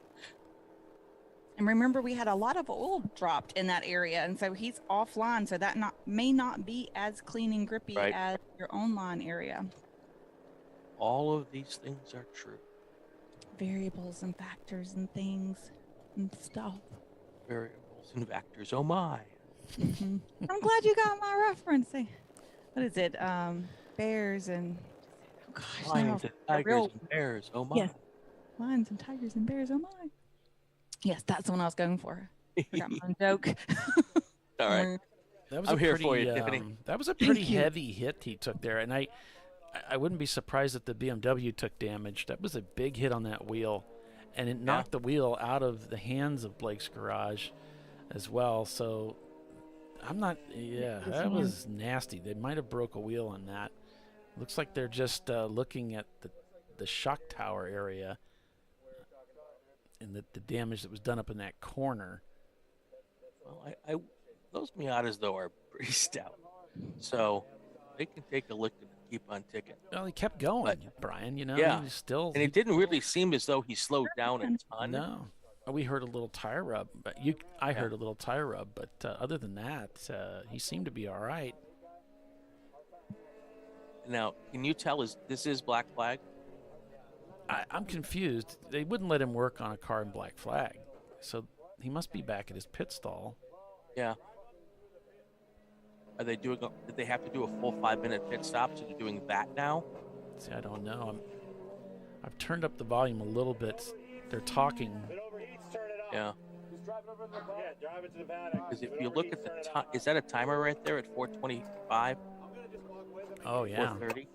So it looks like they're just finishing up their 5-minute pit stop. They'll probably head back out, wait for the black flag, and then come back in. So, and what they instructed the driver was kind of curious. They said, if it overheats, just bring it back in and take it to the paddock. So there must be some other issue that they're worried about here with overheat. Well, maybe they up there in the front where he took the the radiator. Yeah, it could be the Right. sensor that got busted, and Yeah. Right. maybe the cooling system's okay. And they're like, well, if it overheats, just bring it in, because the sensor may have gotten broken in that accident. Sure. Mayhaps it is, mayhaps it ain't. So, he's just going to take it back. He's pointing to the back. They're taking it back. Oh. So, that's a shame. Well, that was Now clapped out. sadly one. Big class Looking at win that. thrown away. Yes. Got, Easy pretty come, hard easy hit go. Yeah. on that right rear wheel. Checking the car out.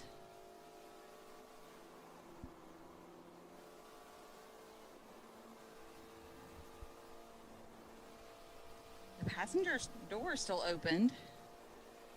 So it doesn't look like the fender's rubbing the wheel on the right side.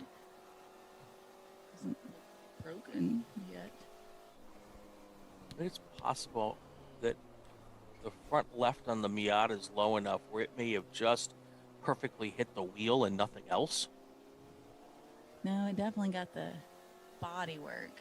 Okay. And slid, like got it kind of mid-car and then slid down as the 993 was still carrying forward momentum as they turned in. So you can see like scratch marks from the passenger door down to the above the wheel, all the way kind of past the wheel. Yeah. So the front end just kind of slid down it. The 993 is not turning laps, so Yeah, they're sitting in the hurt pits. too. Oh, okay. Yeah, right in front of me. They're washing the windshield. Well, that's Of the promising. 993. Yeah. Maybe they can get back out there. It took a nasty knock right on that wheel. I was looking at like BMW. So is that their gas tank on that side? Yeah. It's, Okay, so he's back out. Yeah, the filler is on that side, if that's what you mean. Yeah. Yeah, that's where. Yeah, that's what I meant. Yeah. It hit right there. It kind of squished it in with the rest of the bodywork. Ooh. All. Oh, no. Yeah. I was wondering if the filler neck was damaged or anything. Yeah, it's not Hopefully great not. news. It's not great news. It was a hard hit. Yeah. Hotel. And all that metal over there where the gas filler is at is all that double-walled stuff. It's really strong, so when you get hit like that, it's going to be difficult to get that knocked back out. It's very strong. But maybe it holds up with that hit, right? So maybe. Yeah. Yeah. I'm being optimistic for them. Yep. I mean, they've had a lot of troubles today. Popped out. They're currently running in 28th place.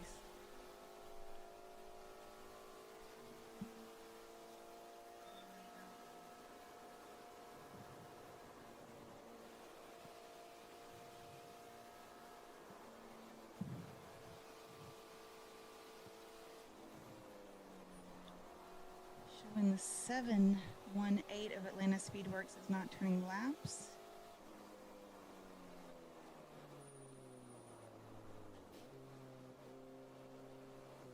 I remember seeing that car recently. Are we still hitting brakes at the bottom of the hour?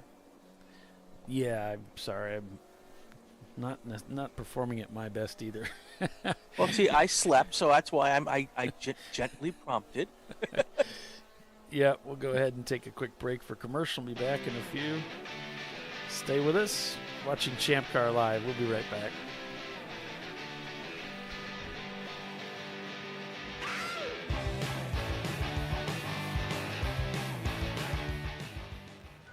You know, I'd buy tires online, but then what? We've thought about it. We're TireRack.com. They should let you ship directly to a mechanic. Actually, we call them independent recommended installers. They should have like 1,000 mechanics. Try over 7,000 installers. Then you just make an appointment. At a time that's convenient for you. This could change tire buying forever. TireRack.com, the way tire buying should be. Come on, Road. Do your worst. We'll be at our best. Engineered to meet or exceed original equipment performance, exclusively at AutoZone. Lifeline USA is a leading manufacturer of onboard fire suppression systems. Lifeline's continuous commitment to research and development ensures that we supply the most innovative and cutting-edge products available. Used by the majority of the world's motorsport championship winning teams and constructors, Lifeline has a proven history of success. Lifeline offers a complete range of fire suppression systems for all budgets and needs, and we continue to push development and limits on both extinguishant materials and our patented delivery systems to make the race car environment almost as safe as sitting on your sofa at home. Every kit has been designed for a professional and simple installation. For more information and to purchase your ChampCar fire suppression system, go to www.lifeline-fire.com.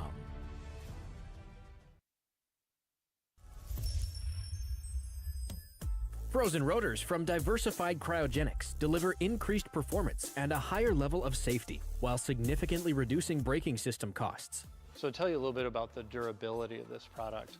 So we have seen an incredible extension of the life of our brake rotors using frozen rotors. We've gone from brake rotors every other weekend to 6 weekends on one set of brake rotors, and I think they can go farther. The durability has been amazing. And it's been a fantastic season, and man, a lot of that is due to the way our car can brake on those frozen rotors. For more information, go to frozenrotors.com. Located in Northeast Ohio with 40 years of combined experience, Money Shift Racing knows how to deliver performance and safety, offering everything you need to get your vehicle and drivers ready for race day. From safety equipment to full engine assembly and repair, in-house fabrication, 3D design, and rapid prototyping. Money Shift Racing. Performance done right. Discovery Parts is a veteran-owned racing and safety equipment company. While we're located inside Atlanta Motorsports Park in Dawsonville, Georgia, Discovery Parts can also be found at the tracks, supporting a number of ChampCar Series events. We take pride in being a reseller of the best of the industry to ChampCar teams and drivers. We know racing, love racing, and look forward to tomorrow to even more racing. Visit us at discoveryparts.com.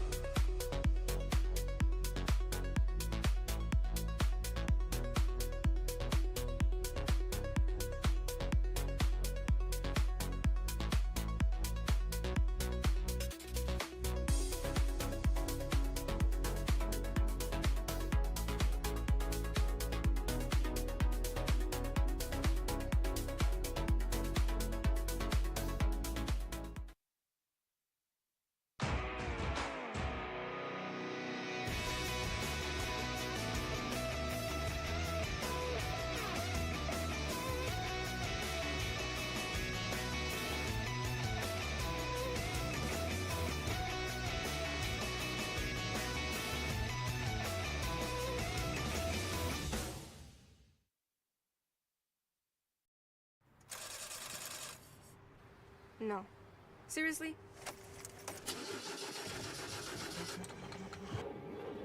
Come on. Oh, no. You for real? Dale. Really? Wow. So maybe just a cable? We can help you. Welcome to America's #1 battery destination, AutoZone, your battery solution.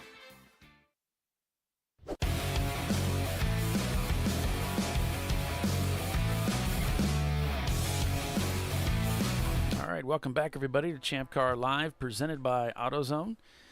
We are at the Lifeline 24-Hour Classic at VIR this weekend. Paul Veltum with Tiffany Alexander, Brian Belansky, Phil Strong, David Haynes, Kyle Lockrow. The list goes on and on. We've had a lot of people helping out call the show for you this weekend. Hope you've enjoyed that. And the camera's been removed from the Blake's machine, and looks like they're looking at getting it loaded up. So, but welcome back, everyone. Hope you're having a beautiful start to your Sunday morning. And checkered flag in our target now for about 1 hour and 20 minutes away. Rockwell Autosport Development leads this race over Visceral Racing Group, followed by RVA Graphics and Wraps, Bulldog Racing, 901 Motorsport, Rockwell Autosport Development number 1715 in 6th. Then it's Wheels America Racing. Another Rockwell car in 8th. Then it's Fuse 15 and Theoretical Racing in 10th.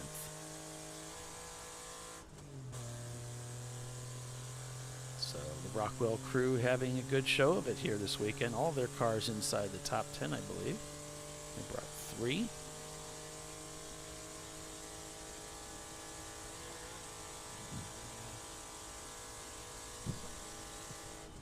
Right. So in the bent-over racing car, Ken Shipley is in, and he's going to do the last hour and change for them. They're feeling like maybe a win's out of contention for them, but whatever. They wanted to apologize to you that the feed's not working anymore. They're not really motivated to restart it at this point. I think everybody's just trying to hold out for the checker. Yeah. RPG has internal engine damage. If I can get the words out. Oh, okay. So that's what took them out. That's a shame. Red Kite 7 are also out. The impact at turn 10 with one of the Porsches tore a steering rod bushing that got worse and eventually failed.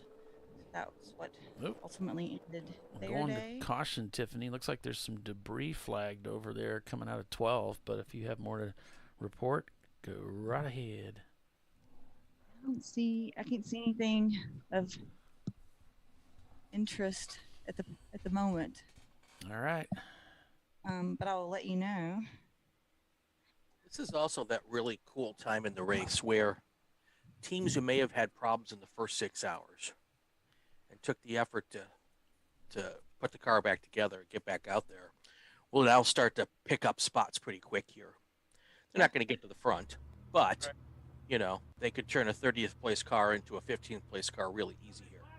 Well, some of these top cars that have broken are, coming down the running order, and the cars that are still running are working their way up. Exactly. Yep. They just got to keep going long enough for, maybe squeak out a decent finish. I'm thinking with these cars, some of these dropping down, if it keeps continuing. Trophy Wife's shown in 21st right now, which is 2 EC cars, so it's actually 19th. And you've still got a couple of cars that are out that are tumbling. So, that could end up a decent sounding top 15 maybe. If you play your cards right and get a little lucky, who knows? Chip, you want to chat with us or you just want to hang out in the AC? All right. Yep. That's all you. Okay. Hey, so Chip just got out of the car. You were in the 901. How was it? It was fun. Yeah? Yeah. Fun car. Little, sister car of the 903. That's their new build? That's the newer build, yeah. They've had that Frank's had that for a little while, a couple years maybe. But the 903 had a fresher motor in it, and 901 was totally a momentum car. So you just had to wheel it around. Kind of looks like you laid down the fastest lap of the team, though. I did. Look at you. I did. Yes. Way to go. Yeah, you Notice how he lays down the fastest lap, Tiffany, and then comes up to chat with us. He came to see me. Y'all just get him as a bonus. Yeah. I'm here for Tiffany. That's what it is. Well, I'm actually here for the AC. If we really want to know the truth. Right. Yeah, it's still pretty hot, and you're getting into the hottest time of the day with all that humidity. It's got to be rough out there after being sleep deprived, and it's a long race weekend. Yeah. Yesterday I had, I think I just went stupid. I was in the Bliss Miata, and the first hour my cool shirt was working just fine. And then I'll turn it on and off as the race goes on, turn it on for like 3 laps or so and then turn it off. And it was in the second hour of my stint, and I go to turn it on and it doesn't come on. So yeah, it got hot. It never did come back on. Never. I think in the end what happened was my one hose came loose. And I was just too dumb to think about checking it. That's unpleasant, though. Yeah. Well, what was going on? The little switch, the little lock little lock nut on the little switch, the toggle switch, came loose. So the switch was just hanging, banging around and stuff. So I was like, well, maybe something came loose on the switch, but so that's what I was focused on. But yeah, that was hot because that was from 2 to 4. So that was heat of the day for sure. Yeah, it was warm. We were out there together. So you were cooking, and I was like, came in with my tummy all cold. I hate you. Like it froze my skin. It was so nice. Yeah, rub it in. Thank you. There's that green flag taking us back to racing, and cars are back underway. Oh, and Timothy wants to know what color gloves you use, Chip, to race with. Who, me? Yeah. What color? I had blue gloves. He has blue gloves. So there you go, Timothy. We've got a superstition going. Almost as fast as the yellow gloves.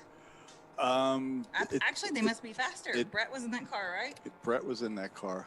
Okay. Yeah. You have it. Yeah, I gave him some tips before I left the track yesterday when he was getting in the car. Yeah. And we talked about that a little bit.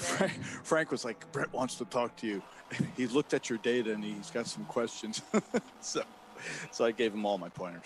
So if anybody's ever had the opportunity of talking to Chip and letting him break a track down for you, don't pass up that opportunity. This man is unbelievably detailed, and just no one breaks a track down quite like you. I really enjoy listening to you when we've talked in the past. Yeah. Now I haven't been able to do all of it, but at least I know what I'm supposed to be doing, right? Yeah, it's like, oh yeah, that's what he told me to do. Yeah, I've been driving this track since, probably 20 years now. Oh, wow. Okay. So I was thinking about it last night, and I've probably, just in the 24s alone, I've probably done close to 40 stints. Wow. Yeah. That's a when lot. I go ask someone to break down my laps, they say I don't have that much time.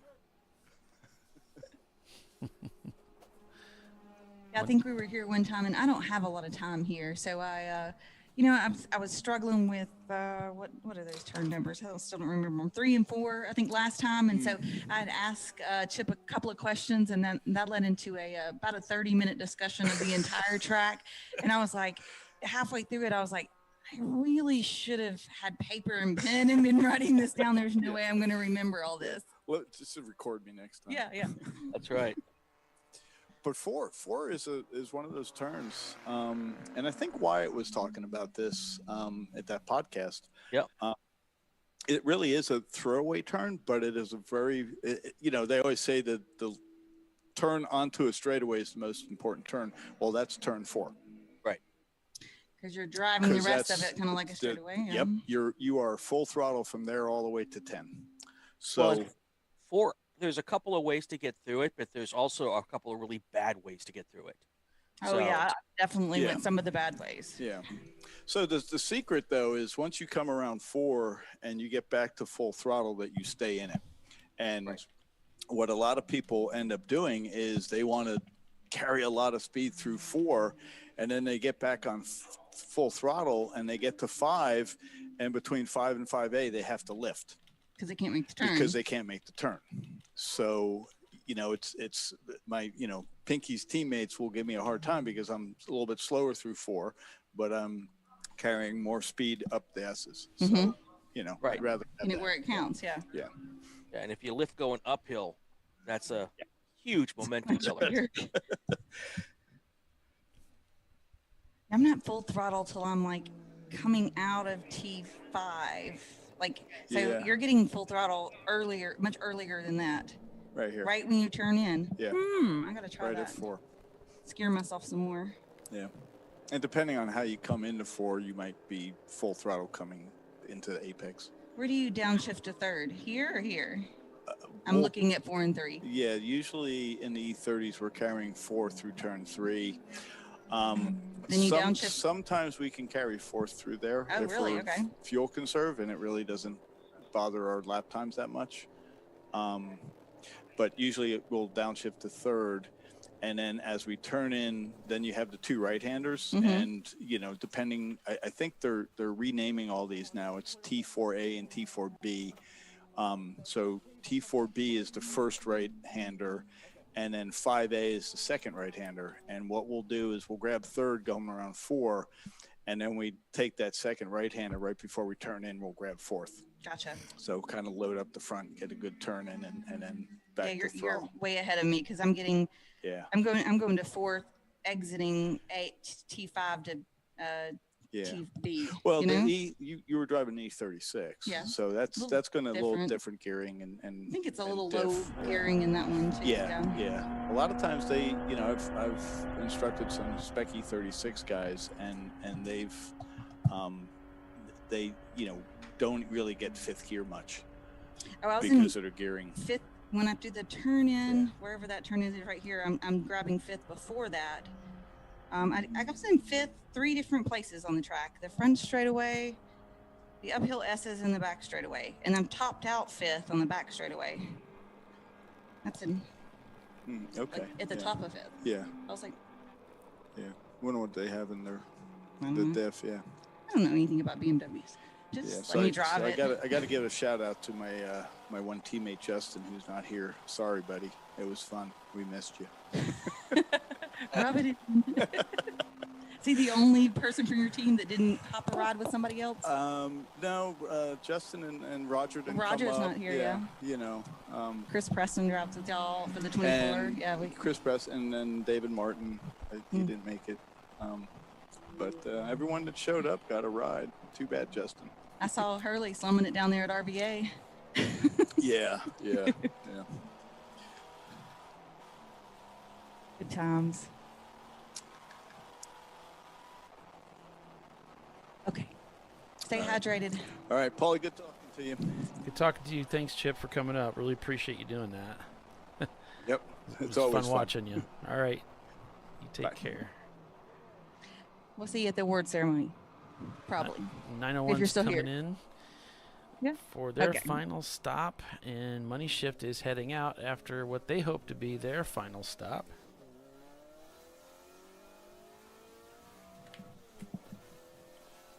They are rolling out onto the racetrack to rejoin this competition. Money Shift in 37th position, with a lot of cars behind them still racing. Brew Crew shows in the pits, as well as Chump Change.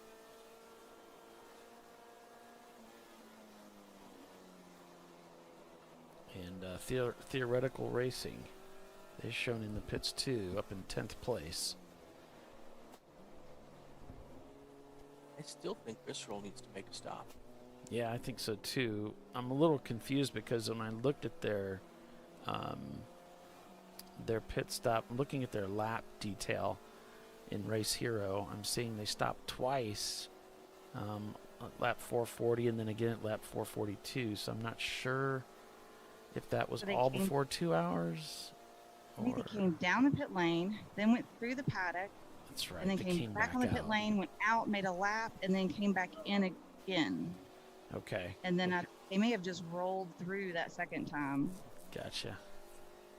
if I'm remembering So still, correctly. that makes sense because you told me they went behind and then they came back out. So that would make sense why they got that loop twice in 2 laps. And then, so yeah, they may still need to make that change, Brian. Like you're saying, they may still need to come in. Yeah, they came in at 440. Yeah. That's more than an hour ago. Okay. So there you Way, go. yeah, hour and 25 minutes ago. Yeah, it's It was just 20 too long. minutes before the 2 hour mark. The 2 Yeah. hours to mark, yeah. So, Right around there. if nothing else, they have to make a driver change. Yeah. Yeah. 'Cause I don't recall seeing them make a driver change when they came through on these 2 stops.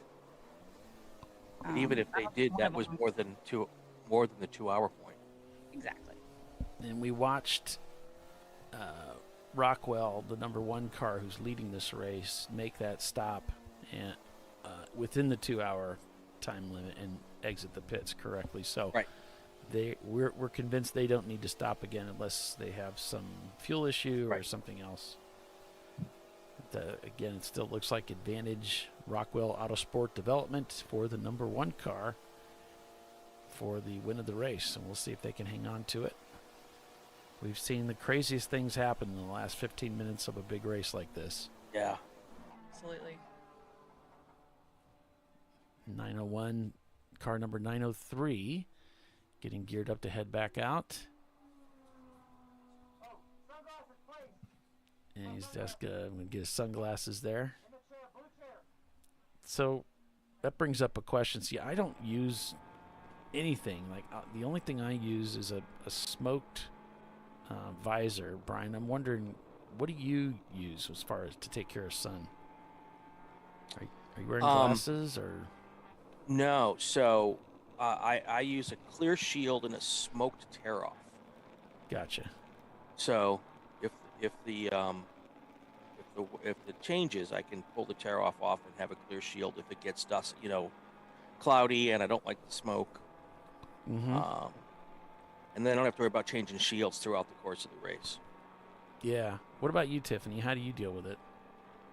I have these polarized prescription sunglasses that I love and are nice and comfy. And I just open my visor and stick them in there. Gotcha. They're really good at, for the sun and everything, but also obviously. Sorry. Another close one And there. they also work in really low light conditions pretty well. So twilight and that sort of thing, and they don't have any of those little nose pieces or anything. So if I need to take them off, like if it got really dark or rained all of a sudden, I can pull them off super easy. Just chunk them in the car somewhere or whatever. Yeah. And the Transitions prescription glasses actually work really well for that kind of thing. The ones that get darker and lighter depending on the sunlight. Oh, yeah. Because I have to wear glasses in my helmet because I can't see without them. Prescription sunglasses, so That's- it's all yeah. encompassed in one. That's one of the dilemmas I run into. My eyes have finally gotten bad enough to where I have to have I would need to have something. I can't read the gauges. Yeah. So I'm okay looking out the window and all that, but I can't read the gauges, so I'm trying to figure out what to do about that. Mine are for seeing out the window, right? And so when I try to look at stuff in the car, it gets a little blurry, especially like when it gets dark. Yeah. I have progressive lenses, so that helps me see the lens, see the gauges, and out the front window. Right. All the things. Well, that's what I normally wear when I'm, on the street and I'm trying to hide from all the fans and the paparazzi. Yeah. Because I Clark imagine Kent, for you that's a big problem. It's a Ollie. problem, but my glasses, like Clark Kent, nobody can tell that's who I really am. Got it. So So the 64 of O-Town just headed back out with their Audi TT. It's been sitting in the paddock for a while. that poor Audi, man. Right. Those guys have been through it. They've had like 2 race seasons in one race. All the trouble they've had with that car. But they're still after it. Yeah, they're staying after it.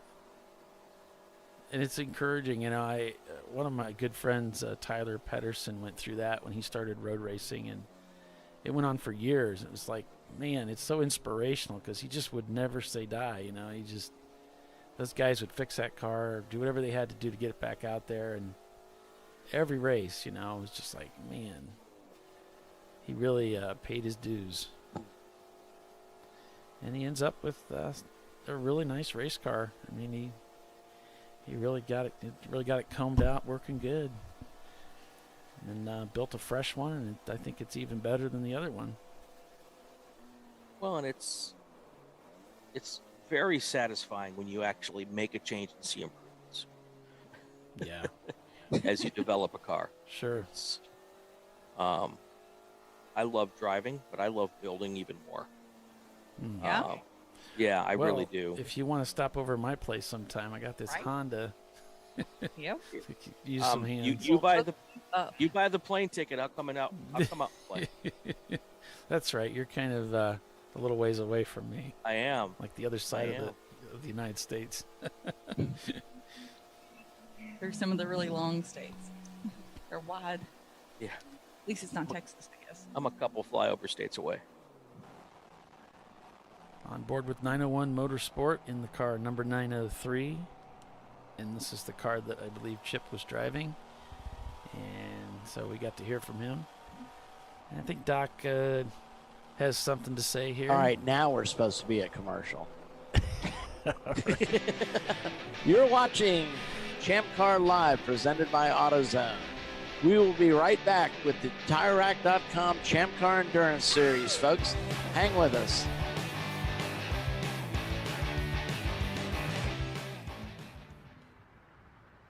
I probably need new tires. You do. What if they sold tires online? We do. We're TireRack.com. They could offer lots of tires We have so many tires. and help you find the right tire. It's called the Tire Decision Guide. Oh, and they could ship them to a nearby mechanic. We shipped to over 7,000 independent recommended installers. This is an amazing idea. Sorry. TireRack.com, the way tire buying should be.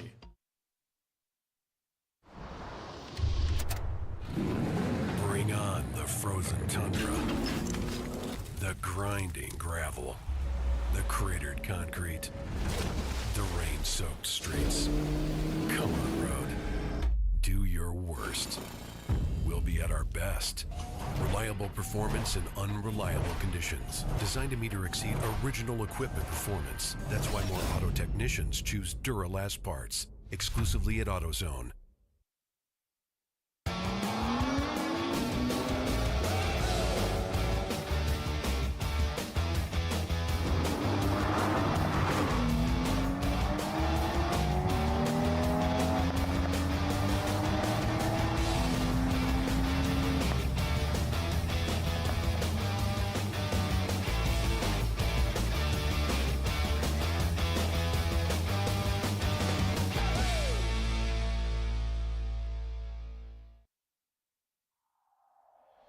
Discovery Parts is a veteran-owned racing and safety equipment company. While we're located inside Atlanta Motorsports Park in Dawsonville, Georgia, Discovery Parts can also be found at the tracks, supporting a number of ChampCar Series events. We take pride in being a reseller of the best of the industry to ChampCar teams and drivers. We know racing, love racing, and look forward to tomorrow to even more racing. Visit us at discoveryparts.com. Come on, road. Do your worst. We'll be at our best. Stress tested to meet or exceed original equipment performance. Exclusively at AutoZone.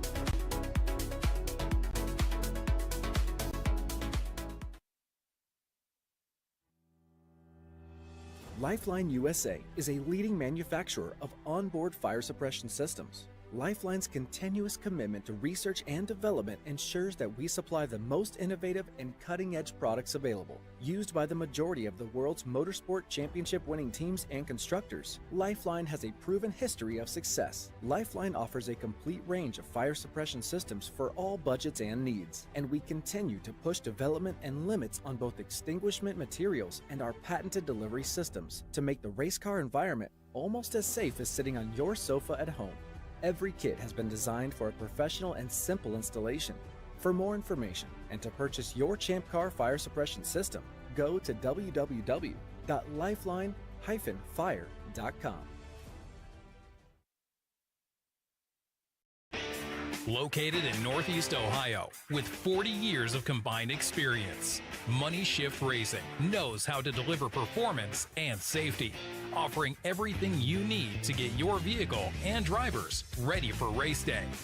From safety equipment to full engine assembly and repair, in-house fabrication, 3D design, and rapid prototyping. Money Shift Racing. Performance done right. Frozen rotors from Diversified Cryogenics deliver increased performance and a higher level of safety while significantly reducing braking system costs. So to tell you a little bit about the durability of this product. So we have seen an incredible extension of the life of our brake rotors using frozen rotors. We've gone from brake rotors every other weekend to 6 weekends on one set of brake rotors, and I think they can go farther. The durability has been amazing, and it's been a fantastic season, and man, a lot of that is due to the way our car can brake on those frozen rotors. For more information, go to frozenrotors.com. I did it. You see how it's... That's it. We did it. You did it. You can do it. The path to I did it starts at AutoZone. Get in the zone.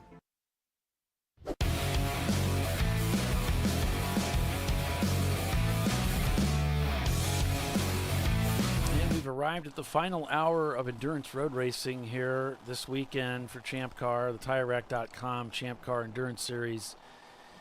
The final hour of racing after 23 hours. Uh-oh. Somebody's getting a salute. Yeah. You're number one. It's not a car next to him. Maybe it's somebody on the other side of the racetrack or something. I don't know. But or maybe it was for the camera. He knows. I don't know. Yep. Final hour, My folks. cup of coffee. Ready Yeah. to go for the last hour, people. Wait, what? Nice. I've had 8 a.m. here. Yeah, I've had 4 cups of coffee today so far. Oh, wow. I don't want to know that. Wired. I'm going to crash big time. All right, this is going to get interesting here in the next few minutes. Let's see what happens. A good amount of caffeine. Yep. It all comes down to this. You think about all the money, all of the effort, all the time, all of the sleepless nights that led up to this moment. How is this race going to play out? It was all for this, and now it's in the hands of the drivers. With the exception of certainly Visceral Racing Group, they still need to come in and make one more pit stop. And we'll see how that goes for them. Yep, Paulie, let's talk shop for a second. Is your start-finish line camera still working? Yeah. Okay. That's it. Yeah, that's all I need to know. I don't want to have like at Watkins Glen, all of a sudden it disappears. Yeah, that was unfortunate. Yeah. No, it seems to be just I fine. I didn't believe you either. It's been stable. Everything's been. You didn't believe me either, huh? Yeah. Because I Yeah, so didn't believe you. Somebody hit it. frequently lie to you, mislead you. He's lying.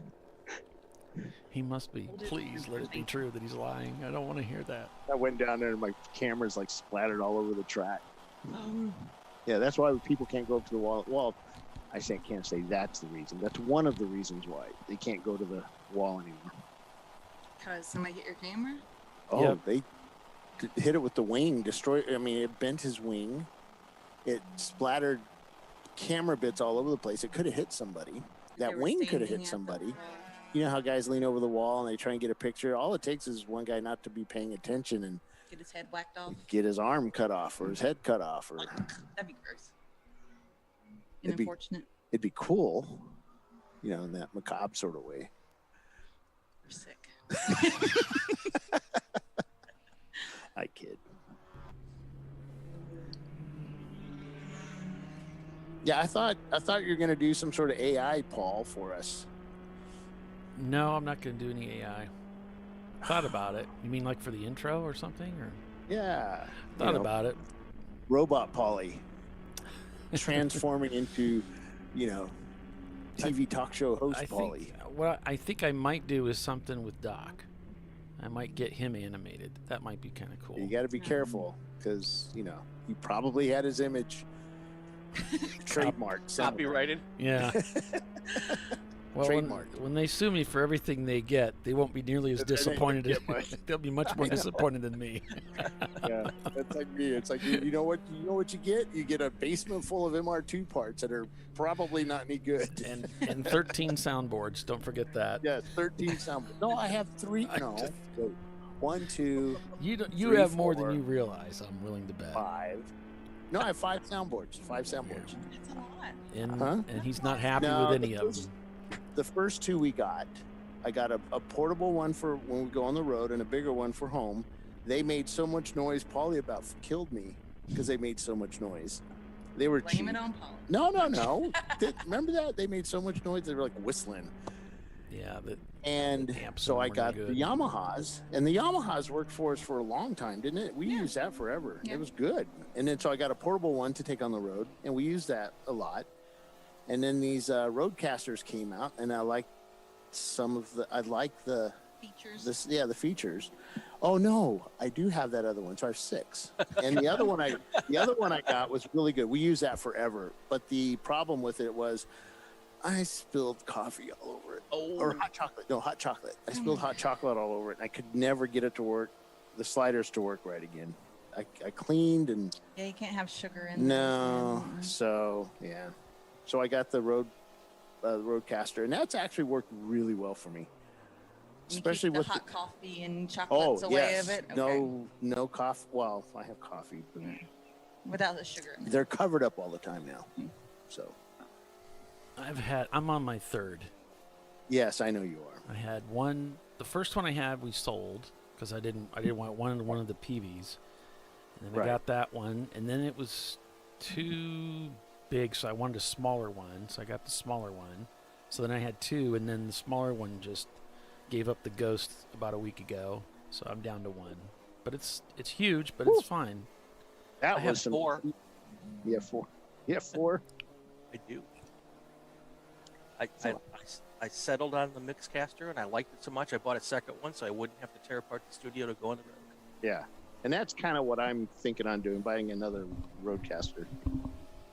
I think I might have heard that the 3.4 was into the 985, which would be the 3.4 is hard 6 racing, and the 985 would be 985. Okay, bent over racing. Okay, clapped out was in the incident earlier. Yeah, clapped out is 993. Mm-hmm. Yeah, did you see that incident, Bill, that we caught on the show? No. Oh, you want to watch it? Yeah, sure. It's amazing. Is it good? Was that the Corvette? No, this was between Blake's Garage and was it Clapped Out, Tiffany? Clapped Out, yeah. I'm losing my concentration's going away.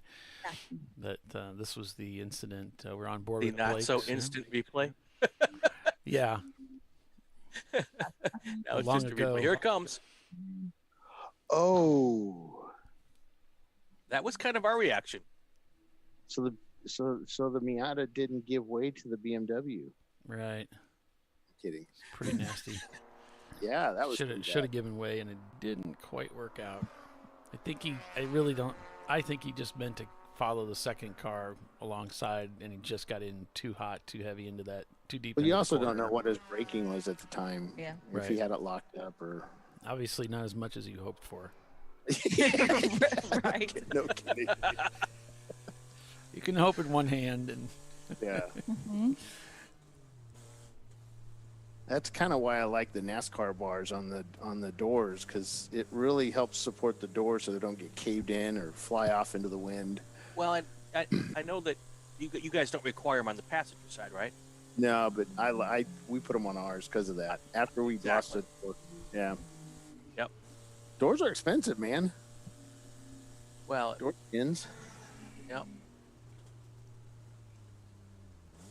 And if somebody hits it, it kind of bends it in just a little bit. It's just a hammer, done. Nobody would ever when want it's that. when it's yeah.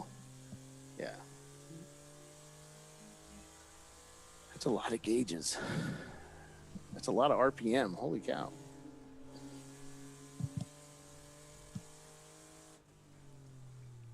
like Timothy said, you can't swing a dead cat without hitting the Pinata, so they're everywhere. Yeah. Quite a few here today.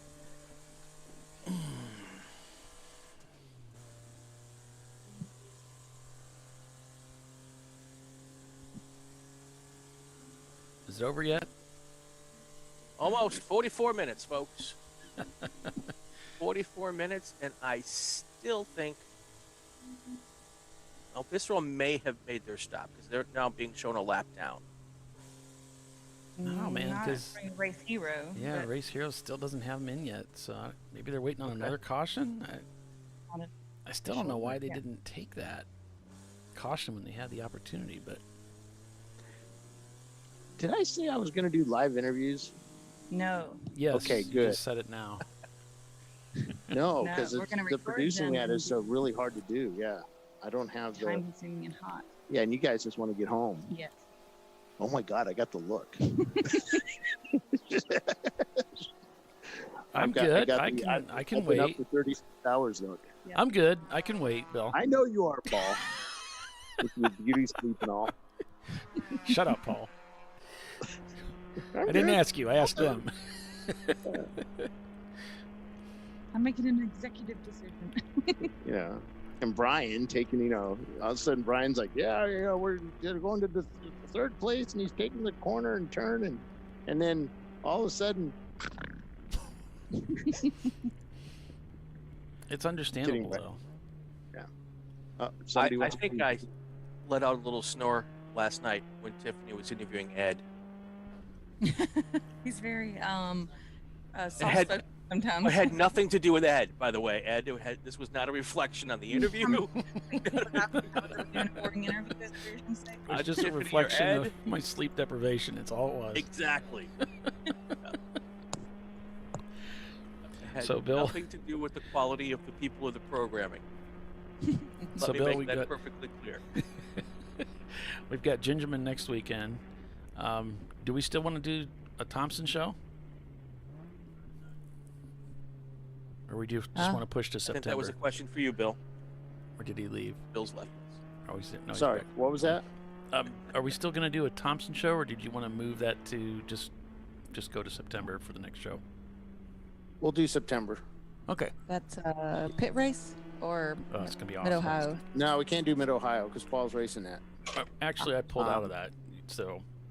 Well, we pulled it- still, unless you want to do it from home, we had issues doing it last year. Oh, okay. We can't do it from on site, but if you can do it remotely, we could. Well, we can talk about that. Yeah, we'll time. talk about it. We'll talk. Yeah. I want to bug you about it. And I was just curious about Thompson because that's. No, it's we've done it before there, right? We just had issues. Yeah. Yeah, we've done it before, but I'd kind of like to get that weekend freed up. Doesn't sound like a bad idea. Just say, I don't want to work, Bill. That You have to put a request in, Paul. a rec? What Is do they there a call those? is there a request for that?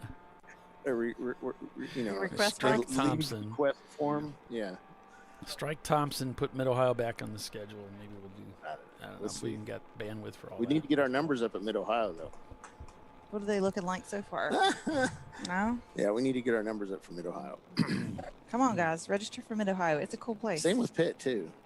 Really? Think Pitt's so awesome. Yeah, just like this race. 'Cause that's a good track. I think what's happening is people are just waiting till they want to make sure their car lasts. They want to make sure they have drivers before they join. Because look at this one. It was like 3 hours before the race started. We were at like 20 entries. No. And then all of a sudden we're at 80. You We might did get 10 or exaggerate just a 15 the little. last couple of weeks. Yeah. Yeah, Actually, it was we were no, like- it was pretty big. It was actually I 85, exaggerate a little. and then you had Yeah, like I 5 exaggerate. cancel. Sorry, so. Yeah. But yeah, it's Mid Ohio. I think people are just waiting. Mid Ohio's so awesome too. I mean, everybody loves Mid Ohio. Yeah. Yeah, I was set up to race with somebody, and I backed out. So, but the Yeah, team we were went supposed to on. do pit race, but it's just not working for everybody's schedule. Oh, okay. Alan took too much time off at the beginning of the year, so. Oh, messed up his schedule. Gotcha. Yep. I'd like to run pit race again because I want to, or not pit race. I want to run Mid Ohio because we almost won that one, or we had a chance to win that one. We were in position to win that. How do you say that without sounding? You had a chance, solid chance. We had a solid chance. We were leading it up until the last stint, last 2 hours. And then it was snatched from your grasp. I don't know. I don't personally. I do not think I would have been able to beat Robin Banks' fastest driver. I don't think I could have. Were you in the car? Yeah, For the final stint? I would have been in the car. Yes, on the last stint. We had to fuel. He did not have to fuel. That would have put him. We would have been equal when we went out, or he would have been like half a lap back. And when we would have had to fuel, and he would have chased me down. It would have been harder because I'm trying to stay ahead. He's chasing me down. They have a lot more experience at Mid-Ohio than I had. That was my first time ever racing there, so I'd only had one stint. So it would have been a big disappointment, but it would have been fun. Did you feel like you had a lot more in the Mini Cooper than what you were able to do? Like, because that was only like one stint, right? I mean, you really didn't have much time in it. Well, I had 2 hours, which is pretty good. I mean, that was a lot more time than I got in the Camaros over time. But yes, I think, and no. You know, I know for me, like the first time I get into a car, the next day is when it really comes together for me. I've had Saturdays when I was really hot and really on top of it, but usually for me it's the second day that it all kind of comes together. Does that happen to you? Yeah, kind of. It's usually third stint. I've got it all together because first stint is like, what the heck does this thing do? You know, how does it respond? Second stint is, okay, where can I push it? And third stint is, okay, I've got this. Right. So it's you know, because I've been thinking about it. I've been talking to people, and they said, you know, I wasn't braking. I mean, their drivers are 10 seconds a lap faster than me. Yeah, part of it is it's a big racetrack too. You know, they've got a lot more seat time this year than I do. Yeah, they've got more seat time in that car than I do. Right. No, nobody's faulting you for being. But no, I'm not. It's just trying to. But this is this is a track I race on a lot. So, or I drive on a lot. But there's a lot of issues. I wasn't going to push it. Right. You know enough about the track to know what definitely not to do and how you don't want to get yourself in over your head. The thing I was worried about the most was there's some really fast cars here and good drivers and some pro drivers. And I've raced against pro drivers before, and they take some risks that I don't think are necessary. And I saw it. I saw some young kid racers that are good, but they take unnecessary risks. And they did take some unnecessary risks around me that put me at, you know, could have ruined my day. Right. And like right through here, like this hurts. More if you risky get off. than you wanted to be involved with. Yeah. And, you know, you back off and just take it, man. If you run it that bad, take it. Right. You know, we're in position to win this in F class, and I'm just going to keep it together and do our job. So, you know, I'll move out of your way because I know I can only do 110 miles an hour or whatever this thing does, you know. But yeah, I could be faster if I drove it more. Sure. Well, it's muscle memory, you know. Yeah. And anything you do more, you do better. Yeah. When I was driving, you gotta figure out, I really like the way the throttle response was for, you know. There's just the throttle and transmission. The engine needed more torque. I like torque, you know, because I drive these V6s. Yeah, I drive V6s or V8s. I like the torque, but it was fun. That's like driving the Opel GT, slowest car ever, and you went, oh, I want more speed, but it was fun. Yeah. You know, makes you work for it. Yes, you have to work for that second or half a second or whatever it is. So. Yeah. I just want lots of horsepower to make up for my lack of ability. I'm just putting it out there. Finally, the truth comes out. Yeah. No one wants to say it. Finally, Brian brings it out. Just leave it to me, man. I just want enough power to cover up the mistakes. We see it. I mean, you see a car that there's no way that car can beat me. He's cheating. No, that driver just knows how to freaking drive. Yep.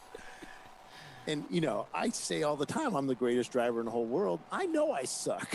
It's like, we don't say it publicly, okay? But wait. Oh, wait, was I not supposed to say that? I didn't get that memo.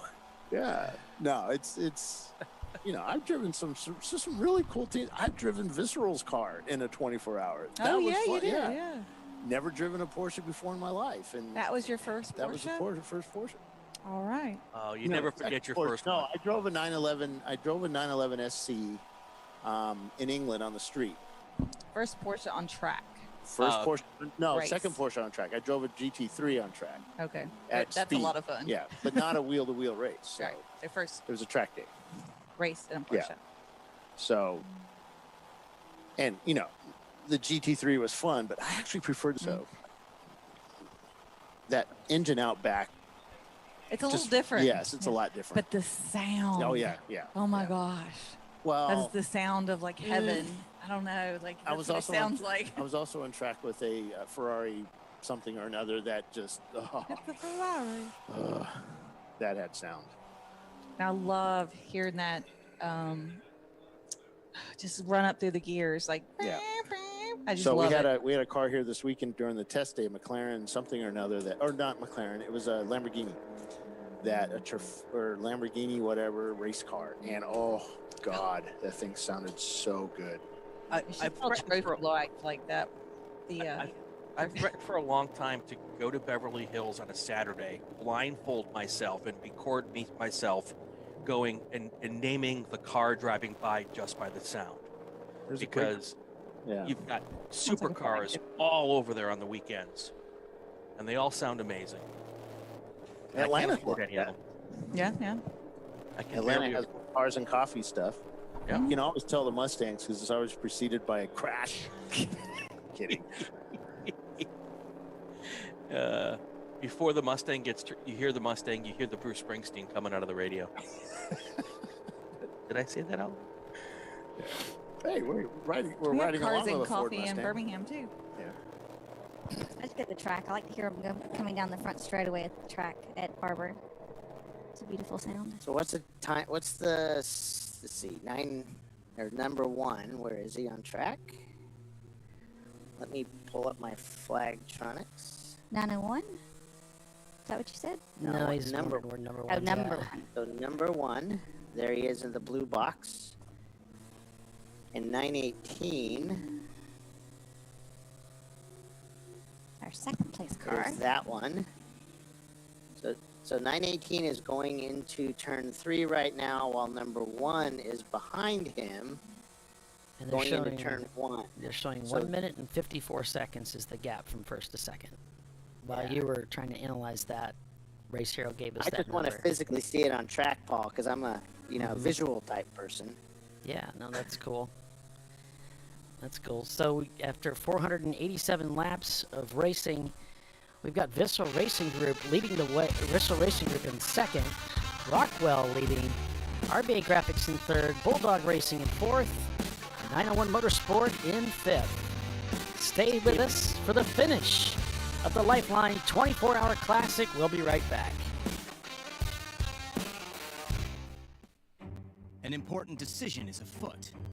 This man is about to buy tires on TireRack.com.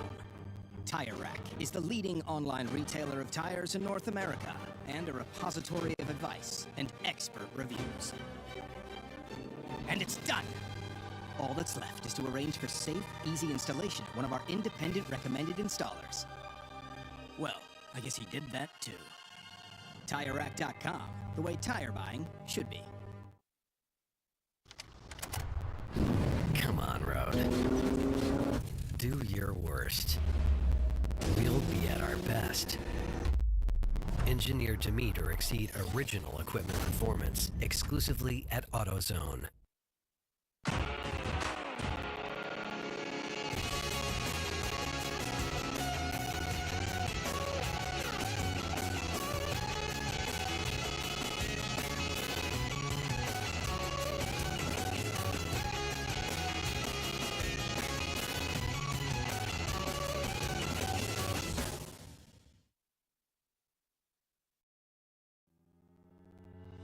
Lifeline USA is a leading manufacturer of onboard fire suppression systems. Lifeline's continuous commitment to research and development ensures that we supply the most innovative and cutting-edge products available, used by the majority of the world's motorsport championship-winning teams and constructors. Lifeline has a proven history of success. Lifeline offers a complete range of fire suppression systems for all budgets and needs, and we continue to push development and limits on both extinguishment materials and our patented delivery systems to make the race car environment almost as safe as sitting on your sofa at home. Every kit has been designed for a professional and simple installation. For more information and to purchase your ChampCar fire suppression system, go to www.lifeline-fire.com. RVA Graphics and Wraps is a full-service design, signage, digital graphics, and wraps company located in Richmond, Virginia. With over 20 years of experience, RVA Graphics and Wraps offers premium signage options for your business. We are dedicated to offering our clients best-in-class service in all aspects of graphic design and application. For more information, visit us on the web at rvagfx.com.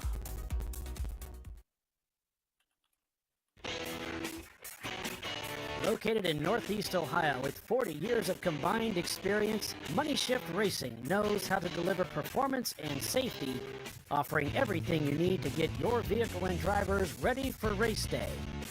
From safety equipment to full engine assembly and repair, in-house fabrication, 3D design, and rapid prototyping.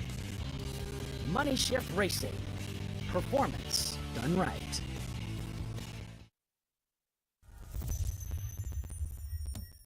Frozen rotors from Diversified Cryogenics deliver increased performance and a higher level of safety, while significantly reducing braking system costs. So to tell you a little bit about the durability of this product.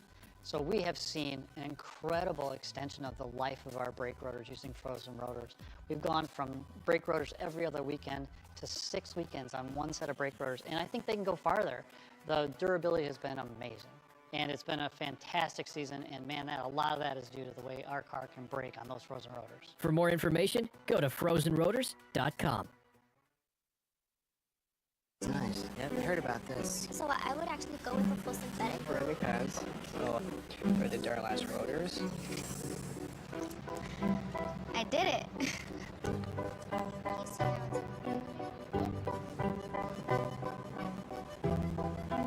I did it. That's it. We did it. You did it.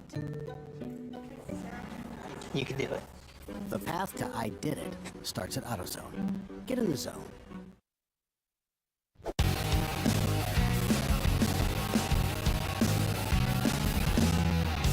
All right. Welcome back, everybody, for the conclusion of the Lifeline 24-Hour Classic at VIR. I'm Paul Veltum, joined by Brian Belansky, Tiffany Alexander, and Bill Strong as we count down the final minutes of this incredible race, the epic 24-hour race at Virginia International Raceway. Thanks for joining us, everyone. Please like and subscribe, and so that you'll be notified the next time we go live to broadcast our next covered race. On board with Whitnauer Motorsports right now in their Mini Cooper. But right now, the talk of the day is Rockwell Autosport in their Porsche Boxster, the #1 car, and the battle that they're having right now with Visceral Racing Group as they approach 500 laps of racing here at VIR in this scorching heat and stifling humidity, peppered with cautions and strewn with blown engines and oil on the racetrack. These drivers have seen almost everything today. As I mentioned earlier, they've done maybe 2 seasons worth of racing, some of them in one race alone, as we close down the final minutes here of this epic race. So, Paul, I need you to weigh in. We were talking while you were catching a couple of hours of shut-eye. If Whitnauer makes it to the podium and wins this race in F-Class, Bill should drink out of his shoe, right? Yeah. Do a shoey. I think Bill needs to do a shoey. Yeah. Bill, we're volunteering you for some things. Yeah, that would be great on the that'd be a great picture. That'd be a great photo op. Yeah. What? Oh, we have for a our video club. of that. That would go viral. Stand out there with the checkered flag and checker it in the middle of the track? No, we think No, that if Whitnauer wins F-Class, that you should drink out of a shoe. Yeah, the last guy's stint that you should do a shoey. You got to do a shoey. What do you think? We don't get champagne. Only first, second, and third. No, get drink champagne. lemonade. Something else. Just drink lemonade. I don't care what you drink out of your shoe. Just drink it. That ruined my shoe.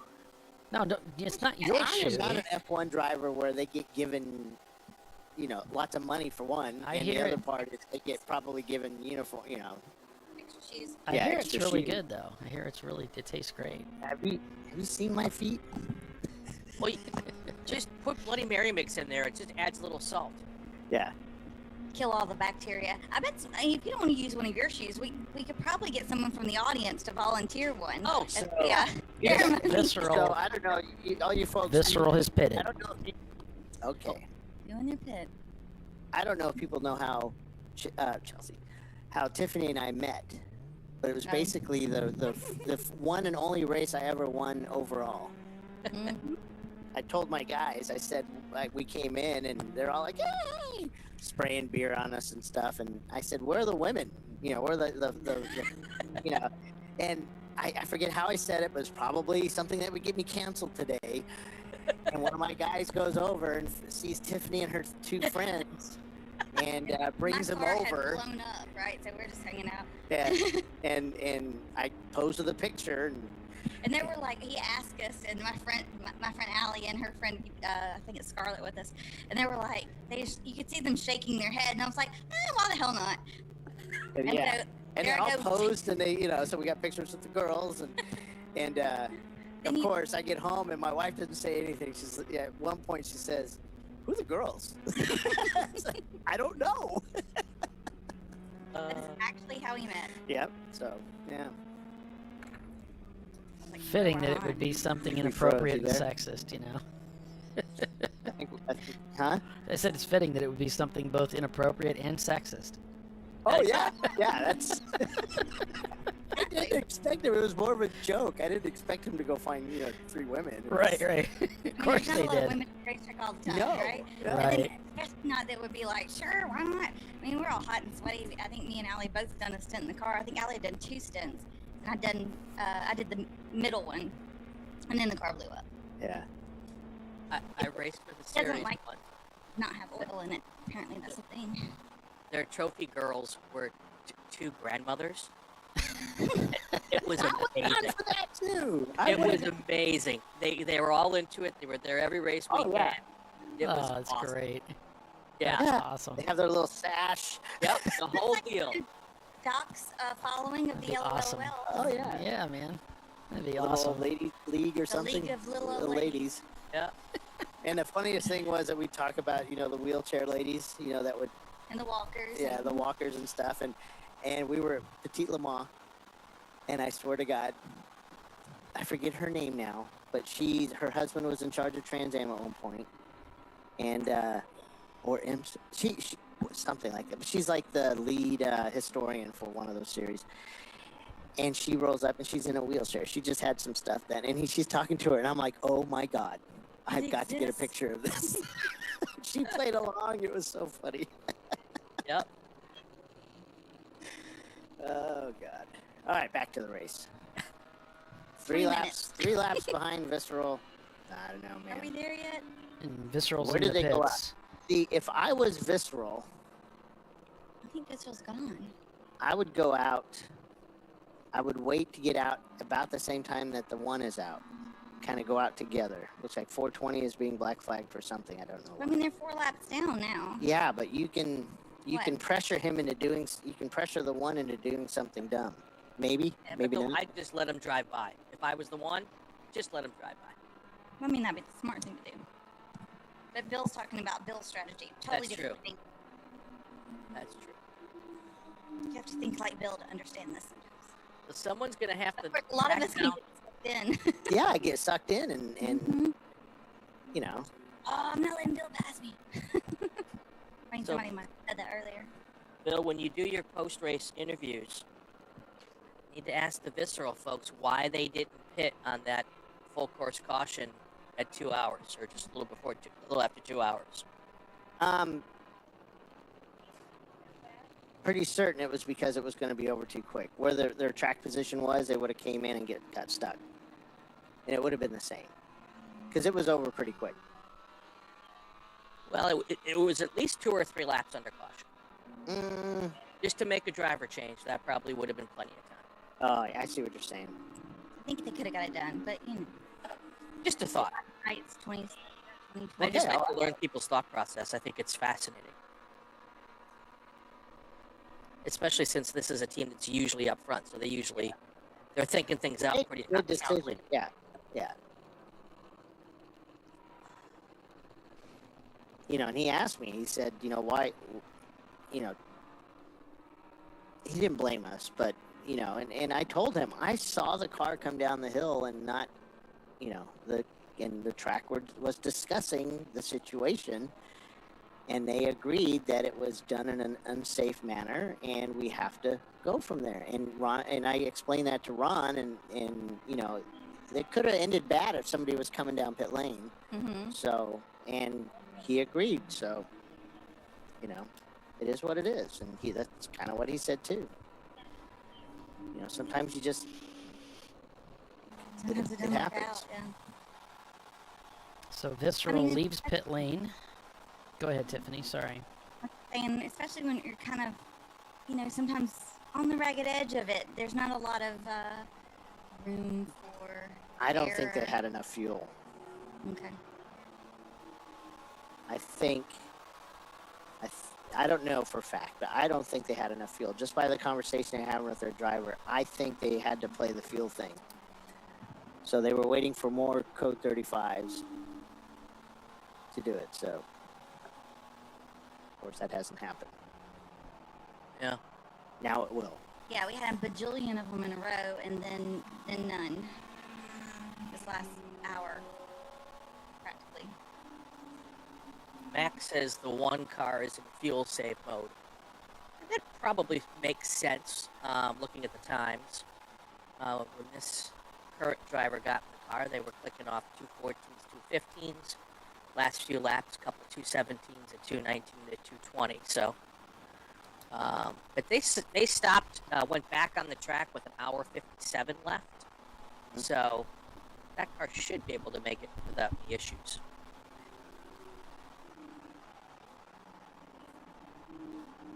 At about a quarter after, I'm going to go down and film the finish.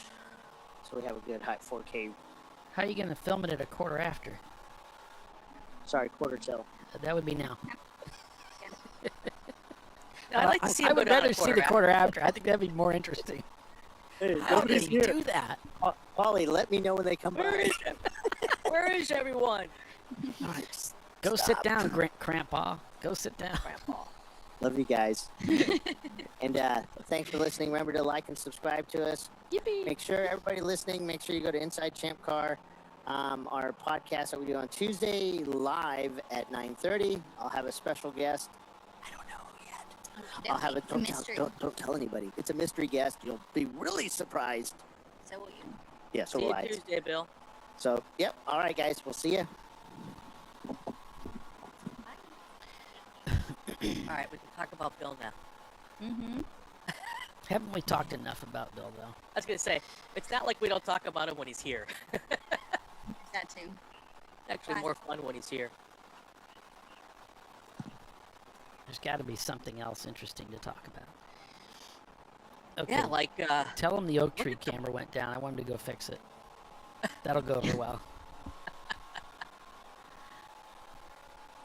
Look at all the marching ants. We're 23 hours and 45 minutes into this race. And is Bill still up there, probably... Tiffany? Yeah. Tell him the start-finish cam just went down. Ollie said the start-finish cam. Yeah, I don't know why. Just I'm turned around sorry. and kept walking. I don't know why, but we just lost 3 of our track cameras all at the same time. Sorry, Brian. I just didn't want him to get away. Yeah. Because we're gonna, if he doesn't take that seriously and fix that, we're not gonna get the finish. Yeah. Well, Bill's working on Unless that. There must be 50 cars still out there. Yeah, there's gotta be. I would agree with that. There's so many cars out there. It is nuts at 23 hours and The top 45 minutes. 29 are all out there except one car, so that's 28. Then you got a few out. Okay, And then it just came back up, Tiffany. I'll make him run. If he's probably got his phone. I'll just tell him. I'll just send him a message. Don't touch it now.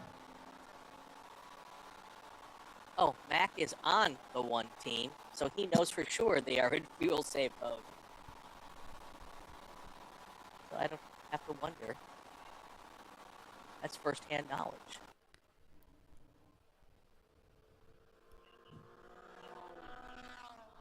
Yeah, I don't know what happened. They just, our track cams just kind of blinked. Solar flare. Yeah, EMP. Drat those EMPs. Yeah. We had an EMP right during the top of the hour network news last week. You should see the engineer completely lose his stuff. What? Yeah.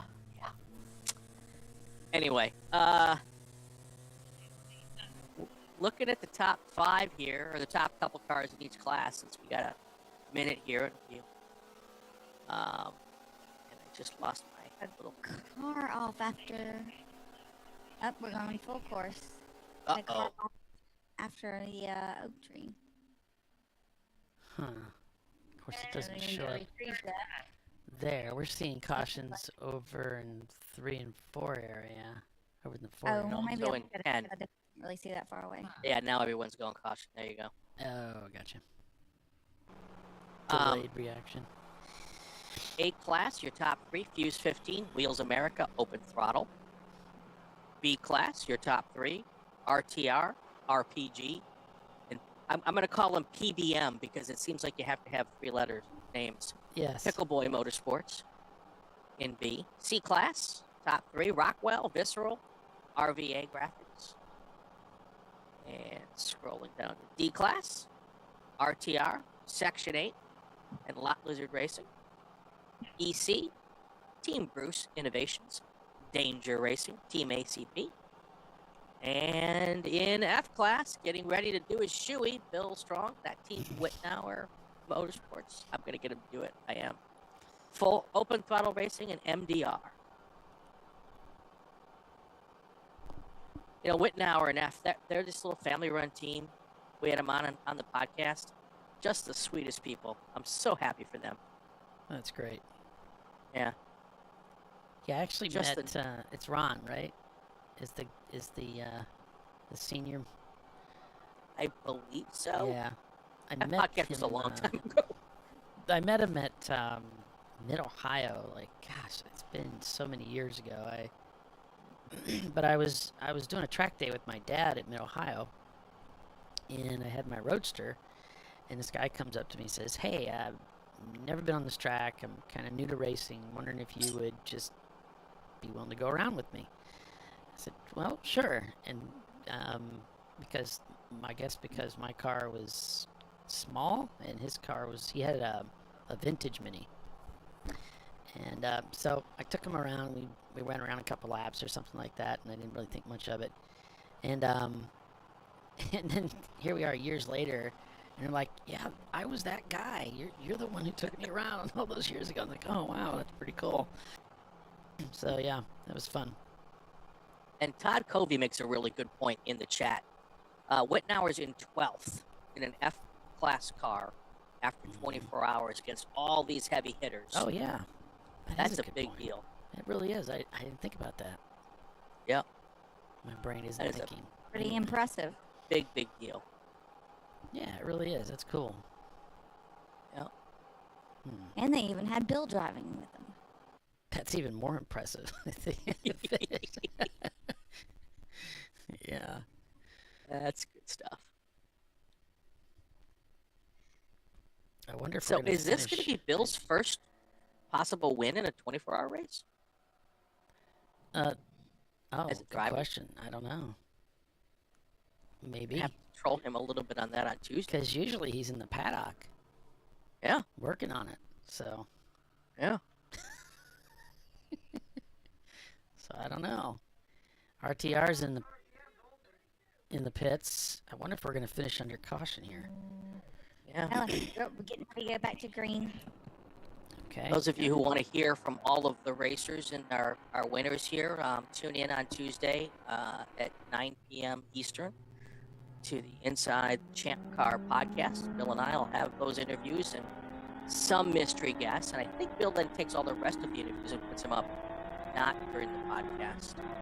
So all that sound will be coming on the ChampCar live YouTube channel throughout the week. And then in the following days, I'll get the national points system updated, and I'll get that to our leader is on webcaster. pit road. Oh, okay. Really? Yeah. Yeah, he's come in. This is strange. Yeah. Let's see what's going on here. Is he just going to put a quick splash of fuel in because he's got a 2-lap lead? But I don't think that's enough. It's a there's- 5-minute stop. Yeah, there's no such thing. Actually, he's loosening his belts. It looks like they're going to do So a driver Bill change. thought They needed to do a driver change before the end, but I thought they were right at the 2-hour No, mark. when yeah, I did think that, they were so- fine. Maybe this is just they want to get a different driver in to go across the finish line. Yeah, I Seems think, like a risky move. Yeah. They must feel that they have some kind of a problem there, so... For basically, this will be maybe 2 laps.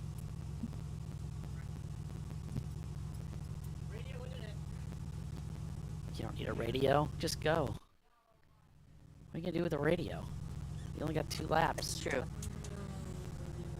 That's one of the nice things about going in last. You don't have to worry about it. Just get in the car and go. I bet you this is just a want to get the new guy or someone a chance to cross the finish line in a 24-hour race That would be first. hugely risky, though, but I don't know why else they would do it. They've got 2 laps. It's not that big of a risk as long as the car doesn't die. Yeah. Let's see if Mac, who's in the chat, ceremonial. Yep, they wanted to get Doug Oakley to finish the race for the team, so they brought him in to get Doug in the car. And so Doug Oakley's going to take the Rockwell Autosport #1 car to victory lane for this team. That's cool. Yeah. Want him to take the checker. Yeah. Okay. That's fantastic. Well, it's great they have the opportunity to do that. Yeah, definitely. And if they'll probably try to line up the 1 car, the 715, and the 10 car, so they can cross the finish line together. A la Le Mans. Yeah, that's always fun. It's fun to Yeah. see that, to see that. Our start-finish camera went down again, so I'm not sure we're going to get the finish, folks, but no. but we've got you guys in the tower. You can kind of call it. Or I can call it. It's fine. It might come Sorry, I back didn't up. hear some of that. Rick was up here asking him. Well, I was asking him where my cool shirt was, and he was asking me where his was. So we had to swap earlier. Actually, I can do a What did you need from me? refresh on this. Nothing. We're good. Okay. The start-finish cam's going up and down. Oh. I can't see start finish really great from my vantage point, but I can see everybody as their own like It's couple all right. feet to it. We're inside the car, so we'll know. Yeah. So it'll be okay. Yeah, we'll have a different vantage point of the start-finish line. Yeah. Not altogether bad. No. Normally in a situation like this, I would have a picture-in-picture thing going on, so we get to see both of them. But if it comes back up, oh, there it just came up, so we might get to see it after all.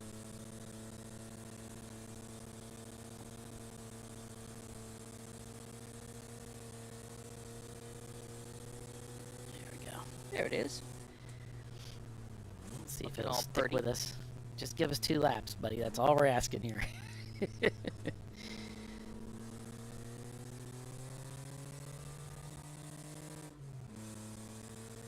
So, RVA Graphics and Wrap show not turning laps. They're in 3rd place. They may be in the pits. But with 4 minutes to go, You're calling 2 to go. 2-lap lead, they can probably stay in the pits. Yeah. Unless they're doing the same thing and trying to get someone in the car to take the checker flag. Oh, you're welcome, Bernie. Thank you, Brian and Tiffany, for coming in and doing this again. Really appreciate it. Well, thank you for having me. haven't missed this one in many years now. No. This is one of my favorite races to help you guys call. So Desperately appreciate the help, especially in the night. yeah. Well, and David Haynes is a hoot. No, he's not with us at the moment. But it was always fun having him and his Aussie accent taking us through the night. Absolutely. And he's on a different time zone, so it's not quite as exhausting for him to work overnight here. So that just works out really well. Well, and it works out well for me too, because when I pop on at 10 o'clock your time, you know, I got you through most of the night. I still got to go to sleep around 3 a.m. for a couple of hours, so it worked out great. The 901 and 903 are back to back with each other. So is the 645 and the 644. With the 640, whatever the other one is, right behind it. So you're seeing the teams start to try to stack up with each other. I think. Yep. I don't think all that's by accident. No, not. Rockwell Autosport Development coming through the oak tree turn. Is RVA getting back out there? I haven't seen him cross the pit loop yet. There's still a slight chance that they could lose the podium if they don't. Oh no, they're still 2 laps ahead. Never mind. Now they're 1 lap. Coming down the final 2 laps of racing here this weekend.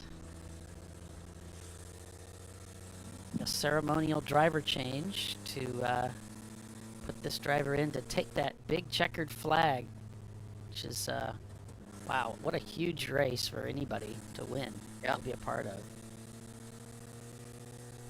Guy with pink and blue helmet there, that is Doug Oakley. Okay, they're giving them the one to go. Go. The one to go to car 1, passing the start finish. Rockwell Autosport Development, the team that brought 3 cars here this weekend. They've got a car in 6th place, they've got a car in 7th place, and a car leading the race. All 3 look to be finishing in the top 10. Well, and even if this car gave up the goose right now, it would still win this race. So. Just take your time. Well planned and calculated victory by Rockwell Autosport Development. Now And he working wants away. to slow down because he doesn't want to have to do another lap here. Well, they gave him the one to go, so he should be solid. So regardless, he's gonna get it. He's coming through the climbing S's now.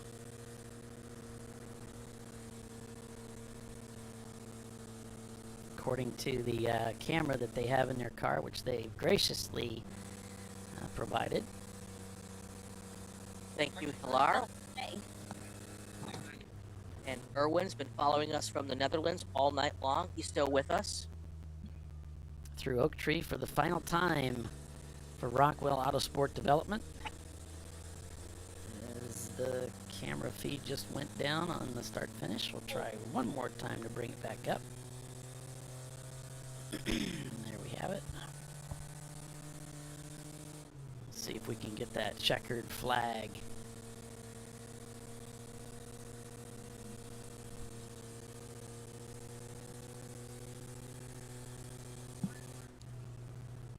R1 by 14. I'm still looking at RVA graphics.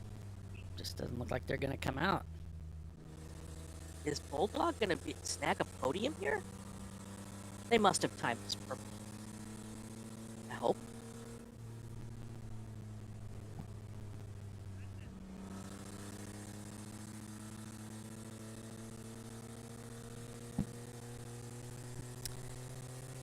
So after 24 hours of some good hard racing, the blistering heat, the stifling humidity, an oiled down racetrack, one of the most technically demanding racetracks in North America, the reigning national champion Rockwell Autosport Development takes the win here at Virginia International Raceway for the Lifeline 24-Hour Classic. and the crowd goes wild. They are so pumped. What an incredible victory for that team here, and wow, what a crown, what a jewel in their cap or in their crown for this race year for them to not only capture the championship but also to win VIR. Simply incredible. Visceral Racing awesome. Group is going to take second place. RVA looks like they're going to hold on to third. Bulldog Racing in fourth. And 901 Motorsport going to capture fifth place here. As we go down through the classes, Rockwell captures that C-class finish, followed by Fuse 15. They're going to take A-class. Team Bruce is going to get EC class. F-class is going to go indeed to Wittenauer Motorsports. Congratulations to the Mini Cooper team. And we got B-class going to, looks like RTR is going to take B-class this weekend in their Honda S2000. And D-class looks like it's going to go to the Ford Mustang of RTR. So congratulations to all of our competitors who came out this weekend. What an incredible race weekend. All three of the open throttle cars crossed the start finish together. Hey guys, take a look at your race hero, third place. Oh, Bulldog has made the pass. Indeed, RBA Graphics has fallen to fourth place. Just one lap after all that work. And the checkered flag is in the sky. Look at that. What a beautiful shot. So drama's right down to the last lap here, folks. That's right. Bulldog That's snatches why away that podium. Wow. Never give up. Never, never, never. Yeah, we learned that again and again. Look at how excited they are.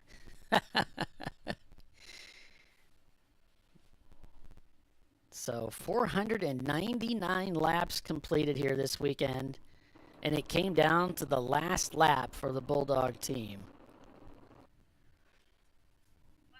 That's pretty wild. Incredible. That's so cool. Feel bad for the guys at RVA, the guys and gals at RVA, but when you toil for 24 hours and snatch a podium on the last lap, there is nothing cooler than that. Also want to thank all of the folks who've been following along in the chat all night long. Timothy Elliott, Dylan Pfeiffer, Erwin, Spencer Kremble. Yep, and Bernie, of course. Bernie's always with us. LR. Good stuff. Gary McCormick. Mac. Yep. Lots of fun. Atlanta Speedworks says they were number one with positions gained, with 53 positions gained. They said at least a moral victory for us. Absolutely. Yeah, no question. Just being able to race out here, then going along with that to be able to finish a race here, and then to take the checkered flag is just amazing. Pretty amazing. And now you have to pack up the trailer. In the heat. In that heat. Money Shift Racing, after a very dramatic race, comes home with a running race car. So they finished this race. And there's Rockwell parking here. They've brought them to a stop for impound. So congratulations to the whole Rockwell Autosport Development team. A race win well deserved. So that's going to do it for us here on ChampCar Live. So for Brian Belansky, Tiffany Alexander, I'm Paul Veltum, and we'll see you next time, folks. So long.